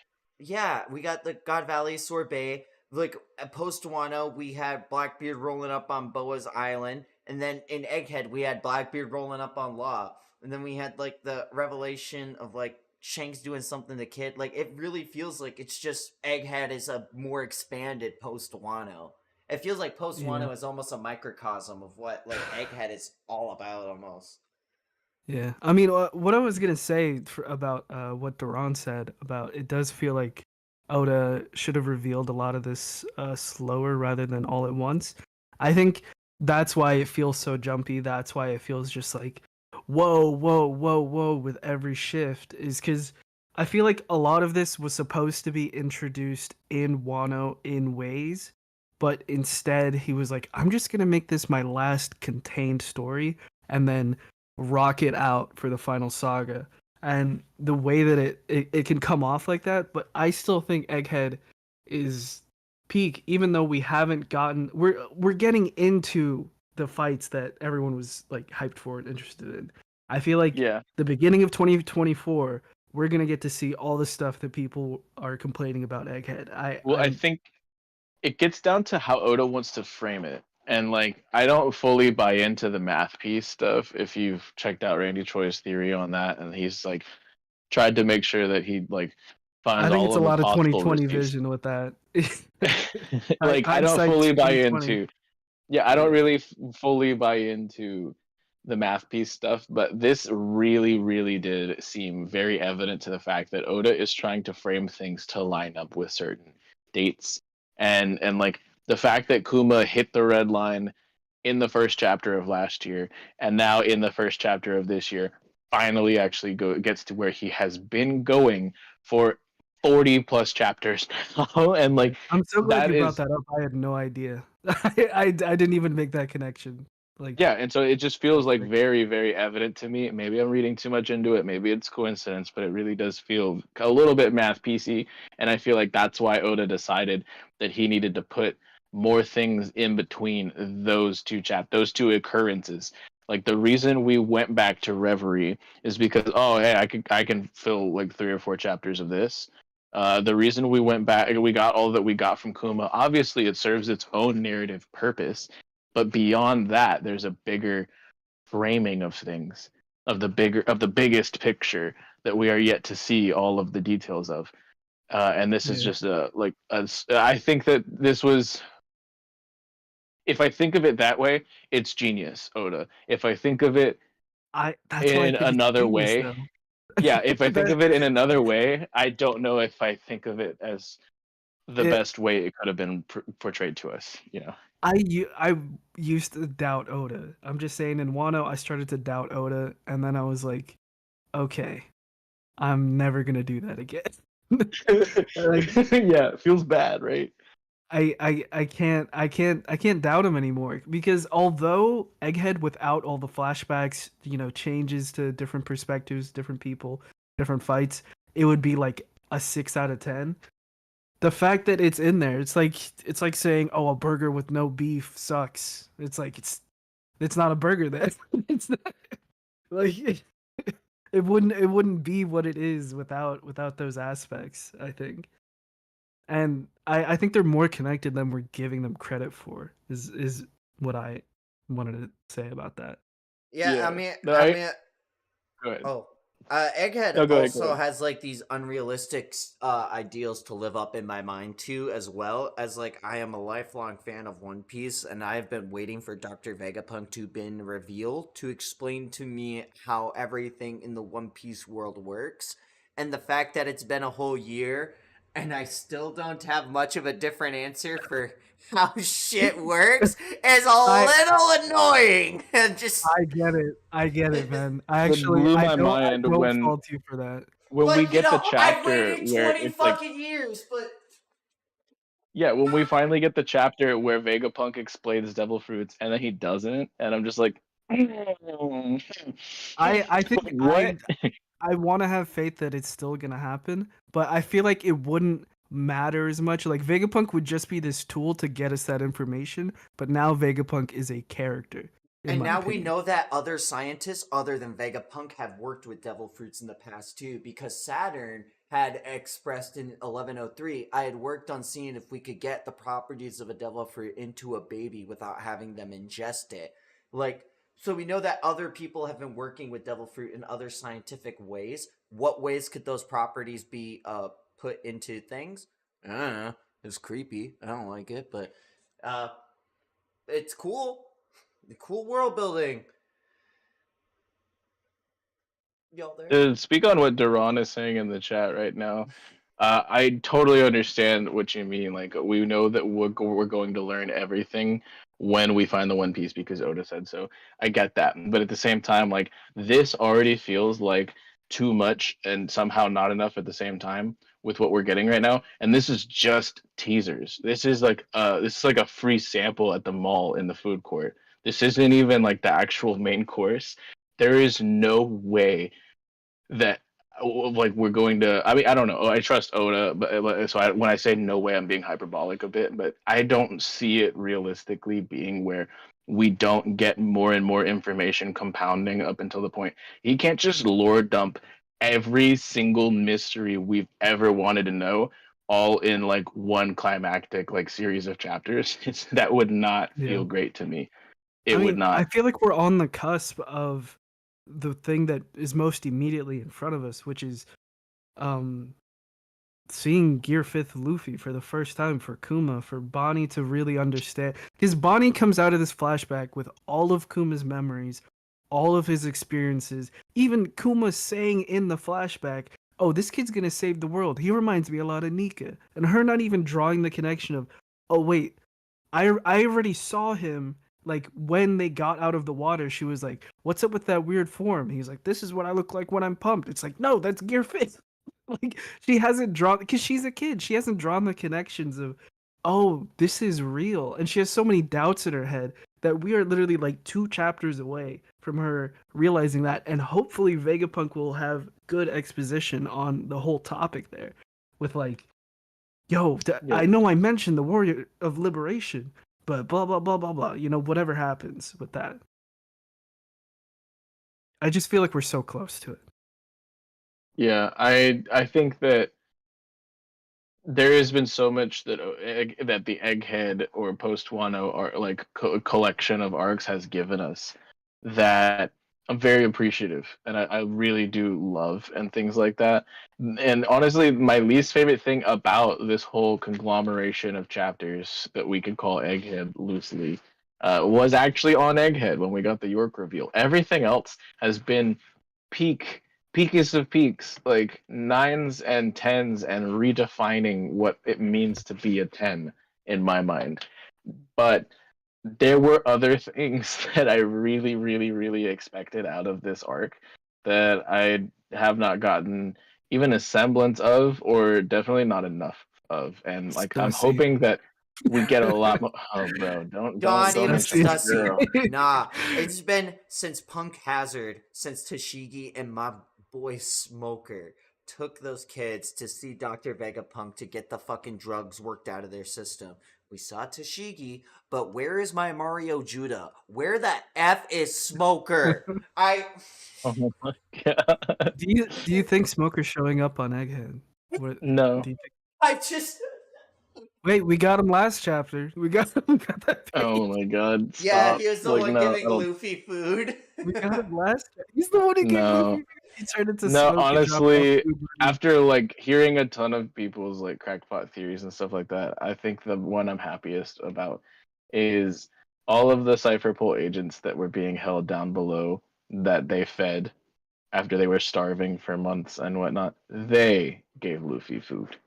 I love the Kizaru memes, but I think that's the most likely thing if we're being honest. I'm all Yeah, for like Caribou for Straw Hat. Let's get that boy here. He's been with us since Fishman Island. Y'all be sleeping on my man's No. Caribou. He's gotta be the new emergency. Ah. Food. He's gotta take Chopper's place as the emergency food. I oh hate my god. Caribou. My God. The Door Dasher. You know, we've got Prancer, we've got Dasher, we've got. No, I'm kidding. Like, bro, he's just another reindeer mascot. If he's the right? one who Like, delivered the food. I mean, I want to believe that it was the CP0 agents or I forgot what CP. But I agree with like Duran. I want to see a Frankie power up as well, but I don't think it's too late for that. yeah, like I want to believe it's them, but the whole we still don't know how Saturn's ability works, where he's like grav forcing these people. We don't know exactly how that works. So if it's just an AOE, then there's no way they could have gotten to Luffy. I think, but if it's I think like it's just a line of hockey. sight thing, do you think it's Like, hockey?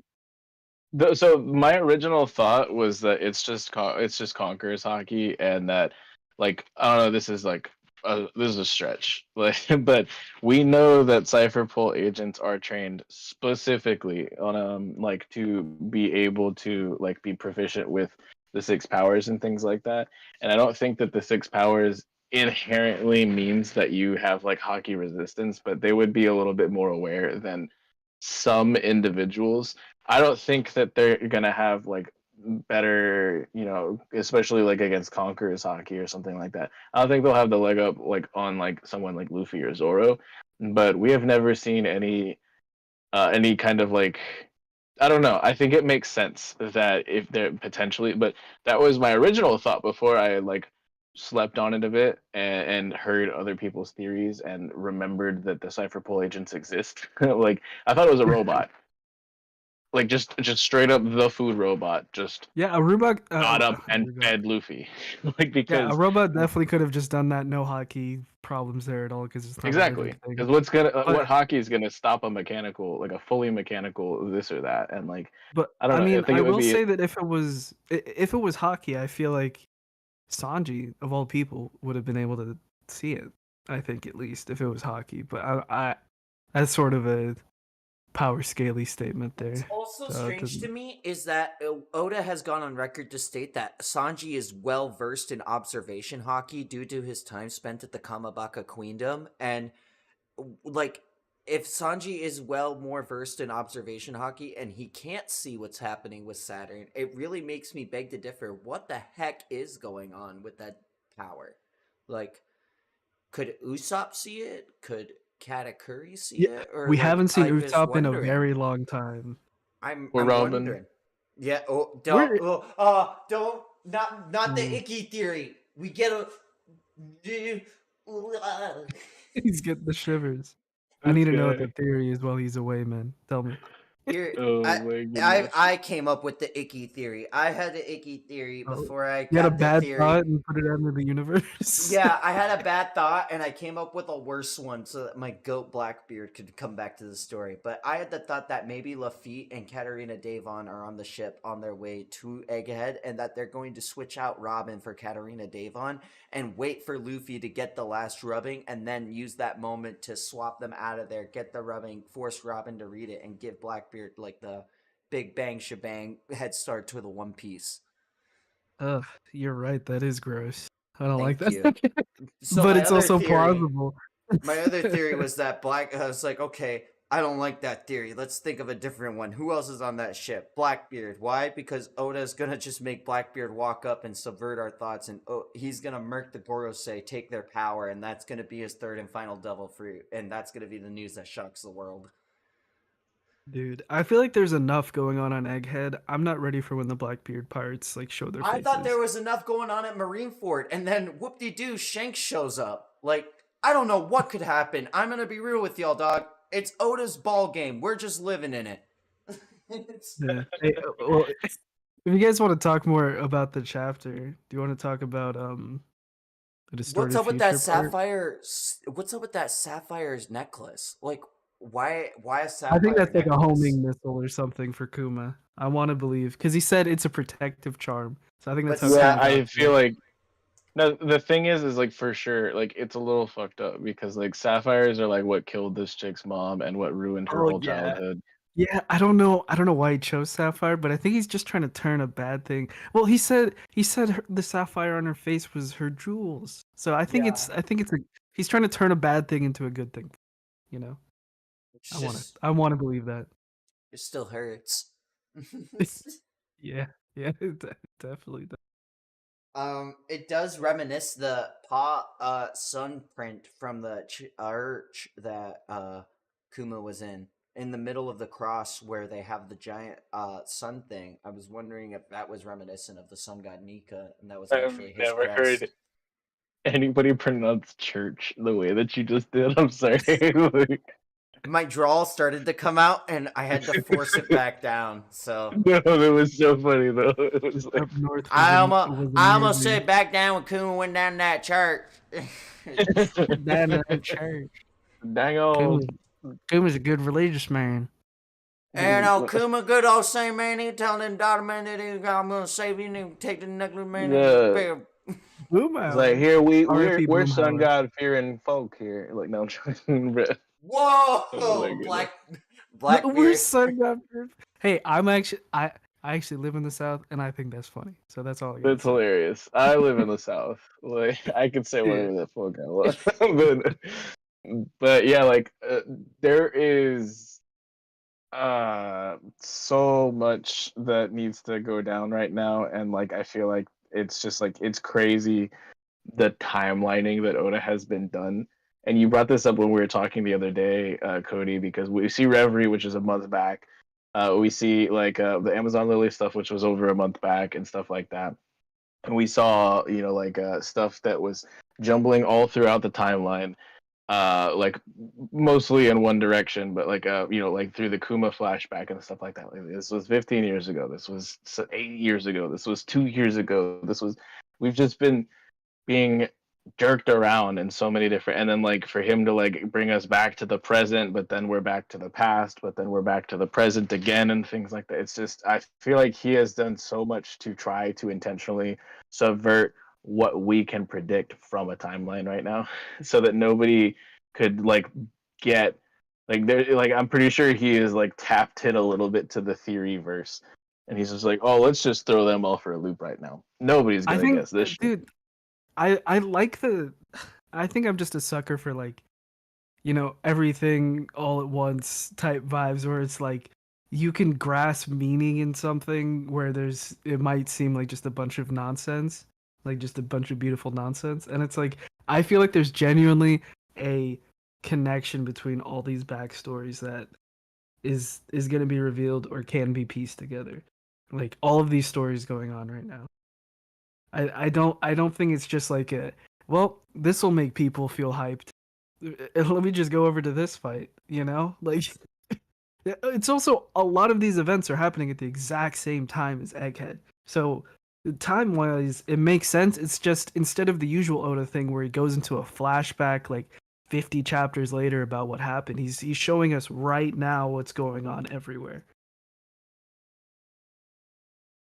I get that. Like, instead of showing us, like, oh, this is what was happening during Water 7 while the Straw Hats were doing this, instead, it's, like, literally happening in real time. I get that. I Yeah. like that, too. But, on the contrary And it sort of side- reflects the whole, like, before you contradict that, I just want to say, it sort of reflects the whole Bonnie thing with she can't see her future anymore. We're only in the present. She's so like in her head right now that she can't see the future. She can't even really fully understand the past. She's stuck in this time right now, just like we are in every timeline, seeing We what are. everyone's going through right now. Sorry. Anyway, Cody, what were you going to contradict?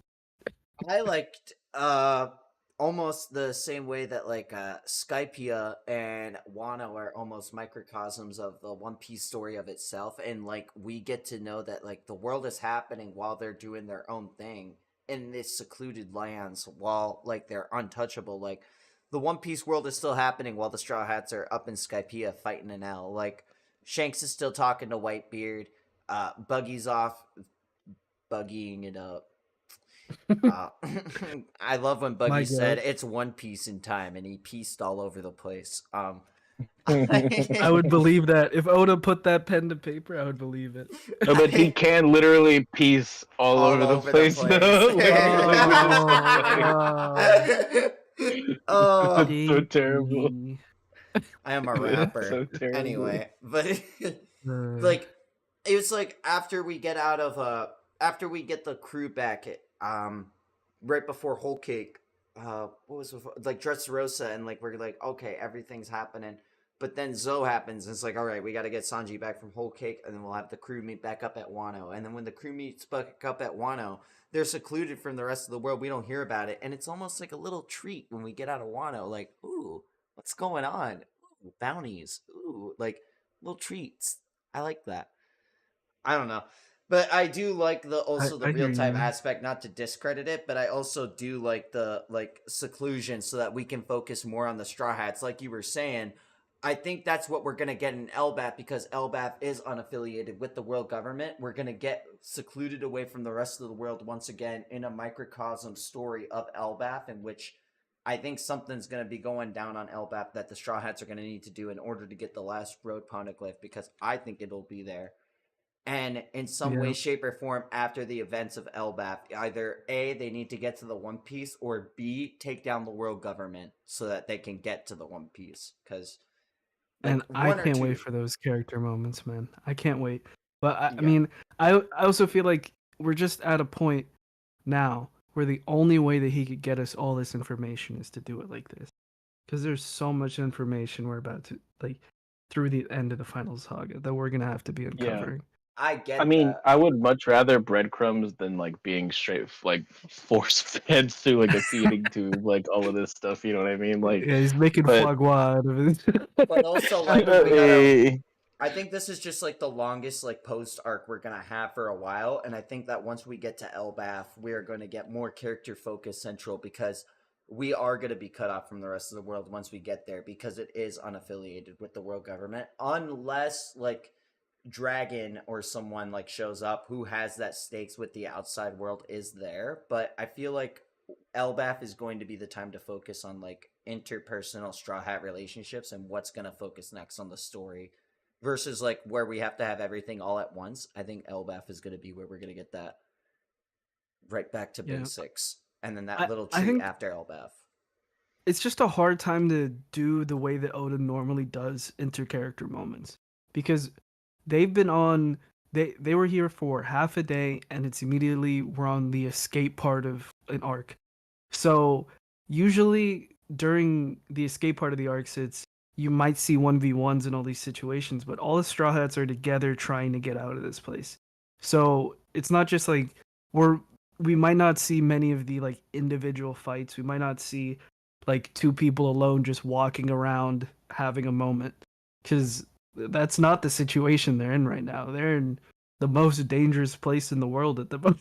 Yeah, I don't think Egghead is the arc for that. I don't think that's what Egghead is meant to do. I think Egghead is more of like a, let's build the world up and get the rest of the world built out and filled out for One Piece. And then when we go to Elbaf to get the more focused deep dive on the Straw Hats and like, what is Nico? What is this? What does this mean to these characters? And how does this reflect on like, how do they feel about the outlook on what's going to happen in the last stretch of the story? I think Elbaf is going to be the last time we get those introspective character like moments. I really hope Egghead's the next arc, man. I really hope so. I mean, I could do another. Elbaf. Sorry, I really. No, I really hope Egghead's the next arc too. Like if we I hope we get more Egghead. Like if Egghead actually like is Egghead. 4 more years of Egghead. No, but like no. The thing is like Doran brought it up as well, and this isn't even a comprehensive list in my opinion. But yeah, we do need to figure out. Well, there's a lot more dominoes that need to get knocked down before Egghead is like something that I feel like we would be okay with leaving.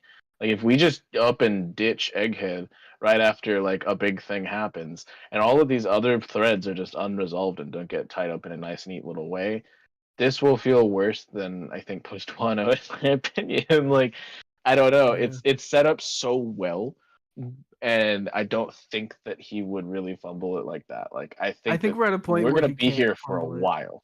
I, Yeah, we're gonna I, be here for a while. I'm yeah. thinking You, like another on year of Egghead? Egghead.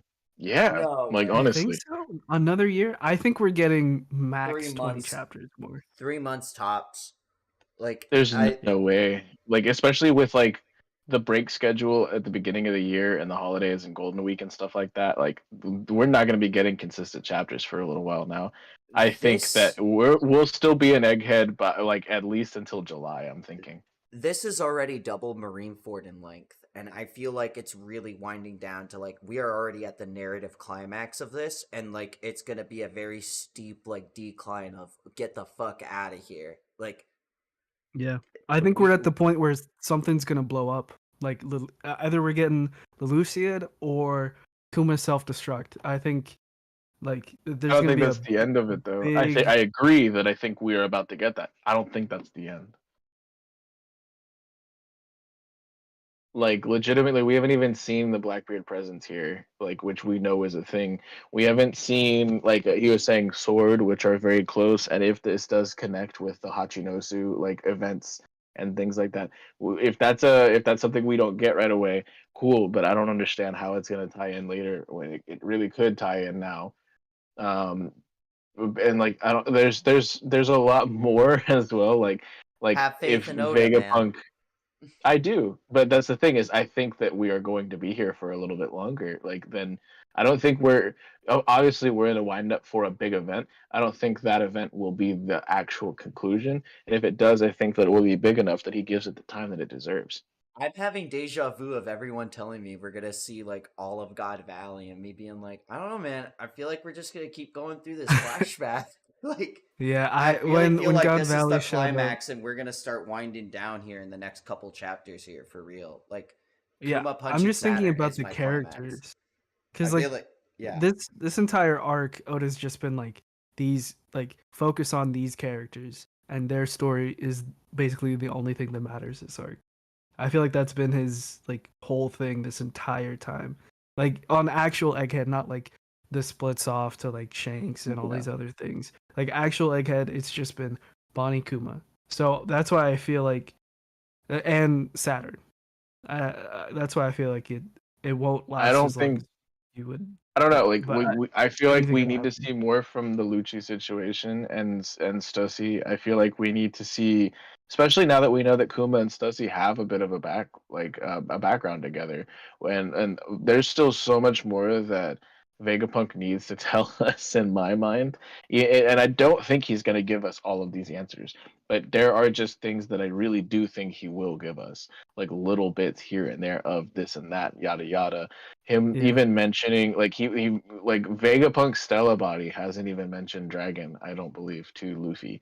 I think that was just I Shaka, mean, right? don't tell Cody this, but I'd be perfectly fine with another 2 years Egghead. You know, that's my own personal. ha- He can still hear us. yeah. Oh I have a shit! wireless headset. I have a wireless headset. I don't ever leave, but I always think that Yeah. like the next setup for Elbath almost would be really cool if like Kuma is like in a panic trying to paw everyone away. And in some way, shape, or form, the Giants have a grudge against Vegapunk, like Stella body, and the Straw Hats and everyone have to rescue Vegapunk from the Giants, and like that sets up the microcosm of like setting up away from the world government and what's happening now, to let us have that moment in Arc and Egghead. I think it'd be cool if Vegapunk was able to like kind of pull himself out of a situation, because if we know that the Oh texts yeah, from O'Hara are on Elbaf, and if he was just like, wait, okay, but if you take me out right now, I can't tell you about this, and the giants are all just like weapons drawn, and they like pause and they look at each other, and there's like, wait a minute, what? This How guy long do knows you think about. Vegapunk is sticking around? I hope he gets off the island. He is not making it like to the end of the story though, but I I hope he mean, gets yeah, off yeah. of this island. Lilith that's all I is really hope. making it to the end of the story. I don't see Lilith dying. I think, like, in some way, shape, or form, Vegapunk is going to live on through one of his satellites, and I think it's going to be Lilith. I would be okay with Vegapunk Stella sacrificing himself at this point. I I'd be okay don't with know that. if I would. Like, I get it. Really?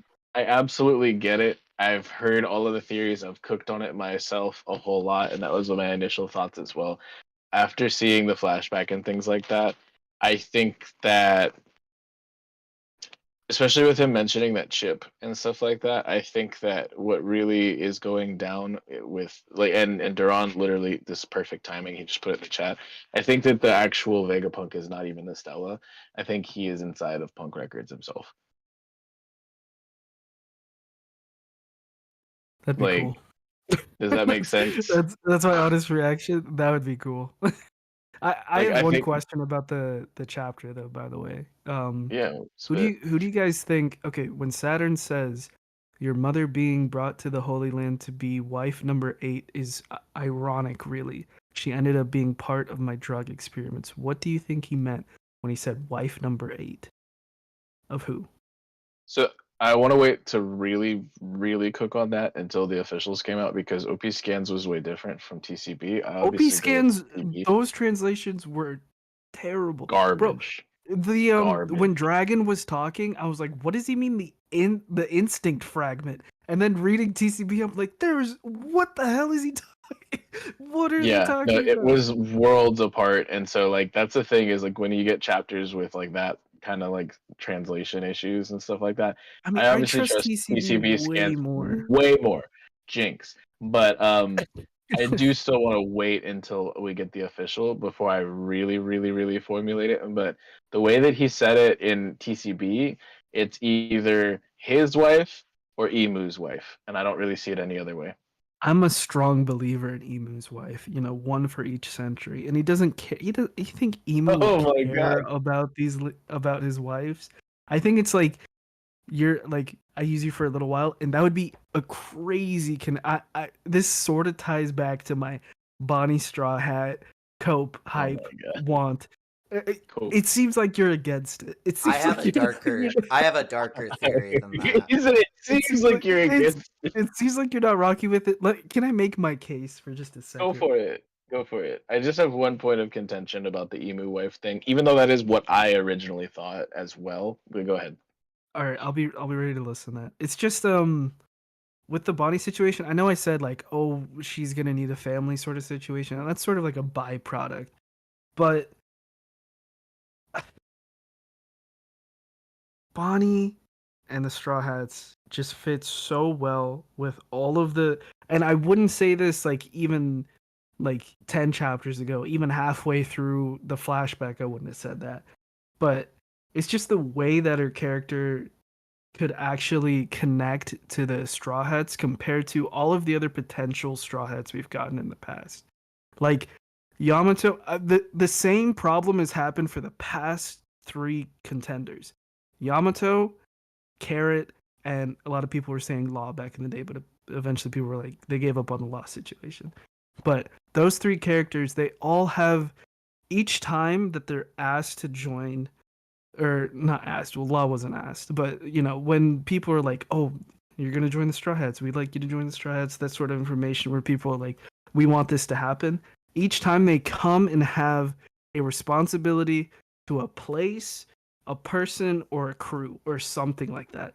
And Bonnie is like the only like recent potential Straw Hat situation that has none of that. It's not like Bonnie's gonna be like, oh well, I gotta go back to Sorbet.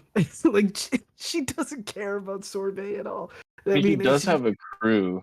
We just haven't seen them, and they weren't at the Reverie, she has so I 2 don't understand. people. She's got, what's his name, Fish Guy and Gooba. Oh my god. She's got 2 people that she cares about on her crew, like truly, and she's also like a kid, so she's probably not thinking that deeply about it. It's sort of like the way that like, you know, a kid will, you know, drop things, and like, you know how like when you're younger you'll get in fights with your best friend and you might never talk to that best friend ever again. When you're adult, you don't make those same mistakes sort of situation. Like you're not tied to a lot of these things in a lot of places. and Bonnie isn't tied to anything right now, other than Kuma. Yeah, I get that, but And I'm just willing to to go back listen. to Whatever you the say. yeah, just to get back to the emu guinea wife thing, like wife number 8, yada yada thing that Saturn was potentially speaking about. My only point of contention with it is that if emu was wifing up this person, why would they be so casual about this person getting out of Marie Joie and getting back down to Sorbet? Well, she got How are they sick. not? They had no It use doesn't for her. matter. She had probably been in the same room, known that this person existed, known that this person sat on the empty throne, maybe even seen their face. I don't know. Feels weird. You know Feels what? weird. I hear you. I actually hear you because that's like Emu's biggest thing is anybody who, sees Emu, he's like, you have to die right now. So Yeah, I so it actually feels weird to understand. me. Unless there's like and this is a super super gross thought, just like a communal wife. Like Oh, this is I wife heard number people one talking for about that, all. and I didn't Yeah, like that idea at all. yeah, like I this is didn't like. wife number one for all of the Holy Land. Oh, that's so terrible. It's I would never. garbage. Yeah. Saturn would be my number one villain in One Piece. Yep, that's all I gotta say. Oh Either way, God. one thing I want is for Kuma's punch to land, no matter what. I don't think it will. And But you don't think it will? I hope it does. I'm praying. I'm on my knees. Nika, please let it hit. Let But- that hockey punch hit him right in the face, please. oh my goodness. I don't know. Like I see what you're saying though with the Bonnie thing, because like Jinbei had like an allegiance to his whole cause and to and like I don't know, like, but the thing is like each of the Straw Hats has like a very profound dream. Just to get back to what you were saying, and like Bonnie's profound dream is she wants to travel the world with her father. Yeah, So well, I don't now her know. father's a Like, part of her because she took his memories. it's a Uh, good counterpoint, but I still don't like it, bro. Like I know you understand what I'm saying. Is like Straw Hats I have I dreams. I think she has her dream of traveling the world with her father, and I'm sure the with her father is important. But either way, she's been living out her dream. She's been doing the impossible as a kid this whole time. Like Yeah. I think that the the only coolest part about it is like if she were to talk to each of the Straw Hats about their time skips and stuff like that, except for Jinbei because he wasn't doing yeah, anything like that. Like, but I like, mean that's what I've well, been wanting she this whole specifically time. said, "I want to go to the Sky Islands. I want to go to Fishman Island." So Jinbei could tell her all about Fishman Island, and Yeah, like Luffy can tell her all about the Sky Island in his Luffy brain way and things like that. And then Kuma had met Heraclean and had been to the Boeing Archipelago, and Usoppin can tell her all about that. He had been to Baltimore, and Frankie and Vegapunk can tell her about that if Vegapunk does in fact keep breathing after this arc ends. But and like with Tequila Wolf, Robin can tell her, with Aria, Nami can tell her, and like with all these things, and like that can fulfill it that won't. part of like You saw these flashbacks. Bonnie's not gonna be like she couldn't even she saw all of Kuma's flashback and she still doesn't get it. She has to go to these places, man. I feel like she did. That's what I I'm saying mean, though. like some connections. Like she didn't understand the whole Nika thing with Luffy at all. They're like But when you that really think sort of. about it, her taking in all of these memories, she did travel the world with her father just now. She. I think if a 16-year-old got that information, they'd understand that. But I don't know about a 12-year-old, 10-year-old. I forgot how it is. She's very mature for her age. No, I'm kidding. I'm No, joking. no, no, no, No, no, no. no, no, no, no, no. Yeah, I know we're in the after party, but we're not. No, but the It's thing is that crazy. like I think that she did legitimately just live out her dream, and that's why she's having this crystallizing, jewelryizing moment, where she says, "I'm sorry, Vegapunk," and like she gives him the hug and stuff like that, and I think this is her, like, especially with her going up and facing off with Saturn. There's no way she can expect to get out of that fight. I Thank feel you, like Duran. she's yeah. Sorry. Oh, okay, but I feel like she got into this scuffle with Saturn knowing she wasn't gonna get out of it. I don't want to be on board with the whole Bonnie Yeah, but now she doesn't has survive. hope. Kuma's here. Kuma Yeah, showed I up. get it. I get it, but I feel like that hope is about to be surreptitiously demolished from her, and it will be That's very the whole point painful. of Luffy eating right now. That's the whole point. Is she's gonna go through one last devastating moment, and then she's gonna see Luffy. Gear 5. She's She's yeah, she's I gonna get get it. I it. get it. Or I I don't get know. I'm not on the train that Kuma's gonna get to see it. I think Kuma has enough faith out his own. He doesn't need to see it either. I Well, it's think very on Bonnie brand actually because he needs didn't to even see it. hear Guinea say "I love you." Like he missed it, and when she was on the snail call with him, because he had already been like, "I gotta go." Yeah, I don't think I he's gonna don't get think to see it. he doesn't need to though, because he already Yeah, believes that yeah, Luffy's the person who's gonna save the world. yeah. But Kuma is I the don't know. embodiment of religious faith in the healthiest way possible. The Like, healthiest way. I love that you said that. I had to Like add a little asterisk in in the the healthiest healthiest way way possible. possible. Like, oh my goodness. Because it's true. He genuinely, and it's not even like I don't know. I feel like someone's got to do a theory of the connections between Kuma and um his religious beliefs of Sun God Nika. I feel like that'd be a cool video. Just to get an in-depth analysis on that. Kuma's my goat. Anyway, I think I He's gotta go, gang. rocketed into my top 3, like for He's sure. After yeah, top 3. There are 8 circles around the sapphire down the necklace that Bonnie gets. Your mom being wife number 8 is ironic, really. sick burn. No, no, I'm kidding. Like no. Your mother I didn't being brought realize to the that. Holy Land to be wife number 8 is ironic, really. She ended up being part of my drug experiments. Experiments? How dare you, Saturn? Those sapphire scales tore Kuma's family apart. They're the reason he threw his life away. You used it as a bargaining chip when you were the one responsible. And so I thought that maybe Saturn maybe had an inkling of knowing that Ginny was somehow related to the Revolutionary Army, and that was the reason he cast her out with sapphire scales in order to demoralize them. He didn't know that it would go to this extent with Bonnie catching the disease and whatnot, but when he figured out that Bonnie did have the disease, he said it's such a waste to let Vegapunk waste this opportunity with Kuma. Let's make the deal sweeter for us. And like look at it from his perspective. Do you comprehend the feelings of the insects you step on? Of course not. Saturn, top tier villain. What a fucking like tell me the order of people that I can kill in front of you to make it the most painful death. I want you to know what it's Dude, like to stand his against us. lines They're his lines, cold. man. They're Oh, cold. Even I I know like love. there's a lot of hindsight. Oh, what were you gonna say? I was just gonna say I loved Kuma's rebuff, like when he was a little baby boy and like a little 8-year-old, and he was just like, "Oh, are you supposed to be somebody important?" Totally. Ugh, I hope we get bro. that run back on that. I hope we get that run Honestly, back.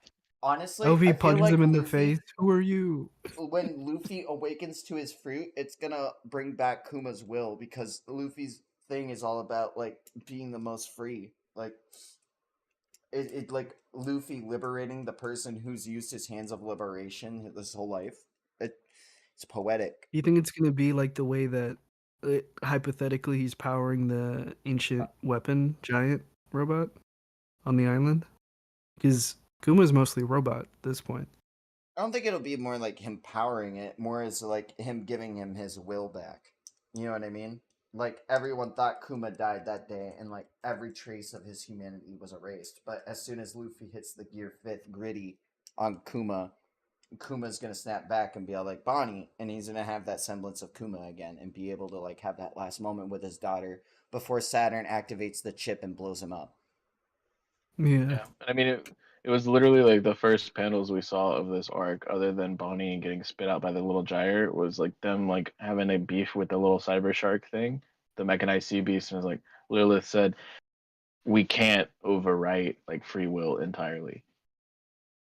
So like I loved that throwback to like literally the very beginning of like Egghead, like I made all of these chapters ago. I you made know? another TikTok about like the two characters that commented on where Kuma was going was Ivanka, or not Ivanka, it was Dragon and Akainu.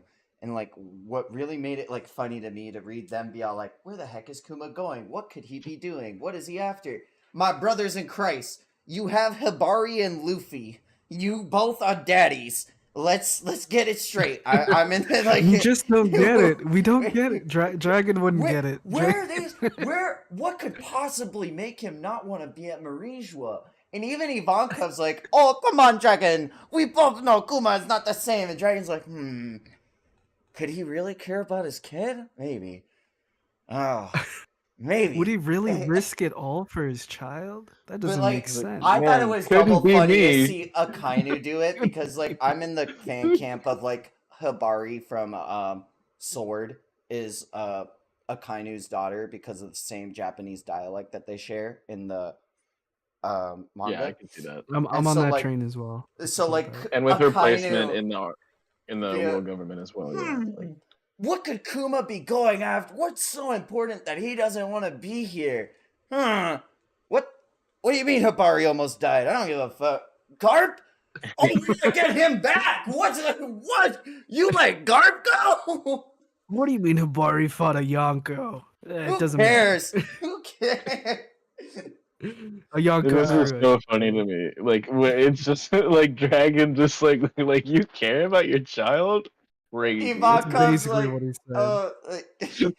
and like that was like me like memeing the dragon slander is like, dude, he doesn't even see Luffy as a child. He sees him as his weakness. He's like, I would make the wrong choice if Luffy's around. Not like, dang dog, my kid's cool as fuck. He's got rubber pad. Nah, dog, that's my weakness. Get him the fuck away from me.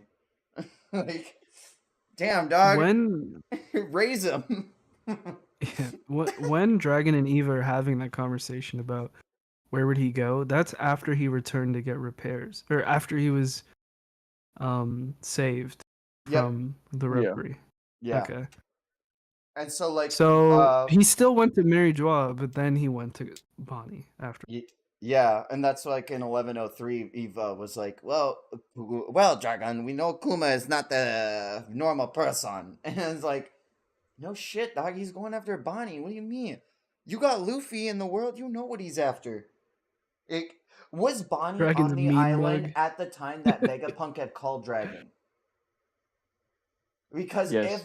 if Bonnie was on the island at the time that Shaka had called Dragon, Shaka could have informed Dragon that Bonnie is on the island, and Dragon might actually be competent enough to deduce that. And might actually be Big Brain 5 Brain on his way. Yeah, Not- Shaka He was wait, there. I don't think Shaka. called So Dragon Shaka before. knew. Yeah, Shaka knew specifically when the Straw Hats weren't even on the island yet. Shaka already knew. So of course, He wouldn't have known about Yeah. Bonnie though. yeah, sure he would have. Until she, I mean, she washed up on his boat, so I think the Straw Hats were expected, but I don't think Bonnie was expected. Unless you're saying she's a Straw Hat, because you could say that and admit that. Oh and my god, Pope. Like, bro. Is that a good place to end stream, you guys think? Yeah, we've been cooking for a fat minute, Cody. Like this has been a lot of fun though. But we're at like 4.5 hours right now. I wasn't even here for like half of an hour, but Well, Yeah, I let these gotta- wonderful people where to find you, Dastardly Dan. You could find me on Cody8 and Cody8. 8 the D&D Not game related. as well. Not related. Two different yeah. D&D. What are you games. doing, Step D&D? You could also find me in a jar underneath Lucas's desk next to Den.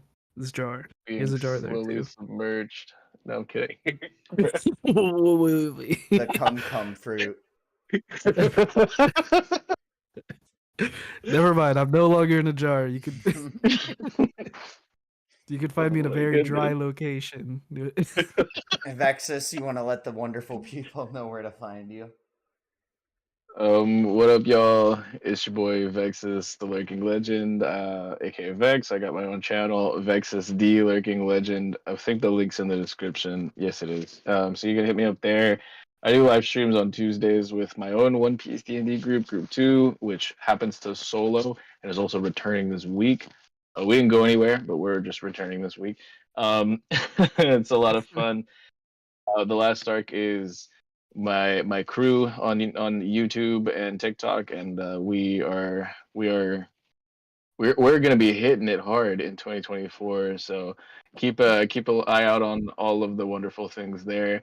I am the head cook, and I'm gonna pass it off to our wonderful special grade sorcerer of the last arc, Cody himself, to send us off. Hi guys, this has been Chadmirals. This has been Special Great Sorcerer Cody. I've been waiting to cook on JJK for so long, and I can't wait to get these two caught up so that I can have every one of my JJK girlies and JJK dudes and Dan on stream to cook with me and tell me I'm coping and he's never coming back. But I'm gonna live through it.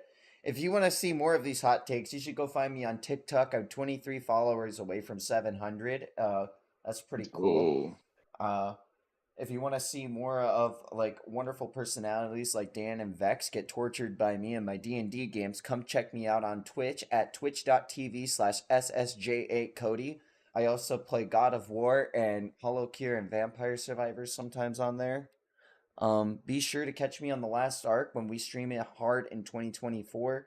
Our first stream will be Chadmirals with Hime and Chestnut, which I don't think I'll be able to stream, but I might be able to make it to talk and spit slander about my man. So be sure to catch into that, and I will be sure to catch y'all on the flip side. Thank y'all for the wonderful stream, and have a great night.